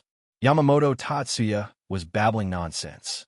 Ayano Koji couldn't help but sigh. For the past 5 minutes, he kept on telling Ayano Koji how he visited the White Room yesterday and killed all the staff. Apparently, he had even brought a child from the 5th generation with him. He tried to ignore him, but it didn't seem like he was willing to stop.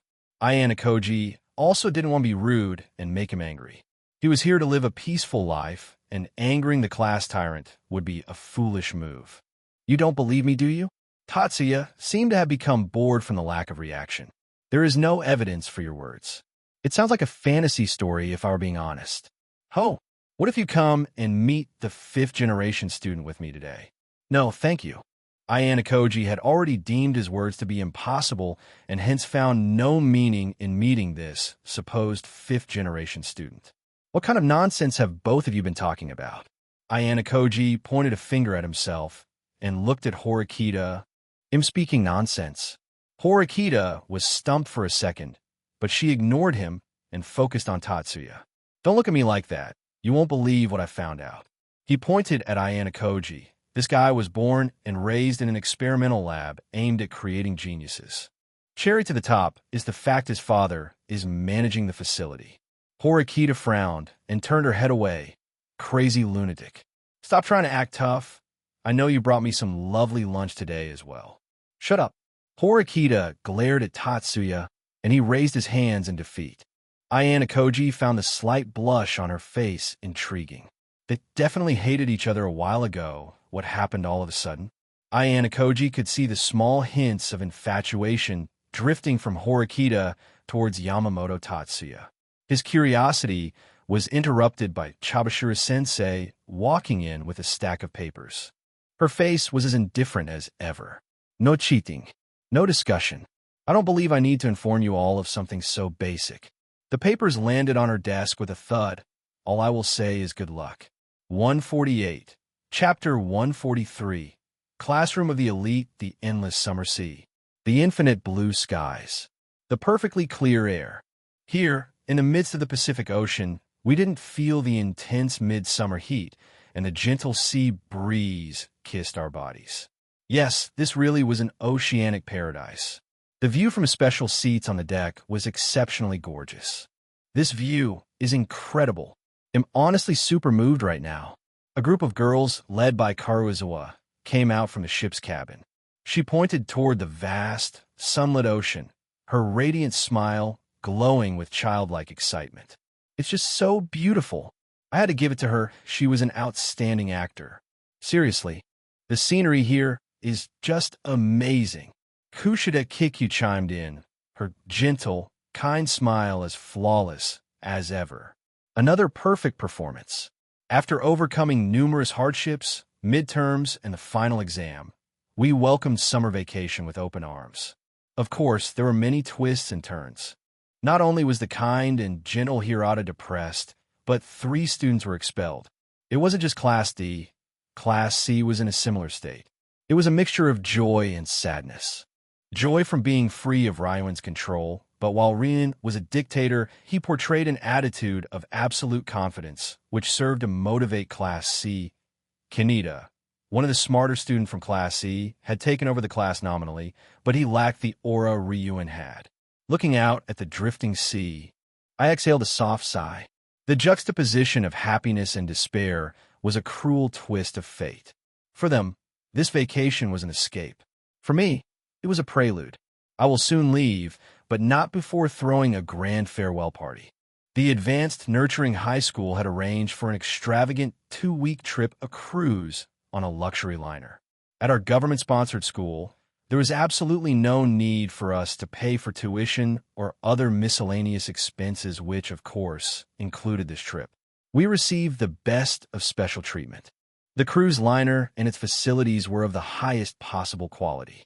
This ship was fully equipped with everything from prestigious restaurants to a theater and even an upscale spa. On my own, this would probably have cost me about 100,000 yen, even in the off-season. Our trip, which promised the pinnacle of luxury, had finally started today. According to the schedule, we would spend our first week staying at a fancy summer lodge on a deserted island. After that, we would enjoy the cruise ship for another week. At 5 a.m. today, the first-year students boarded buses and departed for Tokyo Bay. The passenger ships departed from the port once the students arrived. After eating breakfast in the lounge, students were permitted to move freely throughout the entire vessel. Best of all, we were able to use any of the ship's facilities free of charge. For most of Class D, who'd suffered daily due to a lack of points, this ship was heaven sent. I stood on the deck, letting the sea breeze wash over me. The comforting feel of nature soothed my mind. I couldn't help but smile. "What are you smiling about?" Kushida's voice drew me back to the present.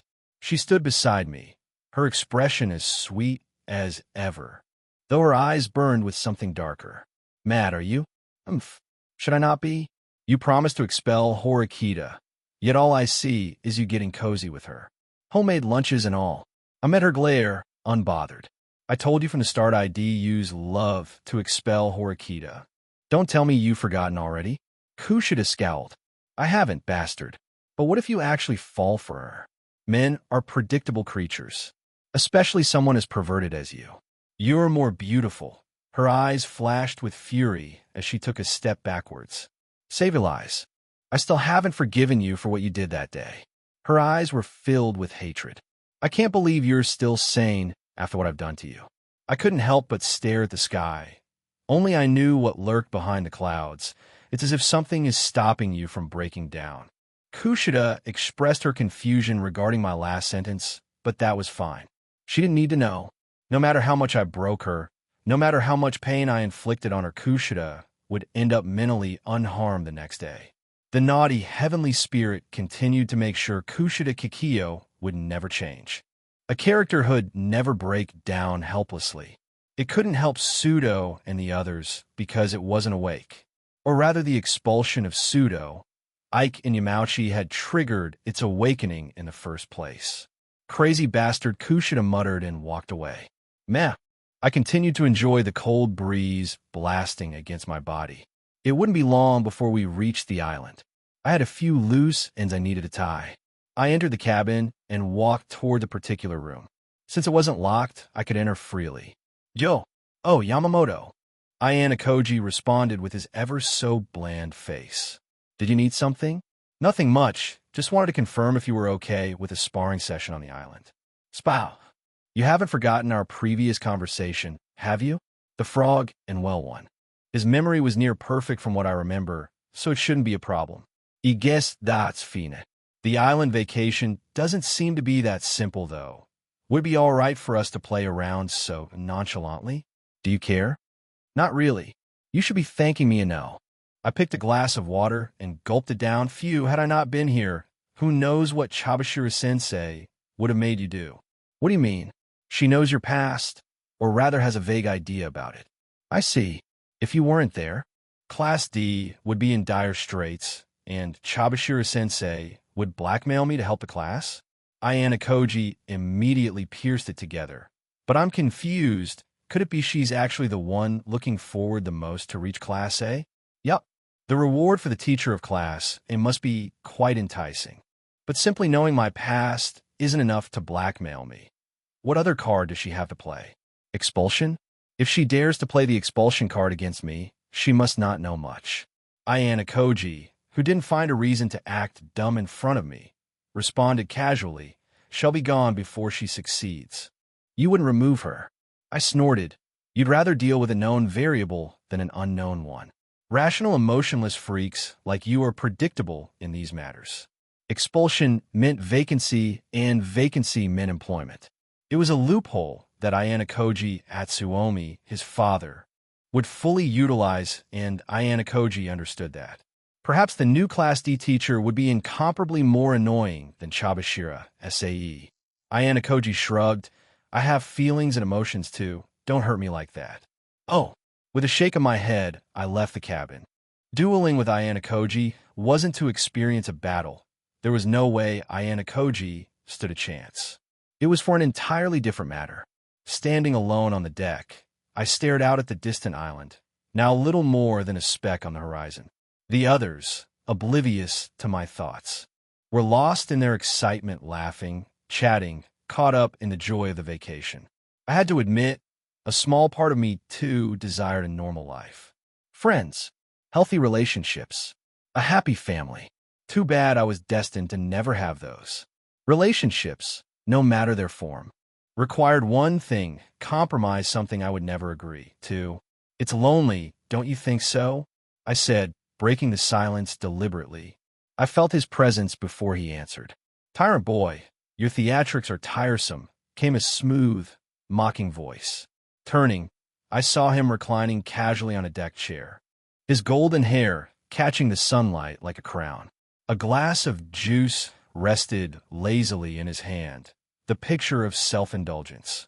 It's not theatrics, I replied, giving him a faint smile. It's the truth.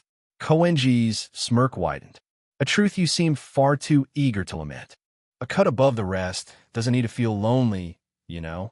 I suppose so. Koenji Rokusuk. What a weird guy. However, he was another one of those I'm curious about, similar to Ayanokoji. Classroom of the elite. Who knew when I would step foot here again? Well, if I survive, then maybe. Silence fell over us briefly before I decided to break it. Would you like me to kill your father? I asked, looking at the seemingly perfect human. 149. Chapter 144. Koenji, perhaps due to the weight of my words, even the self-absorbed Koenji was stunned. He looked at me as if I was mentally deranged. Jokes have a limit, Yamamoto Tatsuya. Make sure such nonsense never enters my ears ever again. Why? As the heir of the Koenji group, it's my duty to ensure its honor remains intact in my presence. Not because I want to kill your father? Interesting. The reason you came to this school was to escape this duty. No, you may leave. Koenji waved his hand and dismissed me, as if I was an annoying pest. Too bad I wasn't Ayanokoji. What if I made the Koenji group disappear? Would you still be so confident? Koenji sighed, before looking at me with a hint of intrigue. And how will you do so? He very clearly did not take my words seriously, and that is how it should be. If he did, I'd be the one weirded out. By killing everyone, of course. You seem to have a screw loose. What is the point in this meaningless conversation? Let me enjoy my precious time. My bad. I just wanted to give you a parting gift. I smiled and decided to test him. I will attack you. Please defend yourself. Perhaps because it was so sudden, Koenji seemed to be confused, but I could tell all the muscles on his body began to harden as soon as heard the word attack. His eyes narrowed with a dangerous gleam. Without waiting for a response, I closed the distance between us in a blur of motion, a step that erased the 7 meters between us like it was nothing. Koenji's instinct screamed for him to react, but by the time his mind caught up, my hand was already at his throat. His body froze, muscles locked in place, as if he were a statue. His breath hitched, but he didn't struggle. He couldn't. I felt his pulse under my fingers, strong, but rapidly escalating with fear. Koenji knew as surely as I did that one wrong move, one shift, one twitch, and I would snap his neck. Koenji's gaze was wide, disbelief flashing across his face. He couldn't comprehend how quickly the situation had escalated. I held him there for a moment longer, savoring the stillness. Koenji's body was taut with the fight-or-flight instinct, but he was too intelligent to make a move. Though I wondered why was I even doing this, I sighed before letting go of his neck. Koenji rubbed his neck before looking at me gravely. What are you? Perhaps because he considered himself to be a peak human, he understood how odd my existence was. Unlike Ayanokoji, he was straightforward in expressing his confusion. You don't have to worry. I'm nothing but an anomaly that will be gone soon. The upper deck didn't have many people to begin with, and even if a few saw what happened, it didn't matter. Or rather, it wouldn't matter soon. Soon the cruise slowed down around the island, and an announcement to look at the scenery was given. Only a few students understood the true meaning behind those words. Horikita stood beside me and listened to the announcement with a sharp look in her eyes. It's suspicious. Is it now? I handed her a glass of orange juice. There was no hesitation in her movements as she accepted the glass. Our relationship as friends had grown beautifully. A few more forceful pushes, and perhaps he'll have her accepting my advances. Surely you of all people noticed. Her beautiful crimson ruby-like eyes peered into me. I matched her gaze for a brief moment before shrugging. Of course I did. However, when are you going to notice? Horikita looked baffled. What? My love for you. Horikita sighed and ignored me. Constant teasing had made her resistant. At first she was against it, but slowly she had come to enjoy it, though secretly. The care and concern I showed for her were genuine. For someone like Horikita, who was fixated on superiority, it surely satisfied her vanity that someone like me was after her. Perhaps the biggest factor was the tragic backstory I had spun to throw her off. In essence, her mind craved companionship after years of loneliness, but she refused to confide in anyone less capable than her brother. What will you do after reaching Class A? Attend university. Horikita answered before taking another sip. After university? I don't know, live my life maybe. Horikita answered once again, but I remained silent. In a brief moment later, she continued. I was obsessed with reaching Class A before for certain reasons. Fortunately, everything's resolved, and while I'm interested in class, and I'm no longer obsessed, she glanced at me. Why not go out with me then? Why not experience what you missed out on while chasing a misunderstanding? I'm asking you seriously this time. Horikita was stumped. Her heart was a bundle of contradictions. That was all I could tell. She took her sweet time while gazing towards the approaching island. If we come first place in the island exam, prove your superiority and give me a reason to believe in you. To a normal person, these words were very offensive. The immediate thought would be, why should I prove myself to you? But socially inept people like Horikita, especially for someone who was full of arrogance, these words were no more than self-justification. Horikita would never come forward and say that she liked me, that she could keep her pride down and express her affection for me. It was impossible for someone who hadn't been conscious of the opposite sex all the while growing up. I was in fact her first experience in getting consistent male attention. What Horikita was essentially saying was, I like you too, but please do something I know you're capable of so that I can convince myself to date you. Well, officially be dating after the island exam, then huh? I showed her a smile, full of happiness, and Horikita was flustered. She turned away and snorted, You're getting too full of yourself. The exam could go either way. Don't get too happy already. I'm sorry, Horikita. But this beautiful future you're envisioning will most probably not translate to reality. What happens to the frozen worlds after I die? I couldn't help but ask. The world would return to its original track, to the time before you appeared. How sad what is? Horikita asked, and I shook my head before smiling again. That you think you'll lose. They'll do whatever it takes to win now. Making a cheesy statement, I continued to talk all the while we reached the island. It was time to begin. I didn't have any intricate plan for what to do on the island. I was simply going to act without any reservations. It's time to enjoy this vacation to the fullest. I spoke to the empty space besides me as everyone started getting off the cruise. I'm excited. A sweet, melodious voice sounded from the empty space. 150, Chapter 145. Class drama, disembarking, took longer than Tatsuya thought it would, probably because the teachers guarded the students on both sides as they got off the ship and checked their luggage. Hey, does it seem like they're being strangely cautious right now? I mean, they didn't even confiscate our cell phones during the final. They're really cracking down on the personal items. It certainly seems that way. I mean, if we're just playing in the ocean, I can't imagine they'd need to go this far. There was a helicopter parked on the stern of the boat. Tatsuya stared at the helicopter, deep in thought. As I got off the boat, chatting amiably with one another, the homeroom teacher greeted them with some harsh words. I will now start roll call for Class D. When you hear your name, please respond loud and clear. The homeroom teacher started taking attendance, clipboard in hand, while simultaneously instructing the class to form a line. Chabashira-sensei wore the same kind of jersey as her students. This atmosphere was more akin to training camp than summer vacation. Still, not many of the students seemed tense at all. Tatsuya stood at the forefront of the line, looking at Chabashira-sensei with undisguised lust. Now that they were all on the island, Tatsuya found no reason to pretend any longer. Besides Horikita, most people on this island were about to face hell. Chabashira-sensei ignored his gaze and simply marked him present before moving on. As soon as roll calls were done, most students wanted to go and play in the sand, but were immediately stopped. On a prepared white platform, Mishima-sensei began his introduction and ended with, "I would like to say that I'm happy you've arrived safely. However, it's unfortunate that one of you is unable to participate due to illness." Tatsuya knew he meant Sakayanagi, and he couldn't help but smile. While Mishima-sensei surveyed the students in silence, the students could see that adults in uniform had started setting up some kind of special tent nearby. They also saw a computer and other equipment on a long table.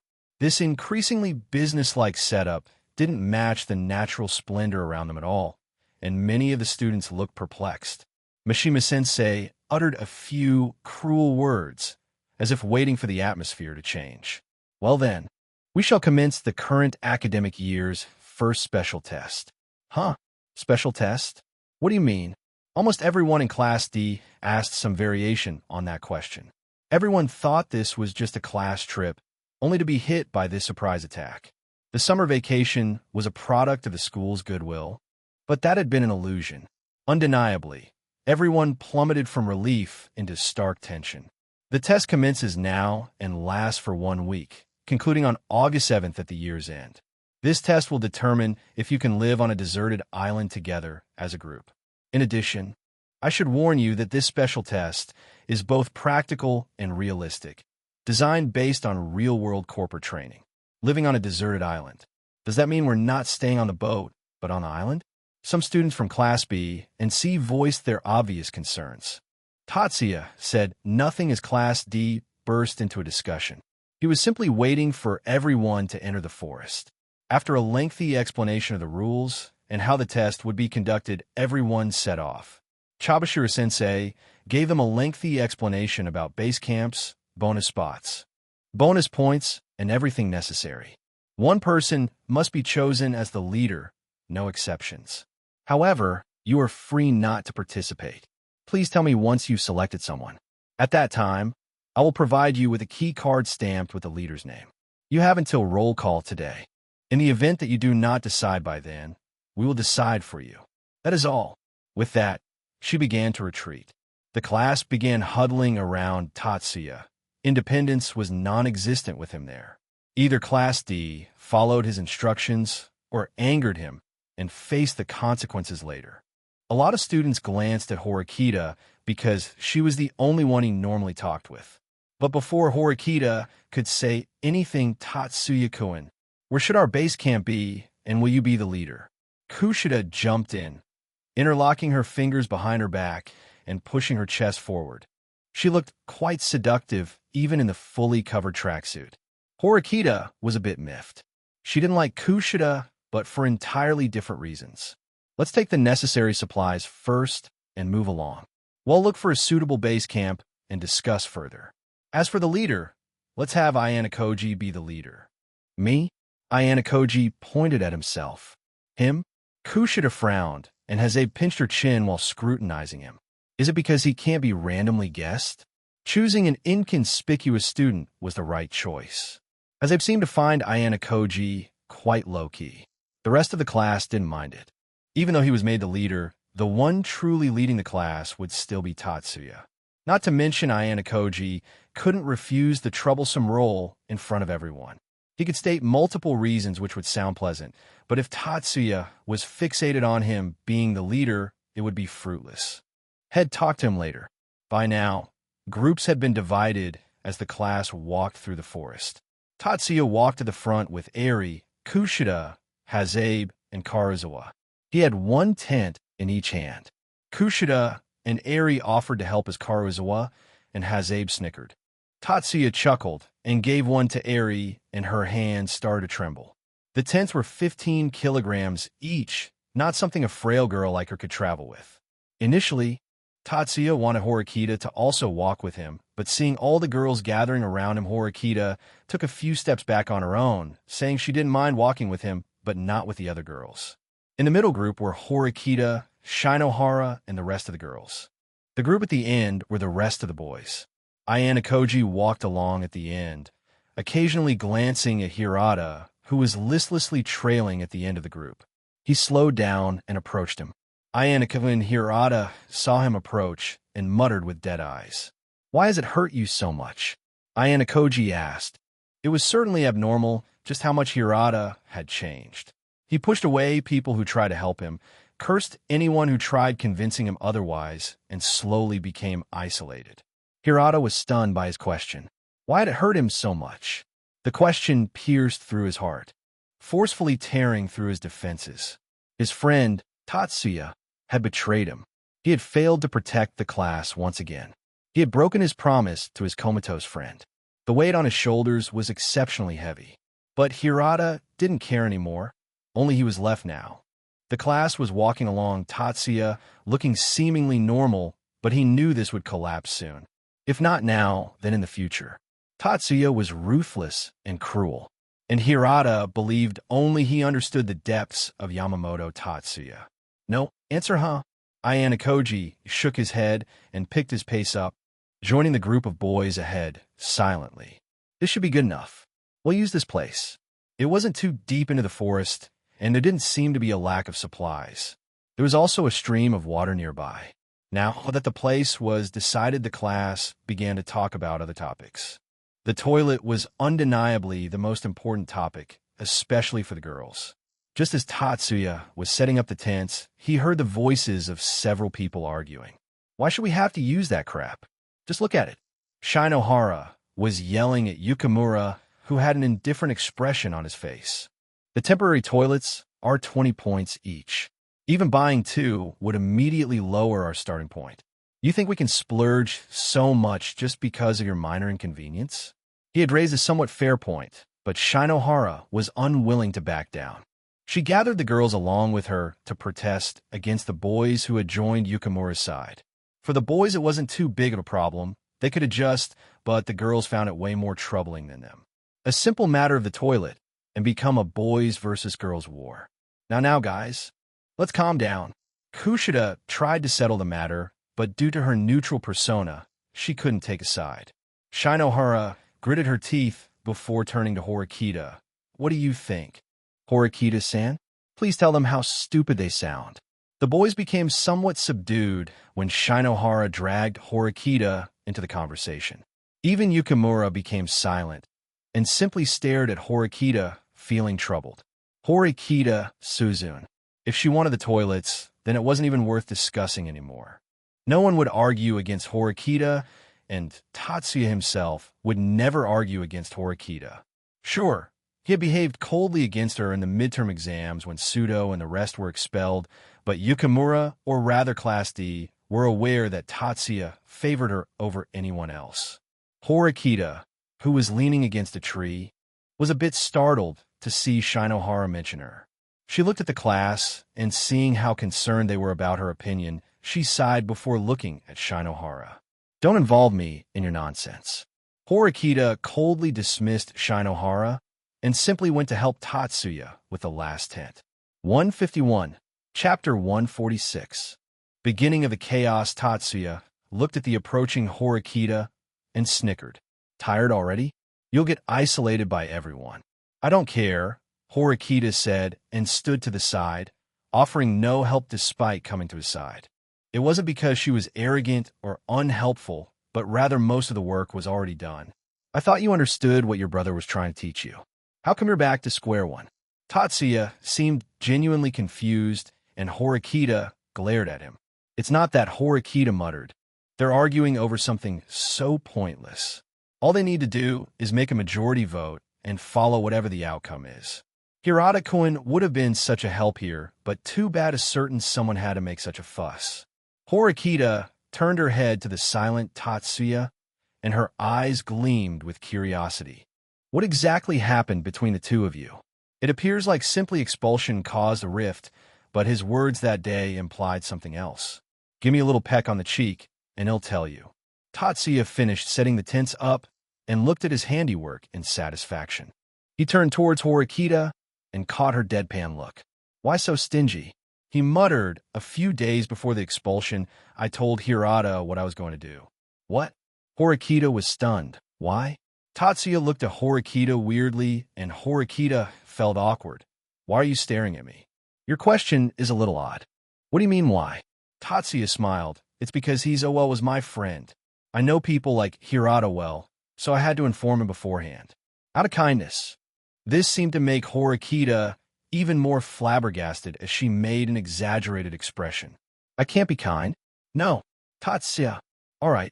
He shrugged. He was partially telling the truth. It truly was out of kindness, because if Hirata was willing to accept the outcome, he would have jumped back immediately. But too bad Hirata went the other end and self-destructed. But that was what Tatsuya liked to believe. He knew that if he had simply kept Hirata out of it, then at most Hirata would have been angry at Tatsuya. He wouldn't have isolated himself from the class. It was precisely because Tatsuya gave him anxiety and hoped that Hirata's fall was devastating. In simple words, it was pure evil. Do you have any plans for the exam? It seems tricky with all the spots and points. Earlier in the cruise, they even told us to specifically observe the surroundings. I noticed a few spots that seemed worth holding. In the original anime, Horikita had been sick. She hadn't even been working at 30 to 40 mental capacity. But now, taking special care of her, there was no way she would have fallen ill. Come on, just relax. Let's sort out this problem going on in the class. I thought you didn't care. I don't, but the constant buzzing in my ears is becoming annoying. Do you understand? His tone had taken an icy dip, and Horikita frowned. The real Tatsuya that occasionally popped out, was the real reason she had never completely opened her heart to him. Horikita couldn't deny the feeling of affection and attraction. When you had someone so capable constantly bombarding you with love and concern, it was hard to ignore it as a young girl. Part of the reason she left the discussion earlier was the feeling of disgust that sprouted within her. Disgusted over feeling proud that Tatsuya specially cared for her and the class knew it. Not to mention the feelings of doubt. Did he truly love her, or was it simply extended affection from his dead sister's side? Horikita kept her thoughts to herself as she followed Tatsuya to the arguing group. His imposing presence immediately silenced Class D. What happened? He asked with a smile, trying to appear friendly. Shinohara took a step forward boldly. Yamamoto-kun, is it okay for us girls to buy a temporary toilet with points? Just look at what Chabashira-sensei gave us. She pointed towards a small cardboard with a vinyl bag attached to it. It's 20 points for a single toilet. Yukimura interjected quickly in the off case. Tatsuya agreed. It's okay, just get one for the boys and one for the girls. Tatsuya said softly, don't worry about the 40 points. Just leave the island exam to me. There's not much you guys can do, but at the very least I'm expecting cooperation. Okay. Most students nodded, with the girls being especially happy. The boys were a bit miffed, feeling that Tatsuya was favoring the girls, but if he was taking responsibility, there's not much they could do. But 40 points were already so behind. How will we catch up? Yukimura hesitated before saying, they'll find out the names of the leaders. Our main gains will be the 150 points we gained from guessing correctly. For real? How are you going to do that? Awesome. Yukimura had nothing more to say. Inwardly, he was also feeling somewhat hopeful. This was Yamamoto Tatsuya giving a guarantee. Even if he was boasting about getting all three right, he would at least guess two correctly. Let's just trust Yamamoto-kun on this one guy. Let's sort out clothes and stuff out in the tents. Kushida perked up and ringletted. With the major issue sorted out, the class slowly regained its excitement. Easy, wasn't it? Horikita didn't respond to his comment. Are you out of your mind? That's 40 points. Let's say you miraculously, somehow, get the leaders right, would get 190 points, plus the bonuses would easily get around 300 to 350 points being frugal. I'd rather not see you shitting in cardboards. The response he got was a punch to the stomach. Too bad this wasn't some anime. So he didn't reel over and act hurt. This miffed Horikita, who prided herself on her strength. What kind of freak are you? Not only you, but that Ayanokoji Kuin as well. Horikita repeatedly jabbed his stomach like it was some punching bag. She wouldn't admit the feeling of pleasure she got punching Tatsuya at full strength. Tatsuya rubbed his chin. Follow me tonight. They'll show you something really cool. Horikita stopped punching before throwing a wary look his way and took a few steps back. Bitch, if I wanted to do something to you, I'd have done it long ago. Tatsuya snorted and Horikita thought it over. I still don't trust you. What if you do something bad and use familial connections to get out of jail? You said your family is really, really rich. Horikita smiled. You're right. Let's test it out. Tatsuya grabbed her hand and pulled her into his embrace. He leaned against the tree, and Horikita was stuck to his chest with his hand over her waist. Horikita tried to push him away, but no matter how much she pulled, she couldn't free herself. Let go. Others will see. Everyone was inside the tents and sorting their belongings. Tatsuya let her go before laughing and looked at her reddened face. Not so feisty now, huh? Despicable pervert. She spat and turned to walk towards the tent. The next time will be when others aren't seeing just how you like it. Horikita's pace grew quicker and she disappeared into the tent.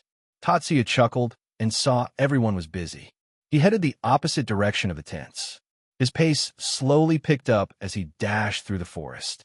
He came to a clearing and saw the sandy beach. Not far away was Chabashira-sensei, basking in the sun near the supply camp. Her face morphed into a frown when she saw Tatsuya approach her. What are you doing here, Yamamoto? As he came closer, he stood in front of Chabashira-sensei, casting a long shadow on her, prompting her to ask. Tatsuya smiled in response. 152. Chapter 147. How dare you not be obedient?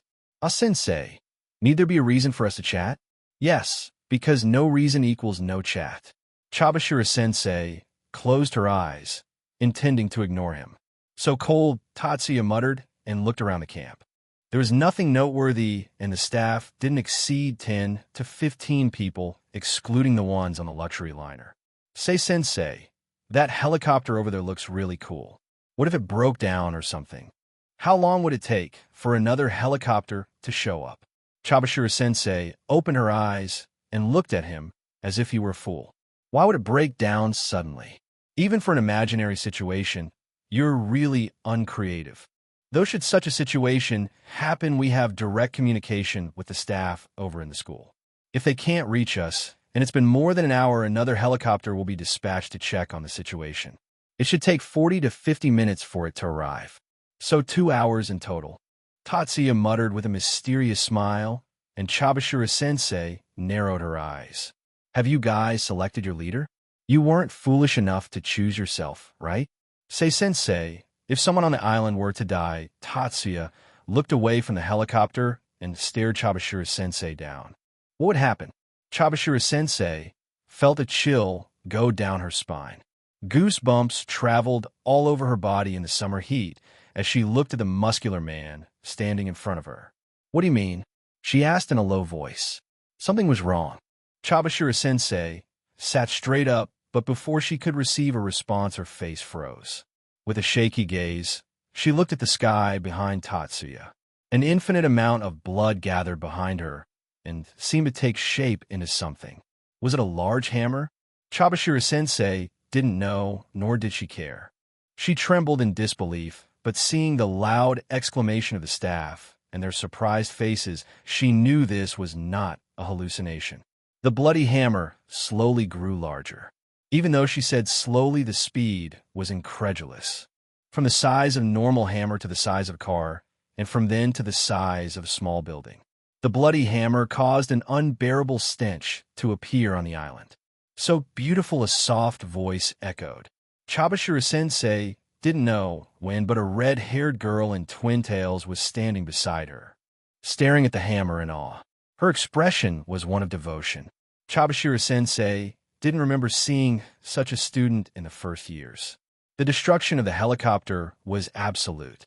The massive, grotesque hammer came crashing down with an unrelenting force, obliterating the machine in a single blow. The deafening roar of twisted metal and erupting flames echoed across the island, sending a shockwave that knocked Chabashira-sensei off her feet. She hit the ground hard, sand clinging to her palms as her wide eyes locked on the inferno that was once their escape. The air reeked of burning fuel, charred metal, and something far more nauseating blood. She coughed, her breaths shallow and shaky. How is this happening? She whispered to herself, her voice trembling as she forced herself to her knees. Her gaze darted to the crimson-haired girl standing beside her. Her focus shifted back to Tatsuya, who stood in the middle of the chaos, his expression calm and unreadable. "Yamamoto," she called out, her voice cracking under fear. "What the hell is going on? What is that thing?" Tatsuya tilted his head slightly, as if the question amused him. "I still have 2 hours, and if I destroy the other helicopter immediately, as well, I'll have 4 hours, thank you, Sensei." His words sent shivers down her spine. Her hands clenched the sand beneath her as she struggled to comprehend the sight before her. The hammer, now dissolving into an eerie mist, was unlike anything she had ever seen. Blood had no right to take such a form, let alone wreak such destruction. "How are you doing this?" Chabashira-sensei stammered, her voice barely above a whisper. "This isn't possible. It's unnatural." Tatsuya turned to face her fully, his cold gaze locking onto hers. "You're right." Before she could respond, Tatsuya moved. He didn't run, nor did he hurry. He walked with a deliberate, almost leisurely pace toward the remaining staff members. "Tatsuya, stop this right now," she yelled, her voice breaking as she scrambled to her feet. But her words fell on deaf ears. The staff, paralyzed by fear, didn't stand a chance. The air filled with screams that were quickly silenced, leaving only the sickening sound of bodies hitting the ground. Blood pooled around him, its dark sheen glistening under the sun. Chabashira-sensei stood frozen, her knees threatening to give out as she watched the massacre unfold. This wasn't real, it couldn't be. Tatsuya wasn't human. No human could do this. Was this a dream? It has to be a dream.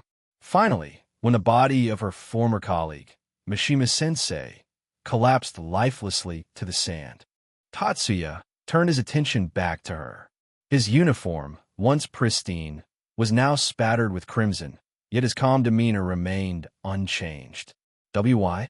she managed to choke out, her voice barely audible. "Why are you doing this? How are you doing this?"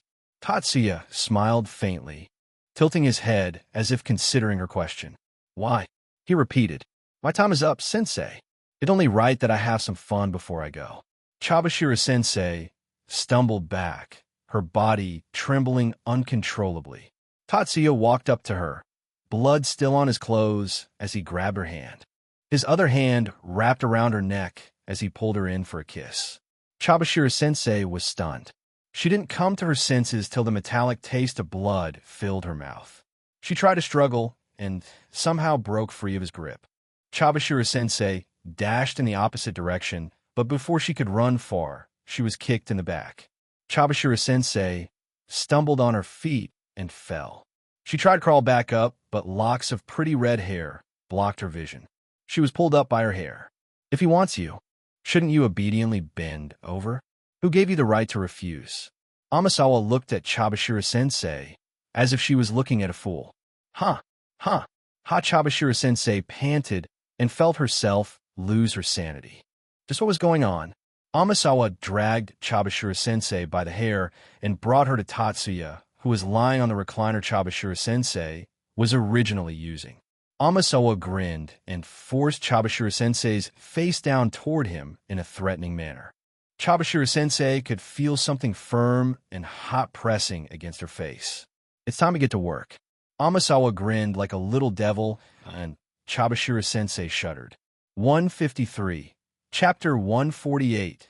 Chabashira's Punishment. Amasawa, tightly held Chabashira-sensei by her hair. Why is she so strong? Chabashira-sensei was confused and terrified. She looked up at Tatsuya and saw the small smirk on his face. Stop this. What a mature, attractive woman. I can't believe someone like you is single because of some high school drama. I heard you haven't even had a real relationship. Chabashira-sensei trembled hearing his words. She could vaguely guess what was going to happen to her. And much to her displeasure, Amisawa was staying far too close to him, leaning in toward the teacher. She felt uneasy about how close everything had become and wished he would keep his distance. She was disgusted, but her disgust did nothing as Tatsuya sat there with a smug smile. Both his hands were behind his head, and he looked at Amisawa. Amisawa grinned widely and tugged at the waistband of his tracks before pulling them down. The large member sprang out of the pants and smacked Chabashira-sensei in the face. Ha ha ha! Amisawa burst into laughter like a child that had found a new toy and used it to repeatedly smack Chabashira-sensei in the face. Chabashira-sensei sat in the sand in a daze. A sudden blow kept striking her face as the hot sand caused her legs and feet to sting. The cold, mature woman was being attacked, and she could do nothing. Tatsuya lifted her chin and looked into her eyes. He'll certainly miss these reactions in the next world. After all, I most likely won't be the only special one. Say, Chabashira-sensei, could you hurry up and get moving? People will slowly gather, and chaos will ensue. I don't want to kill more than I need to. On cue, Amisawa let go of Chabashira-sensei and took a step back, standing obediently. Despite regaining her freedom, Chabashira-sensei didn't think of escaping. Her legs were too numb and her head was filled with confusion. But for some reason, the more her head hurt, the calmer she became. What are you? Do exactly as I say and he'll tell you. Tatsuya rolled his eyes at the question. All right. Surprisingly, Chabashira-sensei agreed despite having tears on her face. There was no choice here. She'd be taken forcefully regardless of her will, so, as a mature woman, Chabashira-sensei's first thought was to not resist. Not only would it spare her the pain, she might survive this whole ordeal. Too bad she had no idea of how Tatsuya rolled. The lesser resistance, the more her despair. What about the kids? Chabashira-sensei hesitantly turned her head around and looked at the forest. Soon in a few hours, students would start coming for supplies. Tatsuya didn't speak, and Chabashira-sensei gritted her teeth before extending her hands. She hesitated, visibly uncomfortable, and didn't dare to look at Tatsuya's face. She might be inexperienced in such matters, but she didn't lack general knowledge about how to handle the situation. With one hand, she began moving slowly along his lap. Her pace was slow at the beginning, but gradually increased. Tatsuya smiled and looked at the composed, elegant woman sitting in the sand beside him, and a sense of satisfaction coursed through his body. He looked at Amisawa and beckoned her over. Amisawa grinned and hopped over. She climbed his chest and sat on his stomach, her petite frame allowing her to fit completely. As the mood between them grew more intimate, he leaned in and began to kiss Amisawa. Chabashira-sensei smiled at the sight of the two of them together, her soft pale hands resting gently nearby. Chabashira-sensei froze and looked at the object in her hand. She could barely wrap her fingers around it with its enormous size. She gulped in nervousness and extended her neck, hesitating at what to do next. Her hand felt sticky, but she tossed her feelings aside and continued what she was doing. Tatsuya pulled on Amisawa's tongue while groping her body. He slowly but surely stroked his finger along her skin. Amisawa couldn't help but react. She had been wanting this ever since she spent time with Ibuki. But for some reason, despite sensing her desperation, Tatsuya never gave in. Perhaps feeling this might be the time, Amisawa let her kiss become sloppy. Their closeness deepened while Tatsuya, with one hand, pulled Chabashira-sensei toward him. Chabashira-sensei was forced into a degrading act against her will and began to struggle. She tried to pull away, but Tatsuya forcefully restrained her, continuing despite her distress. I should have hurt you the day you called us fools. I didn't know you'd have such a sharp tongue. Tatsuya was surprised. He threw Amisawa away, who backflipped and landed on the sand looking at Tatsuya in surprise. But her surprise turned into a blank face as her lips twitched.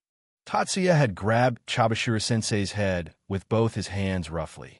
Chabashira-sensei's entire body jerked with his movements as if she did not weigh anything.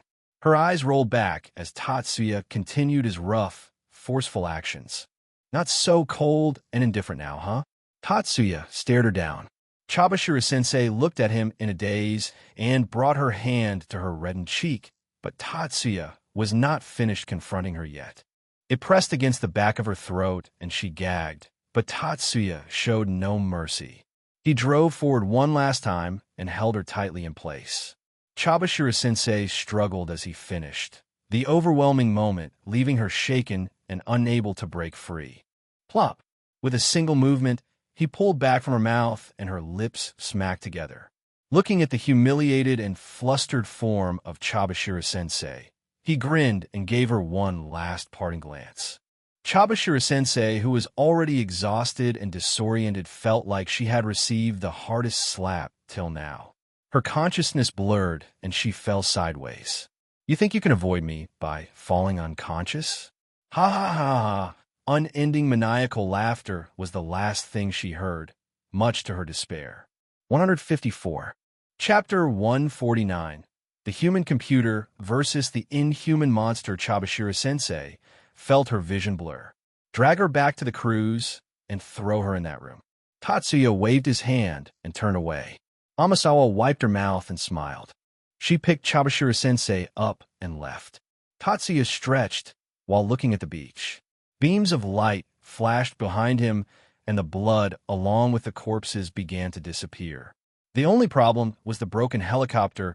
Tatsuya's clean wasn't strong enough. Maybe I can upgrade it? Tatsuya dashed back towards the forest and arrived back at Class DS camp. He didn't bother greeting anyone and called Ayano Koji out. "Is something the matter?" Ayano Koji asked, and Tatsuya simply shook his head. "Come with me." Saying so, he began heading deeper into the forest. Ayano Koji didn't respond, and only a few seconds later followed him with a sigh.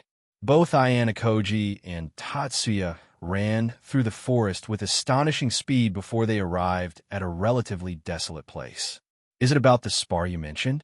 Ayano Koji asked curiously, and Tatsuya nodded. "Consider it as me fulfilling my curiosity." Tatsuya smiled.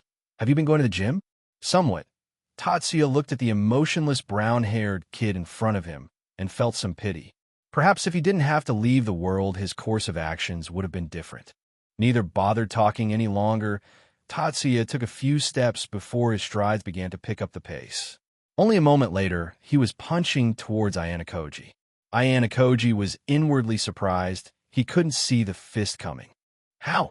For the first time ever, Ayano Koji became serious as he dodged the heavy blow and jumped back. He could have countered the attack, but he felt the opening was a bait. It was better to be safe than sorry. "You dodged that?" Tatsuya was sure his speed had surpassed the human limits. How had Ayano Koji dodged it? Ayano Koji didn't answer and simply got into stance once again. Since Tatsuya was being aggressive, it was better for him to gauge his style and abilities, though he was baffled as to why Tatsuya was surprised.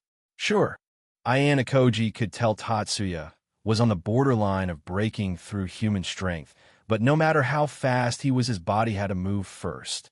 Simply observing his chest and shoulders was enough for Ayano Koji to make a simple estimate of where he would potentially strike. In human ability versus the human computer, Tatsuya didn't wait for Ayano Koji to answer. With a sharp burst of speed, he closed the gap again, the forest floor trembling slightly under his weight. His fist was a blur, aimed directly at Ayano Koji's chest, a strike that would have shattered bones on impact. But Ayano Koji, with his machine-like precision, shifted his body just enough for the punch to graze past him, the sheer force of the strike creating a gust of wind that rustled the leaves around them. Predictable, Ayano Koji thought, his expression blank. Before Tatsuya could recover, Ayano Koji stepped inside his guard and launched a rapid, calculated counter. His fingers darted toward Tatsuya's brachial plexus, a nerve cluster near the shoulder that would momentarily paralyze his arm. It connected perfectly, and yet nothing happened. Tatsuya smirked. Ayanokoji's expression remained unchanged, but inwardly, he processed the situation. Tatsuya's body seemed to operate on a completely different set of rules. His nervous system, or perhaps his pain receptors, didn't function as expected. Typical weak points were ineffective. Change of plans. Tatsuya seized the momentary pause and swiped at Ayanokoji with a backhand. It wasn't a punch, but the sheer force behind it was monstrous, slicing through the air like a whip. Ayanokoji ducked low, his body moving with unnatural efficiency, and retaliated with a low kick aimed at Tatsuya's knee. The kick landed sharply against the joint, but Tatsuya didn't even flinch. Instead, he grinned wider and slammed his foot down toward Ayanokoji's head in a thunderous axe kick. Ayanokoji rolled to the side, the ground where had been standing shattering under the impact.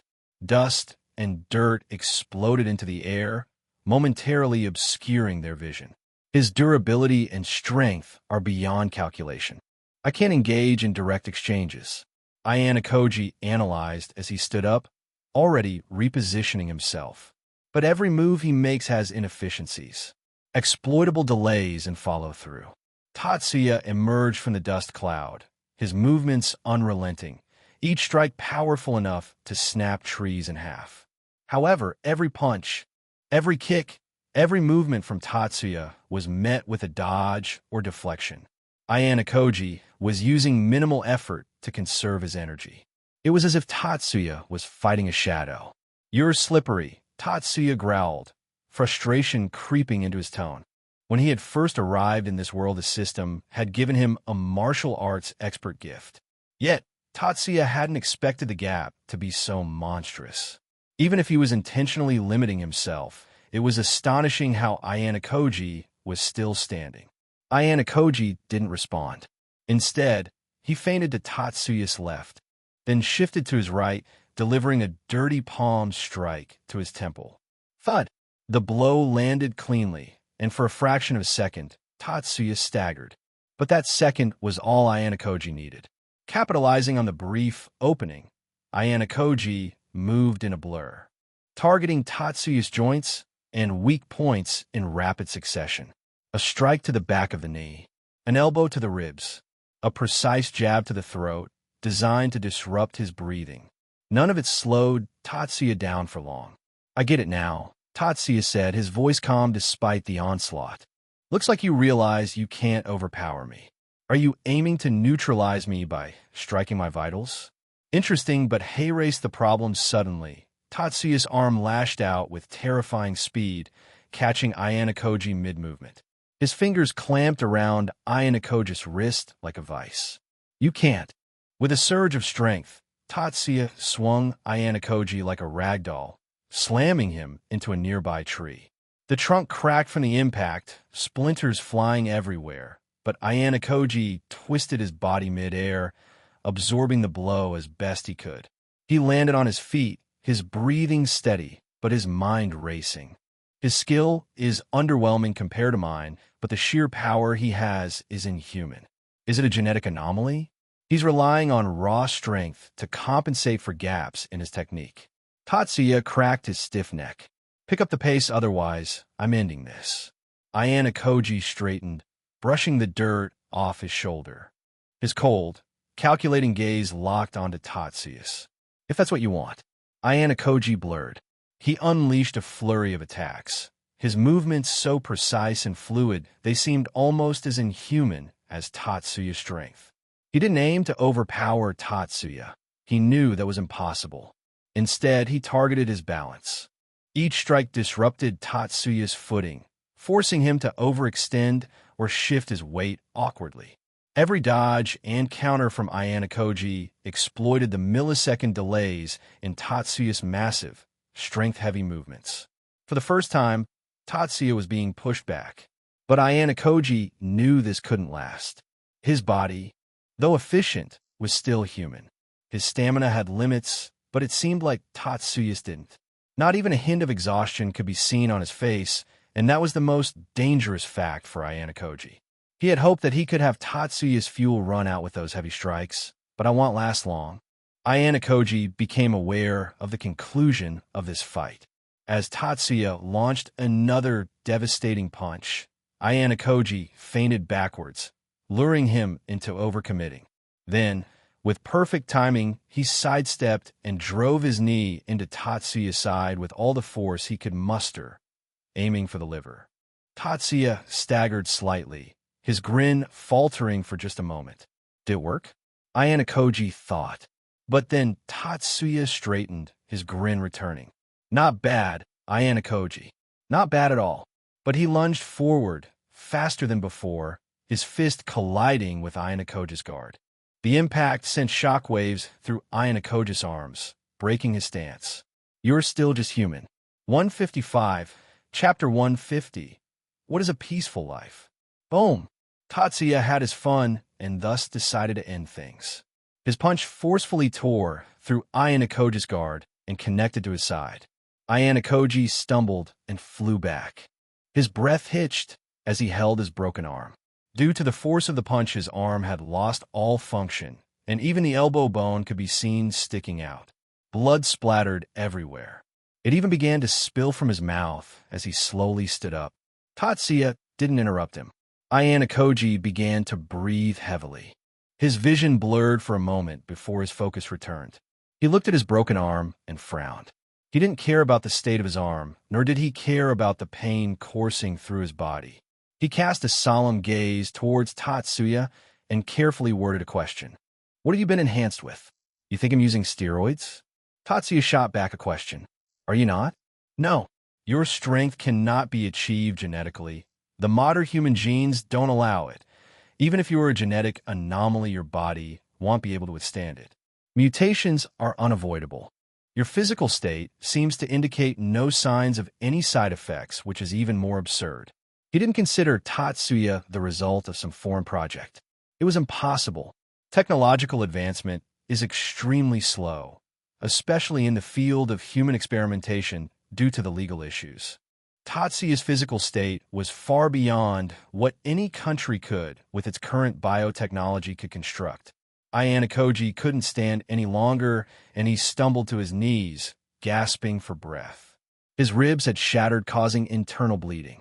The rate at which his physical functions were deteriorating, if he wasn't treated within half an hour, his death was inevitable. It was a good fight. Tatsuya walked towards him. Any last words? Ayanokoji looked at Tatsuya and pondered over it. It's a bit regrettable, but I really wanted to know what a peaceful life is like. Tatsuya looked at him and felt a bit emotional. Your misfortune is your value. Tatsuya didn't bother to explain more. He raised his palm and placed it just a few inches above Ayanokoji's head.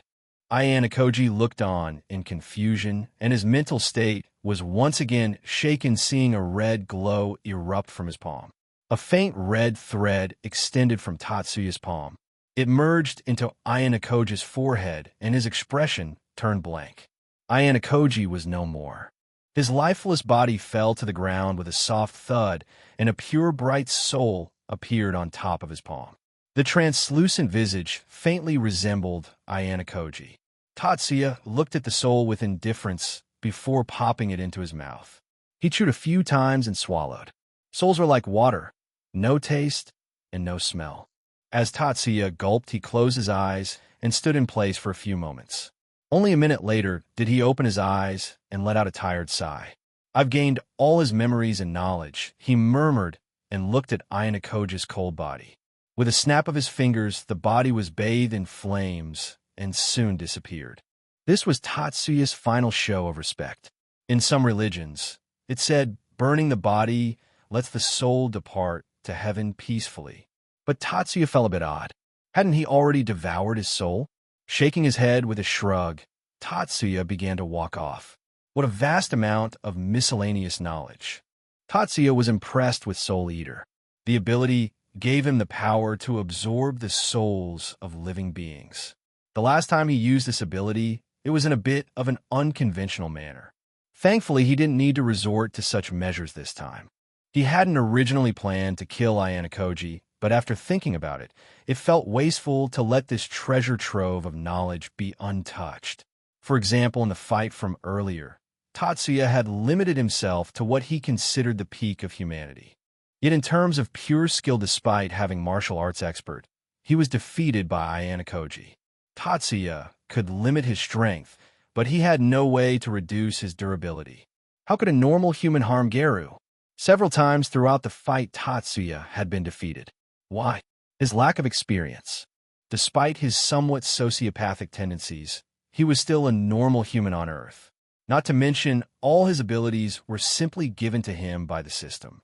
He had no practical experience in fighting or any kind of battle intelligence. These flaws were evident in his fight with Ayanokoji, a human with no supernatural abilities. Now imagine if he had to fight old-timers with decades or even centuries' worth of experience in the new worlds. It would be a disaster. Thankfully, this flaw could now somewhat be covered up with Ayanokoji's experience.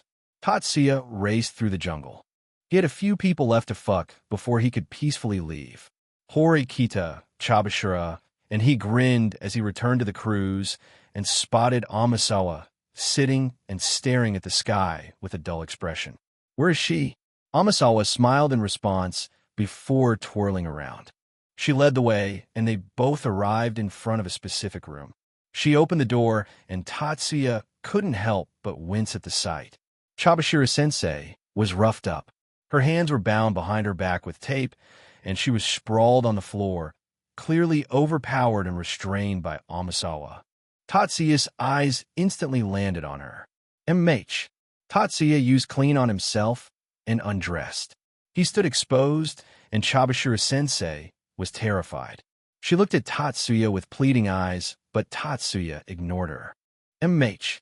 He stepped past her and stood in front of the second guest of the day. "Are you eager to speak?" Tatsuya laughed and walked closer. "Too bad. I'm not sure if you'll even survive. I wonder just how much logic can bend in this kind of world." There was a chair in front of him, and sitting on the chair was a petite girl with short lilac hair. Her limbs were tied to the chair, and her calm, yet fierce gaze was locked onto Tatsuya. Tatsuya ripped the tape off the young girl's mouth, and the pain caused her to shiver. She did her best to ignore the enormous appendage as thick as her arm freely swinging in front of her. It took her a moment to recover, and she looked at Tatsuya before growling in a low voice. Yamamoto Tatsuya, 156, Chapter 151. The disabled lowly Sakayanagi did her best to stay calm. She really did. But how long could someone's rationality last when faced with such a monstrous threat? Sakayanagi felt her mind overclock as hundreds of thoughts passed through her mind. She looked at her kidnapper dead in the eye. Yamamoto Tatsuya. A low growl escaped her lips. Her defiant arrogance knew no bounds. Even in this situation, she was looking for a method to escape. "What gives you the courage?" she asked. She needed to know. Why was Class DS teacher so terrified? Why was none of the staff on the cruise aware of this situation? What happened to the students? Courage? Tatsuya laughed. He extended his hand and roughly grabbed her chin. He brought his face closer. Courageous are those that face their fears head-on. He paused and grinned. Unfortunately, in this world, there is nothing I fear, not even the heavens.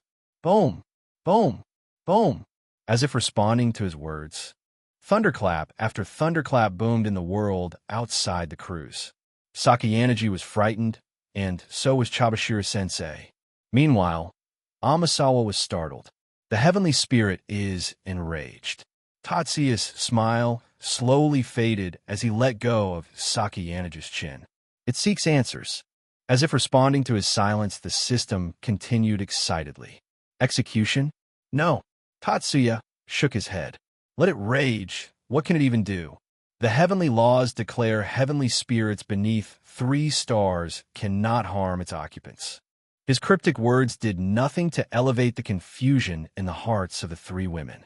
Upgrading his system had numerous benefits, and one of those benefits was information on the heavenly realm. The world of the heavenly spirits, the heavenly realm. Tatsuya looked outside the window of the room. Clouds gathered, and among the booming flashes of lightning, rain began to pour down. as if expressing its sorrow over its own powerless state. The clouds morphed into a miserable face. It had no features and no distinctions, but the feeling it conveyed was quite meaningful. It hated that parasite. It hated that anomaly. It hated its own fate. Tatsuya pulled the curtains and ignored everything. He looked back at the shivering lowly and grinned. You are certainly courageous. Who are you? She couldn't help but ask. Tatsuya frowned. Is everyone here like this? Where are you? Who are you? Is that all you can ask? Why not how are you? Crazy bastard Sakayanagi mumbled before taking a deep breath. His naked state was disturbing her mental state, and a mature adult slithering on the floor in tatters and tears certainly didn't help. Just let me go. There's no point in continuing this. Think this through carefully. Sakayanagi adjusted her posture slightly, suppressing the tremor in her hands. Her tone was calm, though her sharp eyes betrayed the intensity of her thoughts. There are 3 things you should consider before proceeding further. She began, her voice cold. First, the consequences. While you may think you have the upper hand now, my absence will not go unnoticed. My father monitors my movements closely. If I fail to return or communication ceases for even a brief period, a search will commence. The kind of search that involves considerable resources far beyond what an individual like you can evade. If you've done your research on me, you should know this. She paused, watching him for any hint of a reaction before continuing. Second, the outcome. What is your objective? If it's financial gain, kidnapping the daughter of a corporate magnate is a reckless move. Harming me will achieve nothing beyond ensuring your annihilation. Her gaze hardened, her voice cutting through the tension like a scalpel. Third, the opportunity. Right now, you hold leverage, but leverage diminishes quickly the moment you misuse it. Keeping me here increases the likelihood of your failure with each passing second. Let me go, and this situation ends quietly. No retaliation, no pursuit. You can still walk away. She leaned forward slightly, her eyes locking onto his, unflinching. But if you make the wrong decision here, there will be no turning back. The choice is yours, and I suggest you weigh it carefully. Clap, clap. What an amazing classroom of the elite. Tatsuya was certainly amazed, being kidnapped, being threatened with a serious assault, being threatened with a hint of murder. Yet this 16-year-old girl can keep her calm and negotiate with him. Tatsuya smirked, the kind of smile that didn't reach his eyes. He took a slow step forward, his towering presence overshadowing her. You're sharp. I suppose that's what makes you who you are, a disabled strategist. He crouched to her eye level, his grin widening ever so slightly. But there's a flaw in your reasoning. He paused, letting the silence stretch uncomfortably before speaking again, his tone soft, almost patronizing. You assume that rules apply to me, that the authority of your father, the reach of his resources, the weight of his influence, or even the concept of consequences matter to someone like me. They don't. Tatsuya tilted his head, his voice turning colder.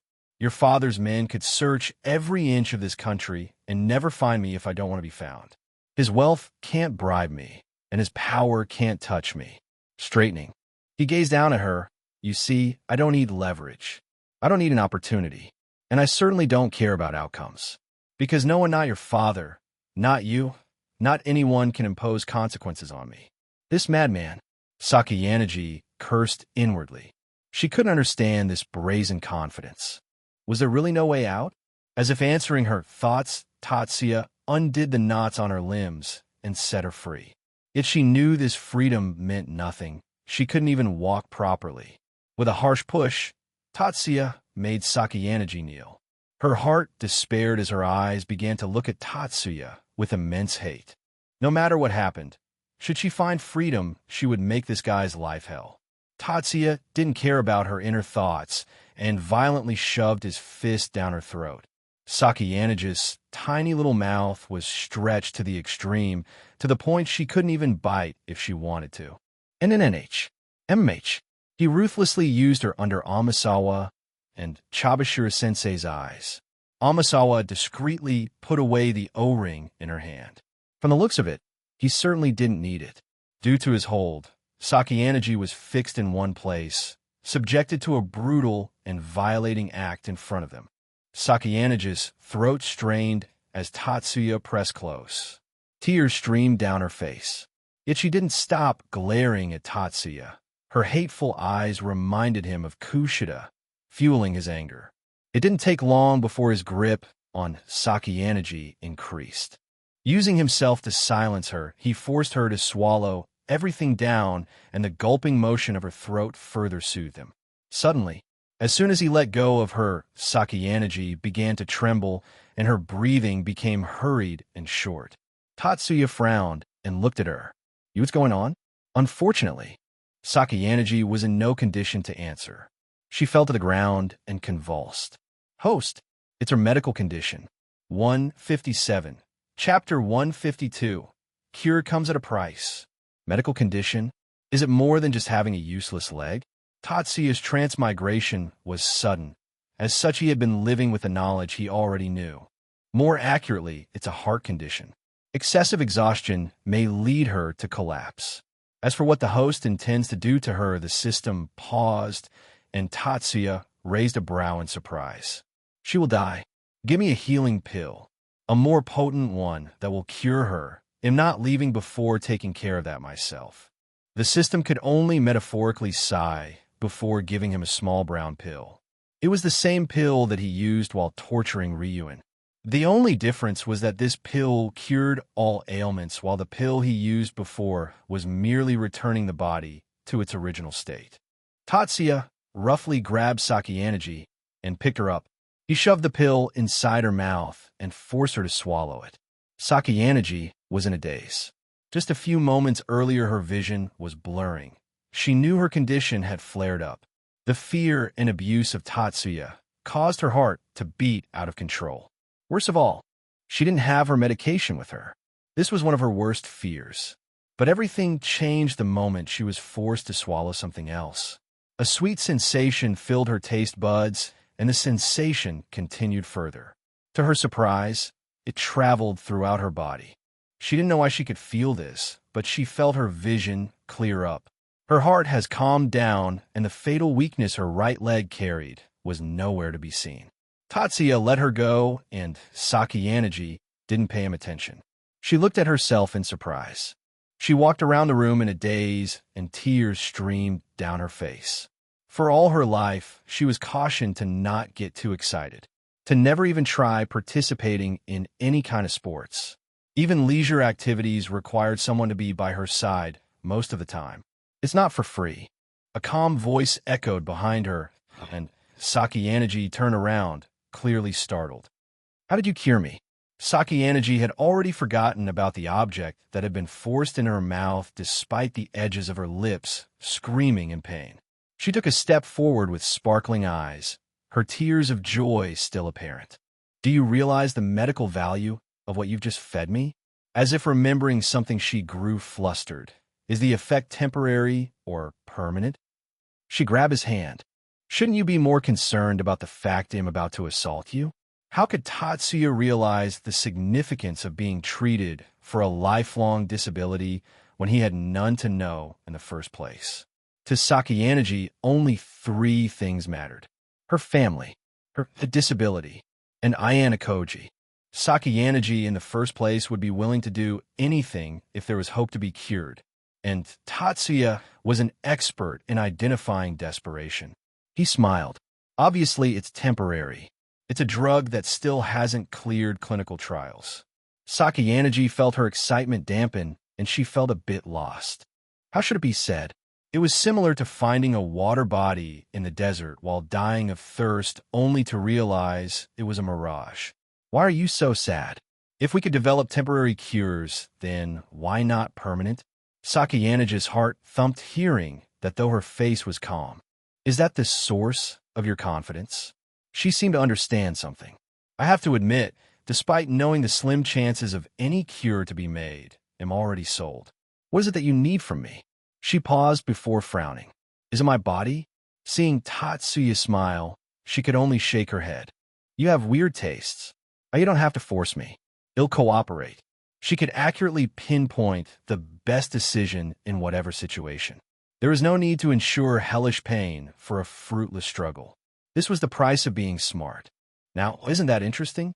Tatsuya sat on the bed and gestured for her to come closer. Sakayanagi, out of habit, reached for her clutch only to pause midway. She slowly walked towards Tatsuya, as if not used to the smooth movement. Now that she had somewhat calmed down, she looked towards Tatsuya's noticeable arousal and felt a bit frightened. That won't fit. Tatsuya did not respond to her statement and said, I won't force you this time. Pleasure me on your own accord. Sakayanagi now truly looked like a little hopeless child in her demeanor. She took a few steps forward and kneeled. The shaft was thicker than her arm and twitched slightly. She placed her hand on him and tried to move her hand up and down, awkwardly struggling as she did. Perhaps if his anatomy wasn't so overwhelming, she might have been able to keep her sassy behavior intact. She tried using both hands to stroke him, and the sight of her try her best made Tatsuya feel warm inside. How cute! He couldn't help but murmur. Sakayanagi did her best to not react to his praise and focused on the task at hand. She kept her mind on her work and stayed calm despite the unfamiliar sensations around her. Tatsuya enjoyed the feeling of her soft little hands, and her cute little face that was flushed from the rare exercise almost melted his heart. Seeing her struggle with the task, he couldn't help but chuckle. Just think of it as ice cream. Sakayanagi stopped and looked at him. Ice cream? She hesitated before nodding. That makes sense. 158, Chapter 153. Do you want preview? Sakayanagi extended her cute little tongue and gave him a small lick. She frowned, expecting the taste to be disgusting, but to her surprise, it tasted like nothing. I'm a clean guy. Tatsuya smiled and lightly stroked her soft white hair. Sakayanagi didn't like the gesture, but ignored it and grew bolder. If this was what it would take for her to get her health back, then so be it. Tatsuya could feel her small efforts as she continued her work. It didn't take long for him to finish again. He felt incredibly pleased as he gestured for her to step closer. He spoke with calm confidence. Do you want a preview of what's to come? Tatsuya looked at her with an unreadable gaze. Sakayanagi was too sharp to be misled by his words. She instantly understood as she glanced behind her. Chabashira-sensei was in no mood to care about what was happening in the room. Her mind was still filled with the bloody hammer that destroyed the helicopter. She couldn't help but wonder if the world was full of tyrannical people like Tatsuya. How could it be that no one discovered them before? The other possibility was Tatsuya was the first that was even more terrifying. She only snapped out of her daze when she saw Tatsuya approach her. Why even pretend to be a student? Someone who has lost all hope will either go insane with fear or become completely calm. This calmness didn't represent stability, but a dull void, a black hole. Chabashira-sensei was the latter. Tatsuya squatted and leaned in close to her face. Chabashira-sensei instinctively frowned as she felt the obscene liquid around her nostrils. Do I need to answer someone like you? Why are you doing this? Chabashira-sensei changed her question. Is there a need for a grand reason to satisfy my simple desires? Tatsuya showed a confused look as if not understanding her feelings. Will a reason soothe you? Comfort you? Chabashira-sensei gritted her teeth and looked away. If it's a reason you want, I can certainly give you one. You see, people aren't necessarily divided as evil or good. The world isn't black and white. Who says a hero can't be a villain and a villain can't be a hero? If humans decide what evil and good are, then aren't I a human as well? There's no need to look at me like that. Tatsuya didn't mind being generous and lifted Chabashira-sensei's chin with his fingers. I'm just relieving my stress. After all, my days of peace are soon to end. Death is but one of the many outcomes after I leave. Sakayanagi frowned, and Chabashira-sensei looked at him with a puzzled gaze. Only Amasawa understood the meaning behind his words. She hopped towards him and hugged him from behind. Tatsuya didn't care about Amasawa's antics and walked behind Chabashira-sensei, with Amasawa still on his back. Amasawa giggled lightly as Tatsuya, without a moment of pause, moved closer to the naked teacher from behind. He He was instantly surrounded by soft flesh. It constricted wildly around him as if trying to push him back out. Chabashira-sensei bit her lip as she endured the sensation, the foreign feeling inside her body no different than as if a wild beast was tearing her apart. He wasn't gentle with it either. He collided with her, and it made Chabashira-sensei struggle. Unfortunately, she was tied up, rendering her efforts fruitless. Amasawa herself felt a bit dizzy as she repeatedly clung to his back. Thankfully, her grip on his neck was tight, so she didn't fall off. Sakayanagi looked at the bizarre scene in front of her with a blank gaze. She shuddered at the strange sight unfolding before her and wondered, with a quiet sigh, whether health was really worth all of this. Chabashira-sensei's face flushed up in heat as her breathing grew heavy. She struggled against the repeated blows, and she couldn't help but bite her lip with enough force to cause her to bleed. "What are you crying about?" He untied her hands and pushed all his weight onto her. The poor woman was subdued beneath him. His head was next to her as he continued to move closer. The quiet sounds he occasionally let out only seemed to deepen his frustration. Imagine being a 30-year-old with such a beautiful face and body. What's the point? Tatsuya hissed bitterly to himself. The feeling wasn't too different from Hashinomiya, Class BS teacher, or Mayumi, Matsushita's mother. But the whole psychological shadow behind knowing her past, her broken relationship, and the reason she was a virgin at all made his arousal and pleasure rise. The force in his swings increased. Smack! Smack! Smack! Amasawa's hair swayed wildly as she moved up and down on his broad back. Suddenly, Tatsuya drove forward with a powerful push, causing Chabashira-sensei to dig her hands into the ground and arch her back. Chabashira-sensei was overwhelmed by the moment. "You seem prepared," she said, her composure unfazed. Most partners would have instinctively recoiled. This only fueled his resolve. So Chabashira-sensei, not acting according to the script, was a bit disappointing. "Are you trying to control your reactions? What's the point of that? I have to say, despite being an adult, you make a lot of pointless decisions. You'll make sure you see this through to the end. All of Japan will come to know that a teacher from ANHS was taken advantage of by her student." As if proving his point, Tatsuya began to move again, pressing against her with enough intensity to overwhelm her. In a single motion, he flipped her over and held her down again. He grabbed her head with both hands and forced her to look into his eyes. Like a person with paralysis, her body remained unresponsive.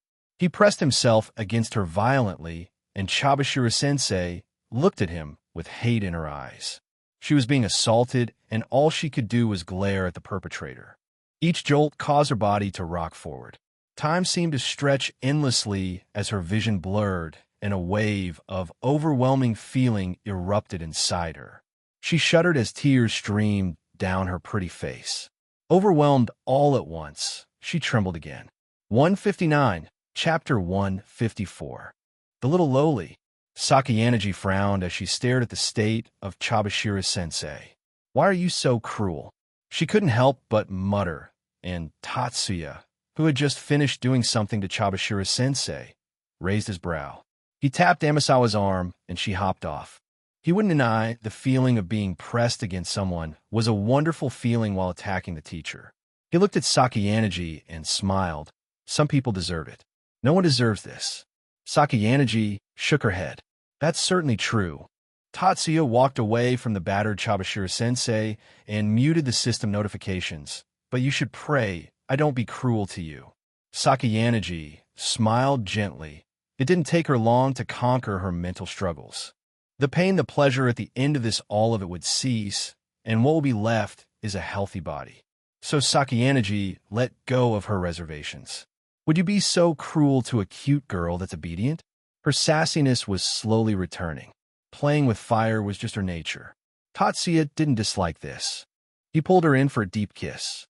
Their tongues swirled around each other sloppily, and drool dribbled down as the mountain-like Tatsuya appeared to be devouring the small and petite girl.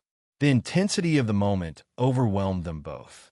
She held back, waiting for Tatsuya's signal. Sakayanagi felt an unfamiliar rush of emotion flood through her, and she looked into Tatsuya's eyes in a daze. The intensity of his gaze was unmistakable, and her heart raced as she stepped away from him. She held onto his shoulders as she took a few deep breaths. Her heart was racing.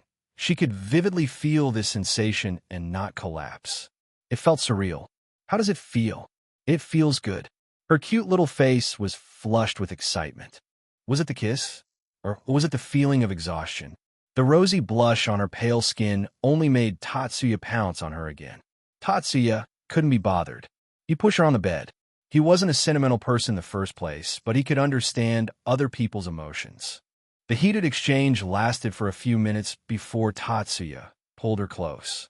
She muttered that things were moving too fast, but Tatsuya didn't care, and the scene faded as they fell into an intimate embrace. He leaned in closer and gently explored her, marveling at how smooth and hairless her skin was, unlike Chabashira-sensei. The room was quiet except for the soft sounds of their shared moment. Sakayanagi felt herself overcome by the warm, tender intimacy of all. She couldn't understand why this moment felt so intense, as though every nerve in her body had come alive, attuned to his every movement. Occasionally a light touch would send a shiver through her. These sensations caused her to tremble, and she reached for Tatsuya's hand, gripping it with some force.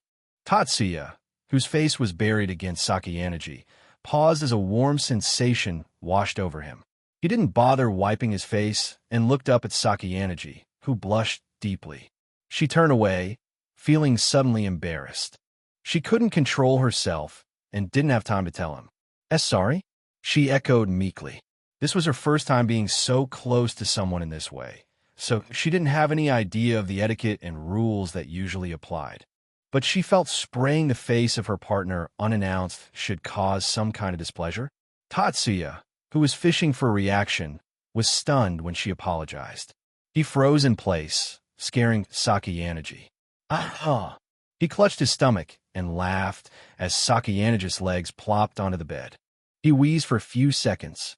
Sakayanagi's embarrassment grew seeing him laugh. She couldn't help but lash out. "Stop acting out, it's your fault. It ha-ha-ha is don't ha-ha-ha worry about it." He laughed while licking his lips. He pulled her in once again and gave her one long kiss before wanting to pull her in for another kiss. "So cute," he muttered. "No." Sakayanagi hurriedly pulled away as he leaned in for another kiss.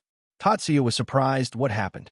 She pointed towards his chin and lips before hesitantly saying, "Didn't that just come out of me? ITLL feel weird if you kiss me now." Tatsuya was a bit stunned. Seeing this, she hurriedly tried to explain. "Imagine if I had something on my lips and tried to kiss you, wouldn't it feel weird for you too?" It wasn't that she had lost her arrogant or sassy nature, but circumstances didn't allow her to let loose. She could only try to convey her point reasonably. "You're not wrong." Tatsuya had an amused smile on his face. This little girl had quite a quirky personality. She was the first to ever be bothered by something like this. Sakayanagi heaved a sigh of relief, but her face soon began to heat up as Tatsuya started showing her affection. Seeing him so enthusiastic made her a bit happy. Her chest, no. Her entire body had been a bit of an insecurity for her. Well, a bit might be an understatement. But she couldn't deny her feelings being somewhat validated as Tatsuya played with her weak spot without any hint of dislike. Had she not seen the beast-like behavior of Chabashira-sensei, she would have had the misunderstanding he was into kids. Sakayanagi was left momentarily stunned by the encounter. Time passed, and her focus returned as she noticed the object resting on her stomach. The sheer size of it had her gulping in shock. It was pressed against her stomach, and she felt the heat from it. She looked at Tatsuya hesitantly. Tatsuya looked at her and offered a reassuring smile. Sakayanagi could only hold onto his arms in dread. 160, Chapter 155. Emma was worth, I was prepared to rip her apart, to torture her to my amusement. But this turn of events has certainly left me surprised. Glancing at her flushed face, full of nervousness, I couldn't help but smile softly. She's cute. It was too large. I had changed the size earlier because I thought it would be funny, but Sakayanagi won't be able to handle this. No matter how logic-bending this world was, at this scale she was going to end up with internal injuries. So, being merciful, I began to shrink it. I made careful, measured adjustments until everything fit perfectly, just shy of going too far. Don't think going too far is pleasurable. Sakayanagi looked at me with a somewhat confused expression, and I understood her. She must have been expecting to face some kind of pain, but since I like her cuteness, I'm going to go easy on her. Just follow my movements. I try to speak in a way that'll let her relax, though. I think that's not possible considering she saw what I did to Chobashiro-sensei earlier. I held her gently as we began to sway to the music. Sakayanagi seemed jittery, making small, unsteady movements. She turned her head away in embarrassment, and I chuckled. She clung to me. Slower, she muttered, huffing. I raised a brow and slowed our pace. I added more force to my movements despite the slower pace, as if I wanted to push deeper. Just because I decided to be gentle didn't mean I wouldn't enjoy myself. While holding her close, I nibbled gently on her collarbone while my hands held her waist tightly. Soon I felt tension building, and I hugged her closely. Sakayanagi shuddered as I finished inside her. The heat made her tremble, and she curled her toes. Slowly I separated from her and let things settle. I looked down at her tired visage and rubbed my chin. She was small, extraordinarily so compared to me. Her smooth, pretty face had beads of sweat rolling down it, and her hair was sprawled behind her. She's beautiful. I couldn't help but think so. Looking at her, the desire in my heart grew. I really wanted to see what jade beauties were like. Just how different could they be to this representation of petite beauty in front of me?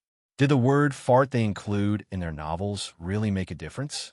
I swear to God, if I'm disappointed, I'll return to Earth and harm their wives or girlfriends in front of them before making them raise my children. Then I'll let my children be with their wives, and the children of my children will be with them, and so on. Once I'm satisfied, I'll just kill them all and return to do whatever I'm doing. Anyways, we're getting off track. Move over. I spoke as gently as possible, and Sakayanagi looked at me with bewilderment. More? She seemed to be somewhat expectant, but she tried to hide it. Intimacy was supposed to be a pleasurable experience in the first place. And with my abilities and experience, how could she resist wanting more? Yes, not being patient, I pulled her close. She yelped and looked at me with grievance-filled eyes. However, it didn't last long as she jerked forward and grabbed the sheets of the bed. I began pushing her once again, not letting her see clean. Amasawa was stunned.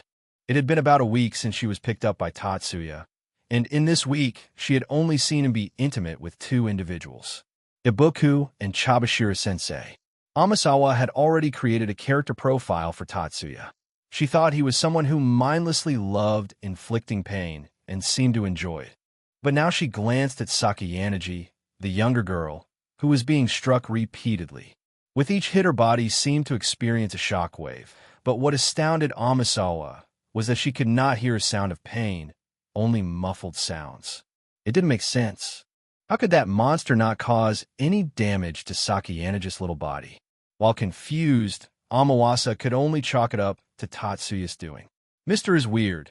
Perhaps if I can understand why he's being gentle to her, they'll get to know him more. Maybe he's more than just a monster villain. Amasawa couldn't help but frown. It really makes me wonder what my role is. It can't seriously just be tagging along. Mr. seems to consider his next destination dangerous, so why bring a burden like me along? Humans have self-preservation instincts, even more so for White Room students who had experienced multiple deaths in simulations. My beauty? Amasawa scoffed inwardly. She wouldn't overestimate herself. While she did have perfect skin and an extremely toned yet mature body, thanks to the White Room, it wasn't far off from Sakayanagi. Amasawa was superior, but not to the point of clouding Tatsuya's judgment. For now, Amasawa could only theorize that he wanted an equally evil sidekick that could be of use. For that, he might grant her powers similar to his. Amasawa's eyes twinkled as she looked at the wild couple in bed with a mischievous look. No matter, the moment she took his hand in the White Room, she had prepared herself. Fate was mysterious. She stopped thinking about his reasons. After all, only Tatsuya himself could know the exact reason why he was bringing Amasawa along.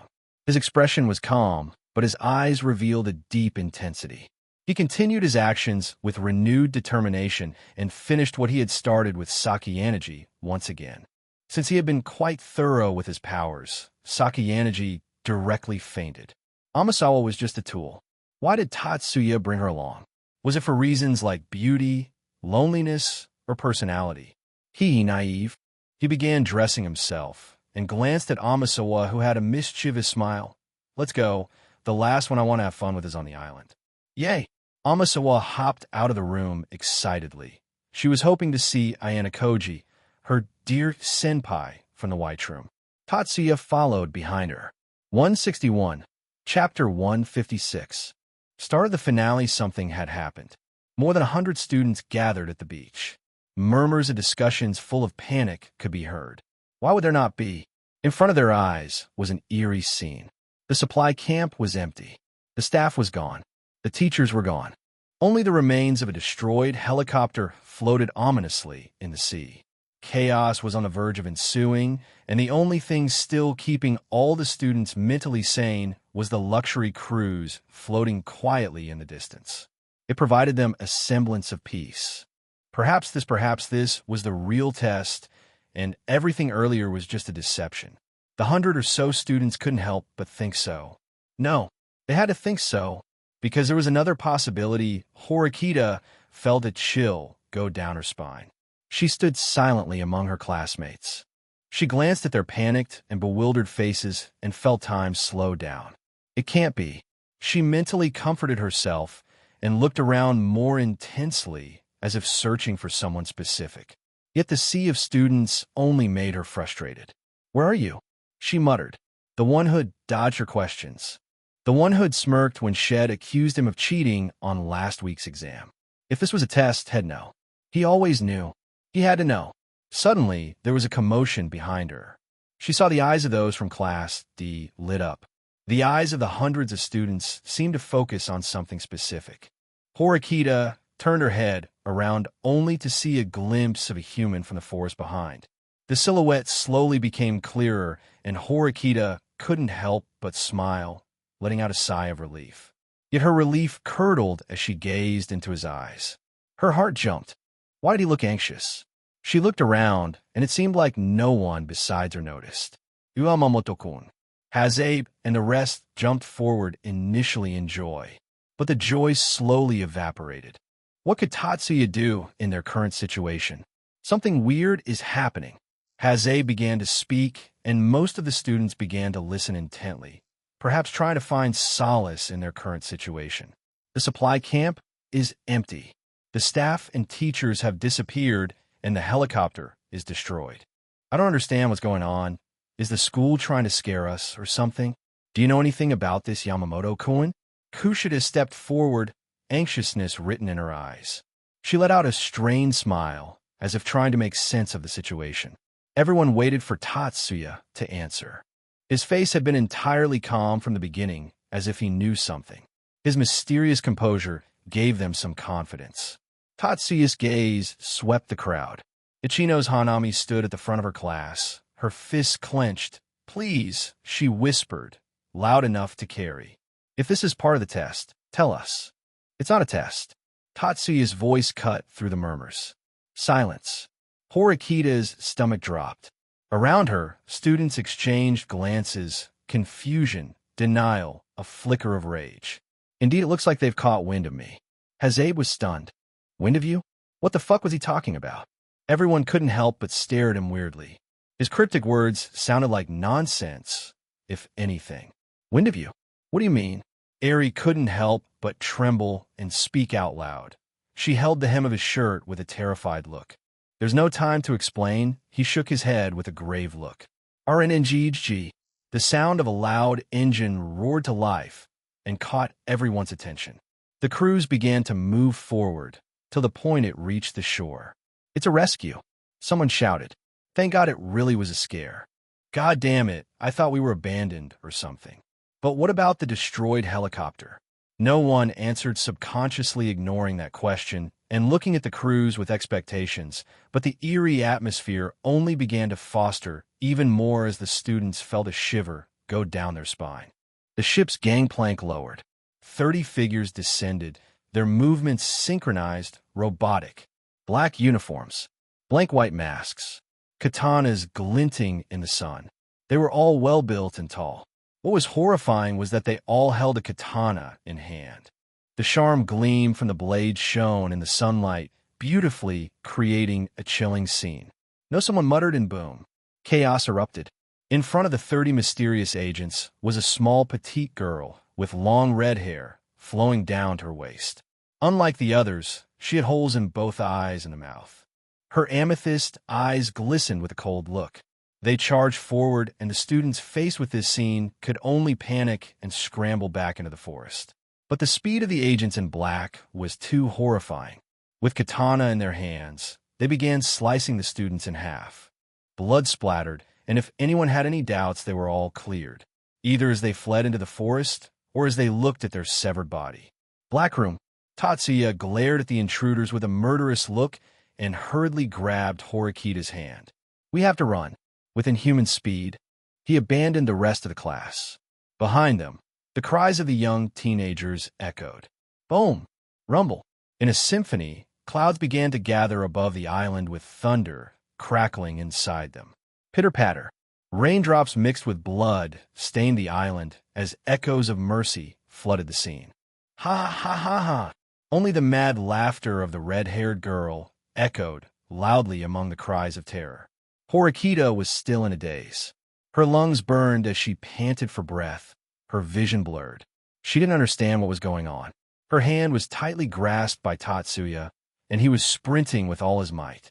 What is this speed? The speed shocked Horikita.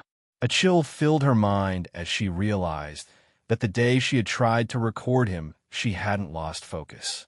He had truly blitzed her. As her thoughts became chaotic, the cold chill brought by the rain woke her up. What the hell is going on? Horikita tried her best to not panic, but the students behind her were getting slaughtered. No one could match Tatsuya's speed, and she could only squint her eyes to see the fleeting figures of familiar students. Her mind buzzed, but Tatsuya did not answer. He moved with all his might, and only after finding a secluded spot did he enter it. He roughly pushed Horikita inside and used rocks to cover the entrance of the small cave. Only when there was barely any light coming in did he stop and squat down with the bewildered Horikita. His gaze was full of complex emotions, and Horikita felt her mind slowly calm down. She looked at Tatsuya, her eyes seeking answers. His cryptic response at the beach was still fresh in her mind. Please explain." Tatsuya's eyes flickered with incredible grief and rage. It took him some time to calm down, as all his emotions seemed to merge into endless sorrow. Horikita felt her heart grip with sympathy as Tatsuya looked at her and moved his lips. "This is all my fault." 162. Chapter 157. Her feelings. Horikita shivered slightly as drops of cold water slid down her body. The cave's damp chill clung to her skin as she wrapped her arms around herself, trying to ignore the faint tremors in her hands. She looked at Tatsuya, his expression heavy with remorse. Her mind buzzed as she tried to piece together the meaning behind his words. "Your fault?" she asked, her voice barely above a whisper. Tatsuya nodded and sat down beside her. The cave was small, their shoulders brushing as he settled in. Horikita didn't have the energy to care about the closeness. "It's hard to explain," he began, running a hand through his wet hair. "But I'll simplify it for you. I'm a product of a biological experiment." "Experiment?" Horikita's brow furrowed, her voice tinged with disbelief. "Yes, don't overthink it. It's exactly as you're imagining. I was born and raised in a lab, subjected to countless experiments." "What kind of experiments?" She turned toward him, her eyes wide with a mix of curiosity and unease. "And why you?" "I wasn't special. Just one of many test subjects. The goal was to create perfect humans." Horikita's mind raced. "Wait, if you were raised as a test subject, your story about your family and sister?" Her voice trailed off. a flicker of disappointment crossing her face. The reason she had begun to sympathize with him, to grow closer, was his tragic story about his sister and not being able to see her in her final moments. If that was a lie, it wasn't a lie, Tatsuya said, his voice soft but firm. My sister really did die. I've only met my family twice, and the second time I was told she was gone. It was the last straw. I couldn't take it anymore. I rebelled and escaped. Horikita listened quietly, her gaze fixed on his face. She searched his eyes for any hint of deception, but found only pain. I thought I could be safe if I joined ENHS. He continued, but I didn't expect our first special exam to be on an island. What's the name of this organization? She asked, her voice steady despite the storm of emotions inside her. Blackroom, Tatsuya answered without hesitation. Horikita lowered her head, avoiding his gaze. It's hard to believe, she admitted. I know, but I believe you. Tatsuya blinked, surprised. Really? Yes. She shook her head. Everything makes sense now. Your strength. The people outside her voice faltered as she glanced toward the cave's entrance, where the faint sound of distant screams still lingered. She was just a young girl. How could she not be frightened by the thought of armed men hunting them down? The memory of their blades, slicing through the air, sent a shiver down her spine. She hugged herself tighter, trying to stifle the tears threatening to spill. Then, warmth enveloped her. Tatsuya pulled her into his arms, his embrace firm but gentle. His hand moved in slow, soothing circles on her back. It's going to be okay, he murmured. He'll protect you. Horikita leaned into him, her face buried against his chest. She didn't speak, but her trembling gradually subsided. It's not empty words, he added. Just an hour. That's all we need. The government will send people to investigate. I asked Chabashira-sensei out of curiosity earlier, and she said if no one responds, they'll send support. You don't have to console me, Horikita whispered, her voice shaking. I know we're probably going to die, even if the government sends help. How many people will it be? Will they have soldiers? Firearms? I'm sorry, Tatsuya said, his voice heavy. Even if I surrender, they won't let anyone live. They'll hunt down everyone who is on this island. But I promise you we'll survive. Horikita looked up, her eyes glistening with unshed tears. How? I'm the only successful test subject in 20 years. They won't risk losing me. They'll threaten to kill myself if they don't let you go. Her breath hitched. You do that? For you? Yes. Horikita stared at him, her heart pounding. His expression was calm, almost reassuring, but she could see the resolve burning in his eyes. Thank you, she whispered, her voice barely audible. Tatsuya's arms tightened around her. You don't have to thank me. For a moment, they sat in silence. Horikita's mind raced, torn between fear and a strange sense of comfort. How sad, Tatsuya said suddenly, breaking the silence. I was excited to win the island exam. The comment caught her off guard, and a small, unexpected laugh escaped her lips. She quickly stifled it, her face flushing as she remembered their conversation on the cruise ship. Her laughter faded as she became acutely aware of their position. She could feel the warmth of his body, the steady rhythm of his heartbeat, the strength of his arms around her. She should pull away, she thought, but she didn't. Instead, she tightened her grip on his shirt, her fingers trembling.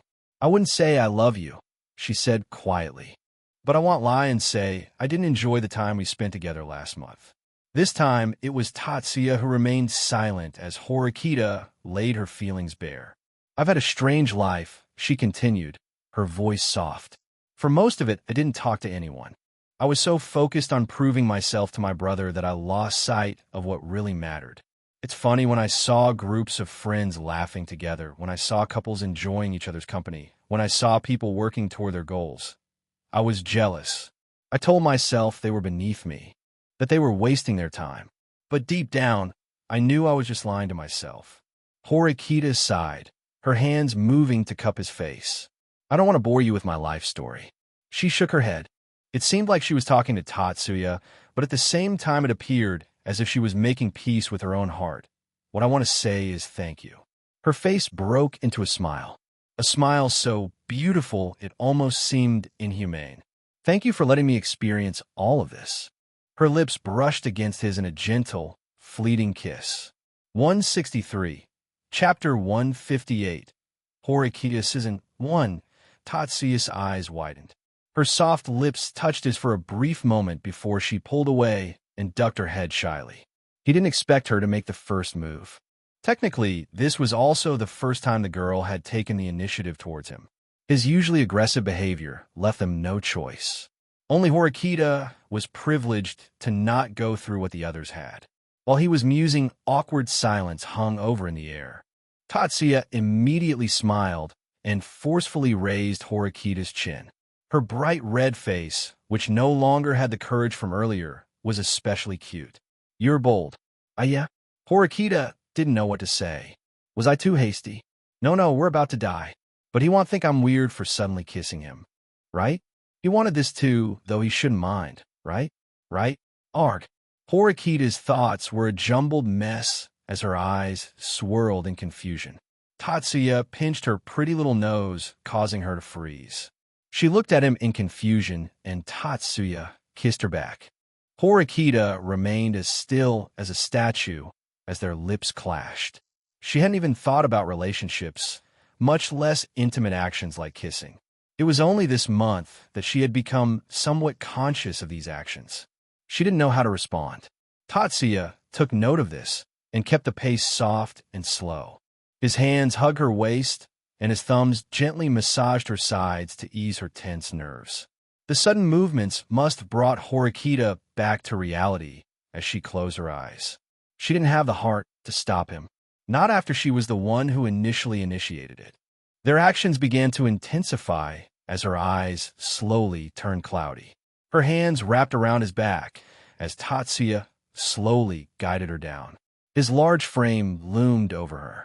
She was breathing heavily as her body trembled with strong emotion. She felt an overwhelming wave of sensation. This feeling was so foreign that Horikita felt surprised. "Are you okay?" Tatsuya asked as he looked at her. He was curious about her mental state. Was she really fine with engaging in such vulgar activities while the rest of the students were being slaughtered outside? Horikita, much to his surprise, was instead confused by his question. "I am. I don't know why I've never done this before." Her voice lowered. "I'm sorry if I'm bad at it." Tatsuya froze in place as he looked at the mumbling beauty. Her gorgeous eyes were fixed on him as if hoping he would console her. Tell her that she wasn't bad at all, that he enjoyed it. "I loved it." His response included kissing her again, not giving her a chance to recuperate. In reality, his mind was preoccupied with heavy thoughts. Perhaps harming every single one of the girls wasn't the right choice. He could actually form meaningful bonds with one or two. Horikita was cuter than he imagined. But Tatsuya knew better. This was just a slight urge. An urge that would disappear as soon as it emerged. The heat, the atmosphere, the intensity, it all led to their clothes becoming scattered on the floor. The ground was slightly rough, so Tatsuya used their clothes as cover and laid Horikita on it. Horikita was sweating, whether it was from nervousness or not. He didn't know. Tatsuya had prepared himself long ago, though it wasn't anything out of the ordinary. To Tatsuya, the moment of contact didn't matter as much as what came after. The moment he was inside, he would adjust and fill her up completely. He didn't immediately enter her. Instead, he picked up her legs and began to please her. Horikita couldn't take the embarrassment of looking at Tatsuya while he was between her legs. She clamped her mouth shut with one hand, and the other grabbed the clothes on the ground. She stared at the ceiling of the cave with scattered thoughts. Horikita couldn't believe that only after a few months of joining school would she find herself in such a situation with such a person. It was surreal. From enemies to strangers to friends to whatever this was. Could she call it love? Who she let out a soft breath. Could she call Tatsuya her boyfriend? Horikita felt her heart thump with excitement, her cheeks warming as something unspoken lingered between them. She could feel a strange, pulsing ache building inside her, as if her body were longing for something. Horikita peeked down, and her gaze drifted toward him with hesitance. Is that really going to happen? Before she could finish her thoughts, Her body jerked in surprise as a shudder went down her spine. As if she wasn't in control anymore, she could feel something shoot out of her body. The relief was instant. Her body dropped with a thump, and she took a few heavy breaths.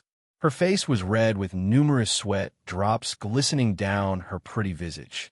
Tatsuya pulled his tongue out and looked at Horikita with a soft smile. Horikita's embarrassment reached its peak as she noticed the liquid dripping down his face. Tatsuya leaned towards her and adjusted his posture. He positioned himself to make sure he was just barely touching her and brought his face closer to hers while staying on top of her. He looked at the girl, hiding her face with both hands, and chuckled. 164. Chapter 159. Horikita 2. He forcefully pulled her hands apart and was faced with a glare from watery red eyes. We haven't even started talking about it. I didn't take you for the shy type. It's because my emotions are a mess right now. Katana-wielding men are killing people outside while I know. Tatsuya spoke slowly, but if we don't have this conversation now, then we might never. I really love you. Horikita didn't like it at all. She couldn't stand how he could say such words to her face without hesitation. It caused the poor girl's heart to ache. She looked away. You don't have to be so nervous. Here, take a look at it. Tatsuya moved in front of her on his knees and pushed himself towards her face. Horikita noticed the musky scent and turned her head in surprise. She caught her breath as she turned around and did her best to not scream in surprise. She couldn't make any sounds that would attract attention. You. She glared at him with anger, but her eyes instantly dropped to his exposed naked body right in front of her. Her mind froze as she looked at it. This yes. Tatsuya didn't offer any more words. Horikita slowly regained her calm as she looked. She began examining him. She considered him to be big when she saw him from afar, but now being so close, she considered him to be even bigger. It was a simple but clear command. Horikita reached out with her hand subconsciously and slowly brought it closer. She recoiled a little when she had it a few inches away, but she, filled with courage, touched the tip with the palm of her hand. It's hot. She was fascinated as she held him in her hand. He was aroused and a bit wet. Come on, go ahead. She followed his lead. Horikita swallowed saliva, steadied her nerves, and reached out with both hands to gently hold his arm. Wow, your touch is calming, Horikita. So soft and delicate, Tatsuya said with a few deliberate remarks to ease the mood between them. Thank you? She ended up thanking him for the comment almost automatically. She didn't know how else to respond to such a compliment. It was the first time someone was praising the skin of her hands. Being flattered and excited to have a man enjoy her company so intensely was something so surreal and unexpected to Horikita, but at the same time, those very ideas were what made her heart race. She became more attentive and engaged due to the encouragement. Horikita was so focused on her task and how her hand became slick with his arousal that she didn't notice him grabbing her from behind the head and trapping her lips with his. Horikita was startled, but it didn't take long for her to open her mouth and reciprocate that kiss. Horikita's soft, breathless sounds, muffled by that kiss, let themselves be heard. Horikita was melting as she held close to Tatsuya. He held her gently, and the two drew closer, lost in each other. She felt it throbbing in her palm, and the thrill of pleasing him made her grasp him with both hands, increasing the intensity of her attention as she let herself be carried away by the heat of the moment until he finally sighed with release. Ah! She broke away from the kiss and let out a cute squeal as things suddenly became messy. Some spilled not only onto her hand, but also her face and a good portion of her chest. Oops, sorry, Horikita. I guess I should have warned you, he said with a smile, not at all sorry for what he did. Things got messy how Horikita took a moment as she realized what he had done. He made a mess all over her clothes. She looked down at herself and felt embarrassed as she saw the stains he had left on her outfit. That's a lot of mess. She wiped her face with her hand, still catching her breath. So this is what it's like. By now, her hesitation and nervousness were long gone. She looked at herself and felt troubled. Close your eyes. Huh? Why? Horikita looked at him in confusion. He'll give you a surprise. All right. She closed her eyes, and only a second later, she felt something odd. Where did the dampness from earlier go? She opened her eyes in shock and noticed all the moisture on them was gone. What the hell? She looked at Tatsuya incredulously. How did you do that? Tatsuya smirked. Black room. Horikita deadpanned, though her expression served to make her even more beautiful. Her sublime beauty led Tatsuya to kiss her once again. Their tongues matched each other's pace, and Horikita's tense body began to relax once more. Tatsuya broke the kiss and hugged her tightly. Don't worry, he whispered before leaning in closer. Horikita was an athletic girl, so the moment felt less daunting. Slowly, he drew her near, and she responded in kind, her body pressing against his. She bit her lower lip and her nails dug into his back. She knew it might have felt overwhelming for him, but she couldn't help it. The moment was intense and unfamiliar, unlike anything she had imagined. A deep longing stirred within her, and Tatsuya began to move, drawing her closer with each passing moment. Not too much, Horikita cried out, but Tatsuya ignored her. At first his movements were slow, but they gradually picked up the pace. His body pressed against hers as Horikita shifted back and forth, her reactions growing more intense. The clash of flesh made a smacking sound reverberate in the cave, showcasing Tatsuya's enthusiasm. 165, Chapter 160. Horikita Suzun, Final, Wait MH. Horikita tried to make him stop, but all she got in response was another smack. He pulled her closer, causing her to latch her legs around his back. Tatsuya increased his pace and pressed closely against her one last time. He always made sure to match his rhythm with his partner's. They both held onto each other tightly for a moment before relaxing. Tatsuya slowly pulled back and looked at the huffing Horikita. How'd it feel? Not so bad, right? Horikita pouted in response to his teasing and turned her head away. It was all right. Horikita wasn't brave enough to admit that she enjoyed it. How could she have known that she was under the effect of various lewd abilities? Don't relax too much. We're not done yet. We're not.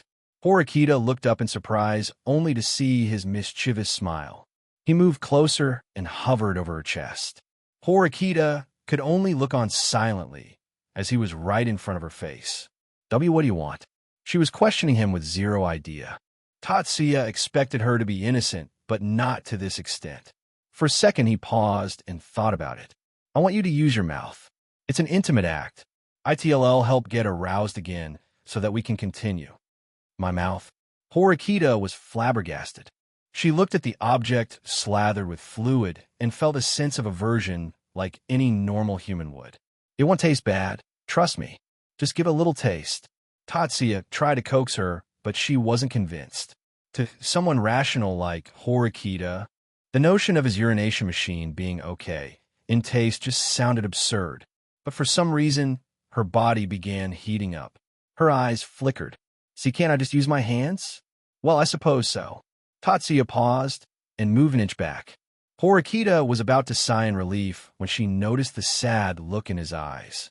She felt her heart constrict. She cursed his sublime facial features as she hurriedly grabbed the treat and gave a quick taste with her eyes closed. She retreated immediately as her tongue moved slightly. She scrunched her pretty face, anticipating a foul taste. But vanilla? Horikita blurted out in surprise. It's vanilla. She moved her face forward and grabbed him with some force. Tatsuya's lips twitched as he ignored the pain. After grabbing him, she began giving it some long licks. Every time her tongue would trace his skin, she would flap her lips as if taste testing. Her expression slowly began to become brighter. Looking at her cute yet sharp face, Tatsuya felt a rush of emotion well up inside him. He couldn't contain himself any longer and gently placed his hands on Horikita's head, leaning in closer to her.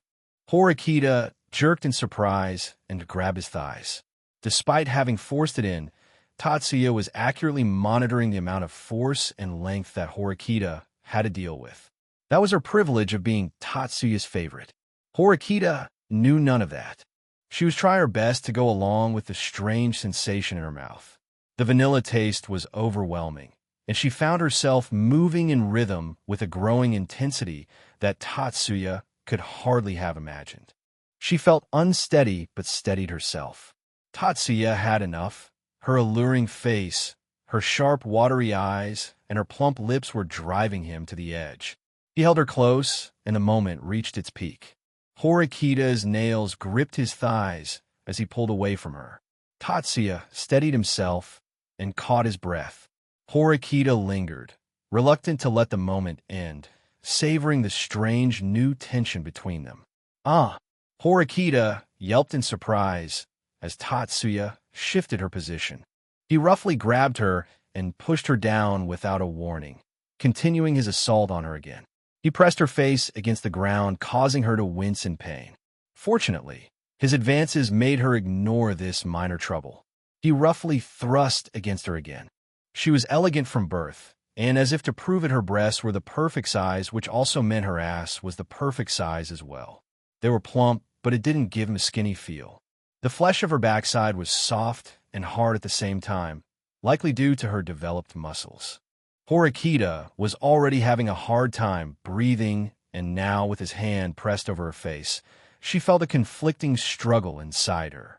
The intensity of the moment was overwhelming, stirring mixed feelings she couldn't quite reconcile.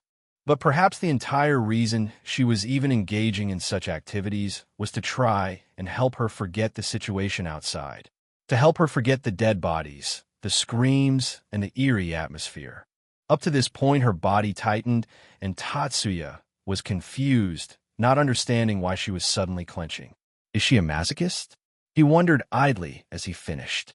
Tatsuya smiled as he looked at the exhausted Horikita. She was lying on her back, staring at the ceiling with mixed emotions. "Is this love?" she asked, her body shivering in hidden delight despite having just been through something intense. Tatsuya never really knew what love was. He wasn't being edgy or anything, but he never really understood why anyone could sacrifice or put themselves in danger for others. Of course, he knew the meaning and emotions behind it, but he never felt these emotions himself, and he probably won't going forward. Was he a flawed human being? Perhaps, but what exactly is a flaw? If love causes irrational behavior and mindless actions, is it not a flaw? Or is the very concept of not feeling love a flaw? Nonetheless, that didn't stop him from answering her. Love is whatever you feel like it is. Really? Horikita was stunned. For some reason, she felt a huge weight lift off her shoulders. "I see." She smiled. "I guess there's really no need to complicate it." She looked at Tatsuya, and her smile brightened. "I love you." Tatsuya remained silent at her confession before letting out a sigh. Under her confused gaze, he raised his hand and struck her neck. "I love you too, I guess." 166, Chapter 161. I am you, you are me, we are one. 1. Tatsuya looked at the unconscious girl with tender eyes. He cast clean before addressing her. Picking her up in his arms and a princess, Carrie, he left the cave. Immediately, sunlight shone down on them in pieces as the leaves of the numerous trees shielded them. Tatsuya walked towards the shore of the island calmly, and it didn't take him long to notice numerous dead bodies. All children who had yet to begin life. With indifferent eyes, Tatsuya ignored them and reached the shore. He immediately noticed something odd. A red-haired girl was sitting in the distance. Behind her were several other girls, all unconscious. But what made him curious was the body in front of the red-haired girl. With his superhuman eyes, he could see the body was still twitching in response to the red-haired girl's movement. Tatsuya closed in on her. Amasawa. The red-haired girl was stunned and turned back. Despite having a mask over her face, the excitement in her eyes was clear to see. "Master." Tatsuya raised a brow but didn't call her out for it. She could call him whatever she liked. Amasawa threw the mask away and smiled brightly, seeing him accept the nickname. "This one was giving you quite the hateful glare, so I gave him some special treatment." Tatsuya placed Horikita among Ichinos, Hazabe, Kushida, Kei, Sakura, Hiyori, and a few others. They were all the pretty ones from each class and everyone ever involved with Tatsuya. He looked over Amasawa's shoulder and his lips twitched. "Hirata?" "Yes." The pathetic, still alive, and tortured man was Hirata. Tatsuya sighed and couldn't even be bothered to describe his state. He clicked his fingers and burnt his body to ashes. I considered him a good friend. I'm not pleased with what you did. Tatsuya looked at Amasawa sternly before staring at the dark clouds in the sky. It was no longer raining, nor were there any signs of lightning. Given up, have you? Tatsuya smiled and started conversing with the system. Meanwhile, Amasawa was given a fright. She could practically taste the frigid coldness in his voice. He was quite likely mad at her. She frowned and adjusted her mindset once again. She shouldn't do anything uncalled for and stick to listening orders. It wasn't exactly her fault. She thought that since they were leaving the world, Tatsuya didn't care about anyone. For those he did care about, he instructed her in advance, which were the girls. The army wielding the katanas were all blood clones, so they didn't need to be briefed. While she was lost in thought, she quickly noticed something and froze in surprise. A golden thread seemed to escape Tatsuya's chest and circled in front of them for a few brief seconds.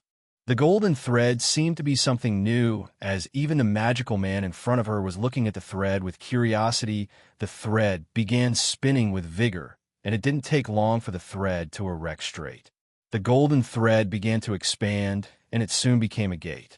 Amasawa looked at the world behind the gate in fascination. It was pure white, an endless stretch of white. It reminded her of the White Room. By the time she came back to her senses, she saw Tatsuya walk into the gate. "Kulme." That was all he said, and Amasawa ran behind him. It was serene. That was my first thought as I stepped into the so-called heavenly realm. Is this really it? A frown inevitably etched across my face as I gazed at the sky of this endless white domain. Yes, host. I really like knowing things that don't concern me at the moment. I ignored Amasawa's bewildered gaze. She might be wondering why I was talking to myself, but it was okay. It's Amasawa after all. As for why I was questioning the system, the fragmented sky, which appeared similar to a broken mirror, was enough to warrant suspicion. Surely the grandiose heavenly realm could not be like this. Absurd. Heavenly spirits that have not reached the fourth tier are not actually considered one. They're called pseudo-spirits. Pseudo-spirits aren't given the right to join the heavenly realm till they form their own heavenly domain. Heavenly spirits without domains and those with domains are leagues apart. If we were to go to a world of a fourth-tier heavenly spirit, would be detected and instantly killed. Pseudo-spirits, huh? Even heavenly spirits have a childhood phase. How adorable. Anyways, where's the heavenly spirit? It's hiding itself. Is that Scorn? The cold melodic voice, which had remained emotionless all this time, was quite apparent with its disdain. Can't lie, her voice does sound hot like this. Can I command it to keep this tone? Thoughts for later, I guess. Bring it out.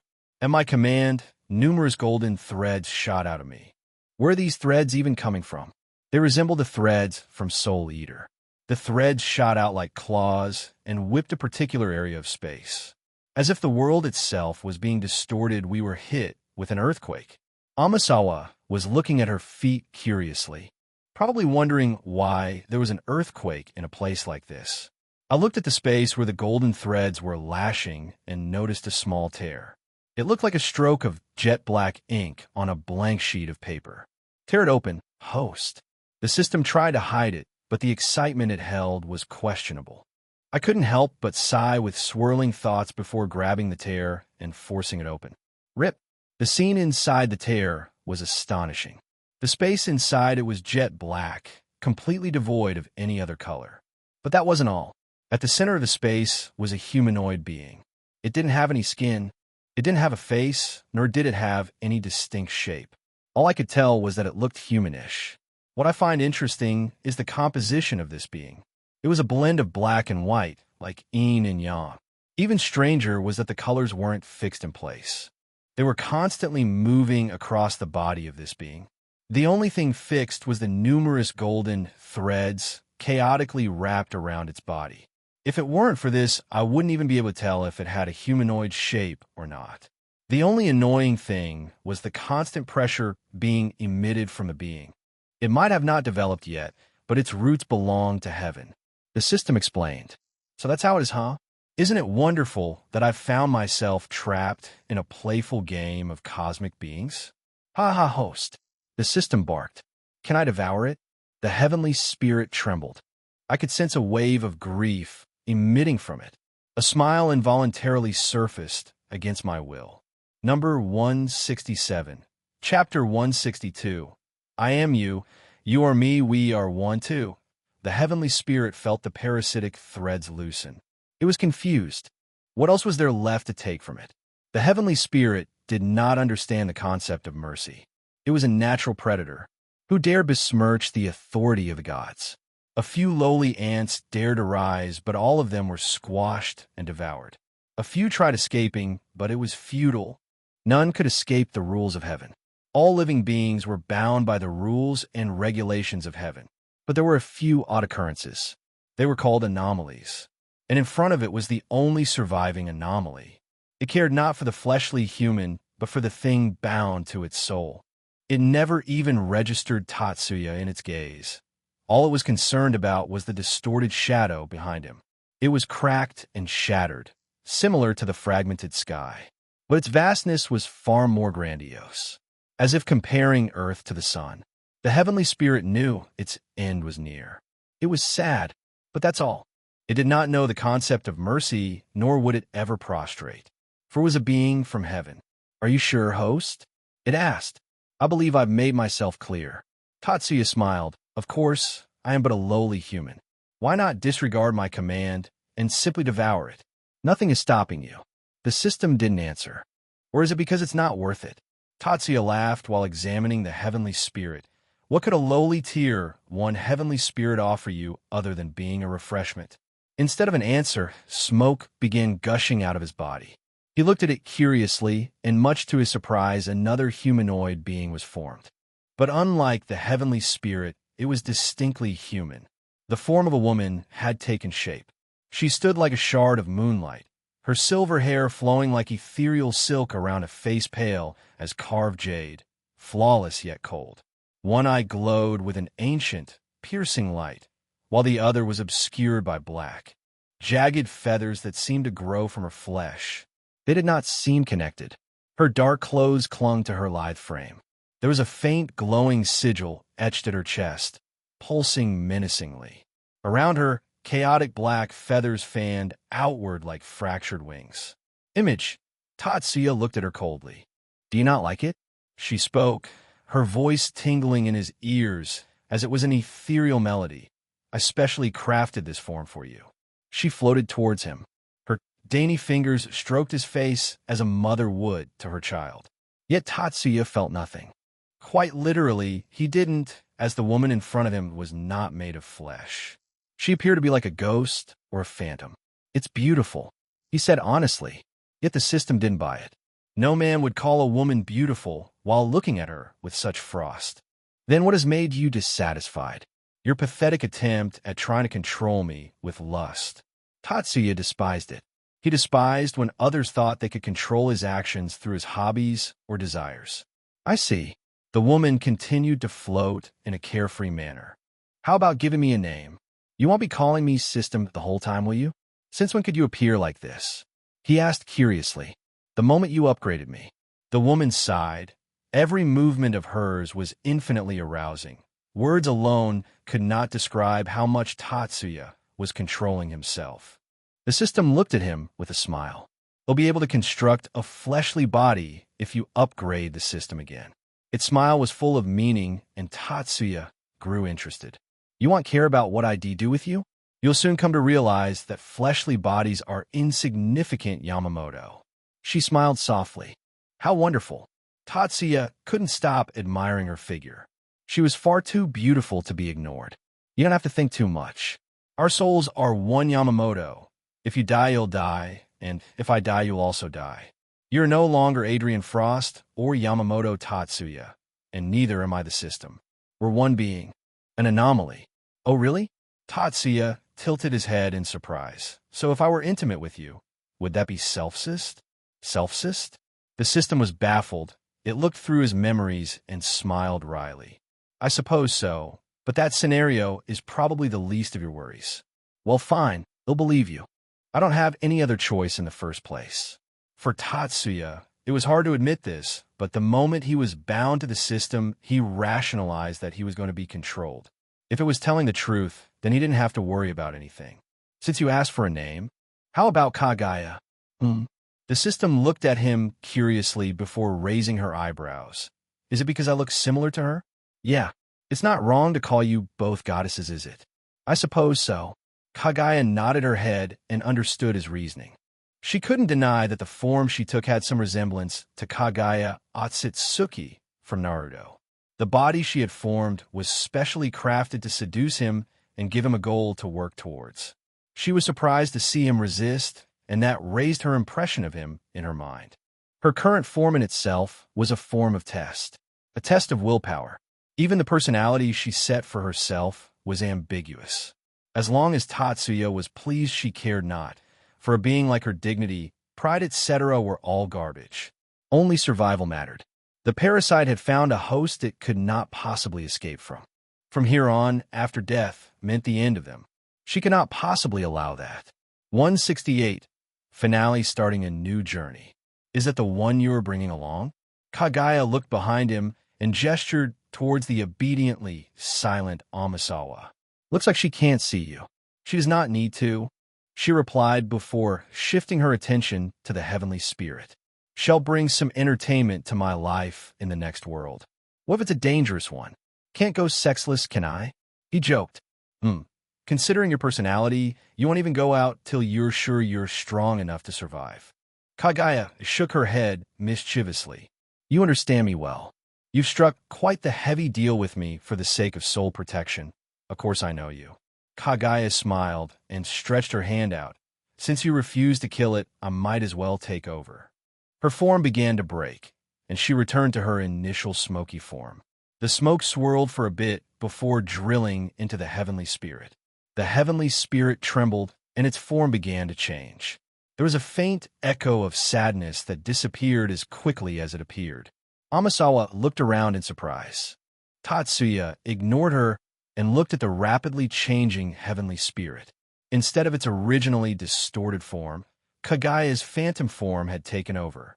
Smoke erupted from the emotionless Kagaya, and another Kagaya was formed. The emotionless Kagaya had replaced the heavenly spirit and would now act in its stead. I replaced it. Since you want to keep this world, I can maintain it for a few hundred years at most. I'm not a real heavenly spirit, so I can't sustain it. Why can only heavenly spirits sustain these worlds? Tatsuya frowned as he noted this point. Kagaya frowned as well before shaking her head in dismay. My memories are blurry. Unless I regain my true form, I can't tell. All I know is that it's because of rules and regulations. Kagaya shook her head once again. Nonetheless, Yamamoto Tatsuya, it is time to leave.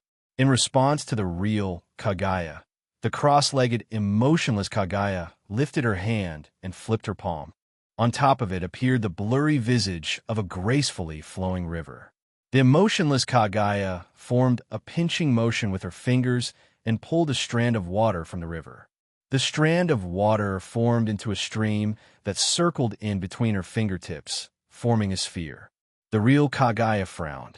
I've underestimated it. I can't maintain this world for more than 200 years. That sphere indicates that I've stopped time for this world. She sighed, but eventually I till overload. The sphere will burst, and time will continue to flow naturally. Once time flows, this form of mine will disintegrate, and the world will collapse. That's fine. It's just a world. It's not like I have some deep attachment to it. Were it not that I knew that devouring this world poses no benefit for you, I would have let you do it. You're correct. We are a tier, one being to begin with. Consuming the origin source of another tier 1 brings no benefits. Kagaya nodded. Only by becoming a true tier 3 being can we invade the realm of true heaven and slowly devour the real heavenly spirits without being discovered. She paused and sat down in front of Tatsuya. Observe this. Tatsuya followed her lead and sat down in front of her.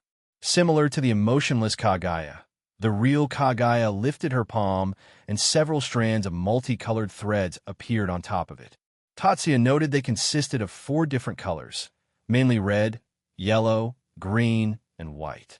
These are the bridges I've connected to different worlds. Kagaya had now discarded any sort of personality she was acting out. Tatsuya noted that her aura now resembled that of a cold, emotionless machine. The colors of the bridge were originally black, but I've changed it to explain some things for you. Let me guess. Tatsuya raised his hand. The red threads belong to dangerous worlds. The yellow threads mean dangerous but survivable. The green mean worlds I will still be able to dominate should I choose to, and the white threads should indicate worlds like Classroom of the Elite. Right? Correct. Kagaya nodded with satisfaction and raised her palm. The red ones I won't allow you to select, though I know you want. Tatsuya listened silently. You can choose the green worlds if you want, but I won't recommend it. It will be a waste of time. I suppose I don't need to talk about the white threads. You wouldn't want to waste world essence to travel to a useless world. Ultimately, I do recommend choosing a yellow world despite the risks. If you don't act recklessly, we can immediately become Tier 3 beings. All right, I'll go with your suggestion. Tatsuya curiously poked the threads, but they didn't budge. It was as if he was poking a rock. Then, choose one of the yellow threads. That'll be the world you'll move to. You want to tell me the identity of them? I can't. I can only sense the essence of the worlds and determine their level. That's disappointing. Nonetheless, he plucked one of the threads and the rest disappeared. The yellow thread swirled and formed into a majestic gate. Let's hope the world is exciting. Tatsuya smiled broadly and looked at Kagaya. Have you done what I asked you to do earlier? I have. It was a good choice to discard all of the useless abilities you gained from more world essence. Kagaya looked at Amisawa and her pale eyes glinted. Do you know she floated in front of Tatsuya, but his gaze was fixed on the gate behind her. Kagaya didn't mind this and simply appeared in front of him. With gentle movements, she cupped his face as if she wasn't just a phantom. You've made me realize how lucky I am to have chosen you as my host. May we eternally prosper till there is none but us. She let out a smile so enchanting that even Tatsuya was bewitched. He stared at her in a daze before breaking into a soft smile. He looked at the docile Amisawa before shaking his head. I hope so. Amisawa, who had been curiously observing him, felt an ominous shiver go down her spine. She had a lot of questions. She looked at the yellow gate with some surprise and came to a conclusion. Tatsuya was talking to something she couldn't observe. The echo of grief from earlier should be related to it. Amisawa kept her doubts to herself and decided to ask later. She saw Tatsuya stand in front of the gate in silence. A moment later, he turned around and smiled at her lovingly. Let's go. Amisawa smiled in response. They both disappeared into the yellow gate, and the emotionless Kagaya watched the yellow gate close and vanish. She let out a sweet smile. Hope is worth no more than a delusion. She returned to her initial state, and everything went silent.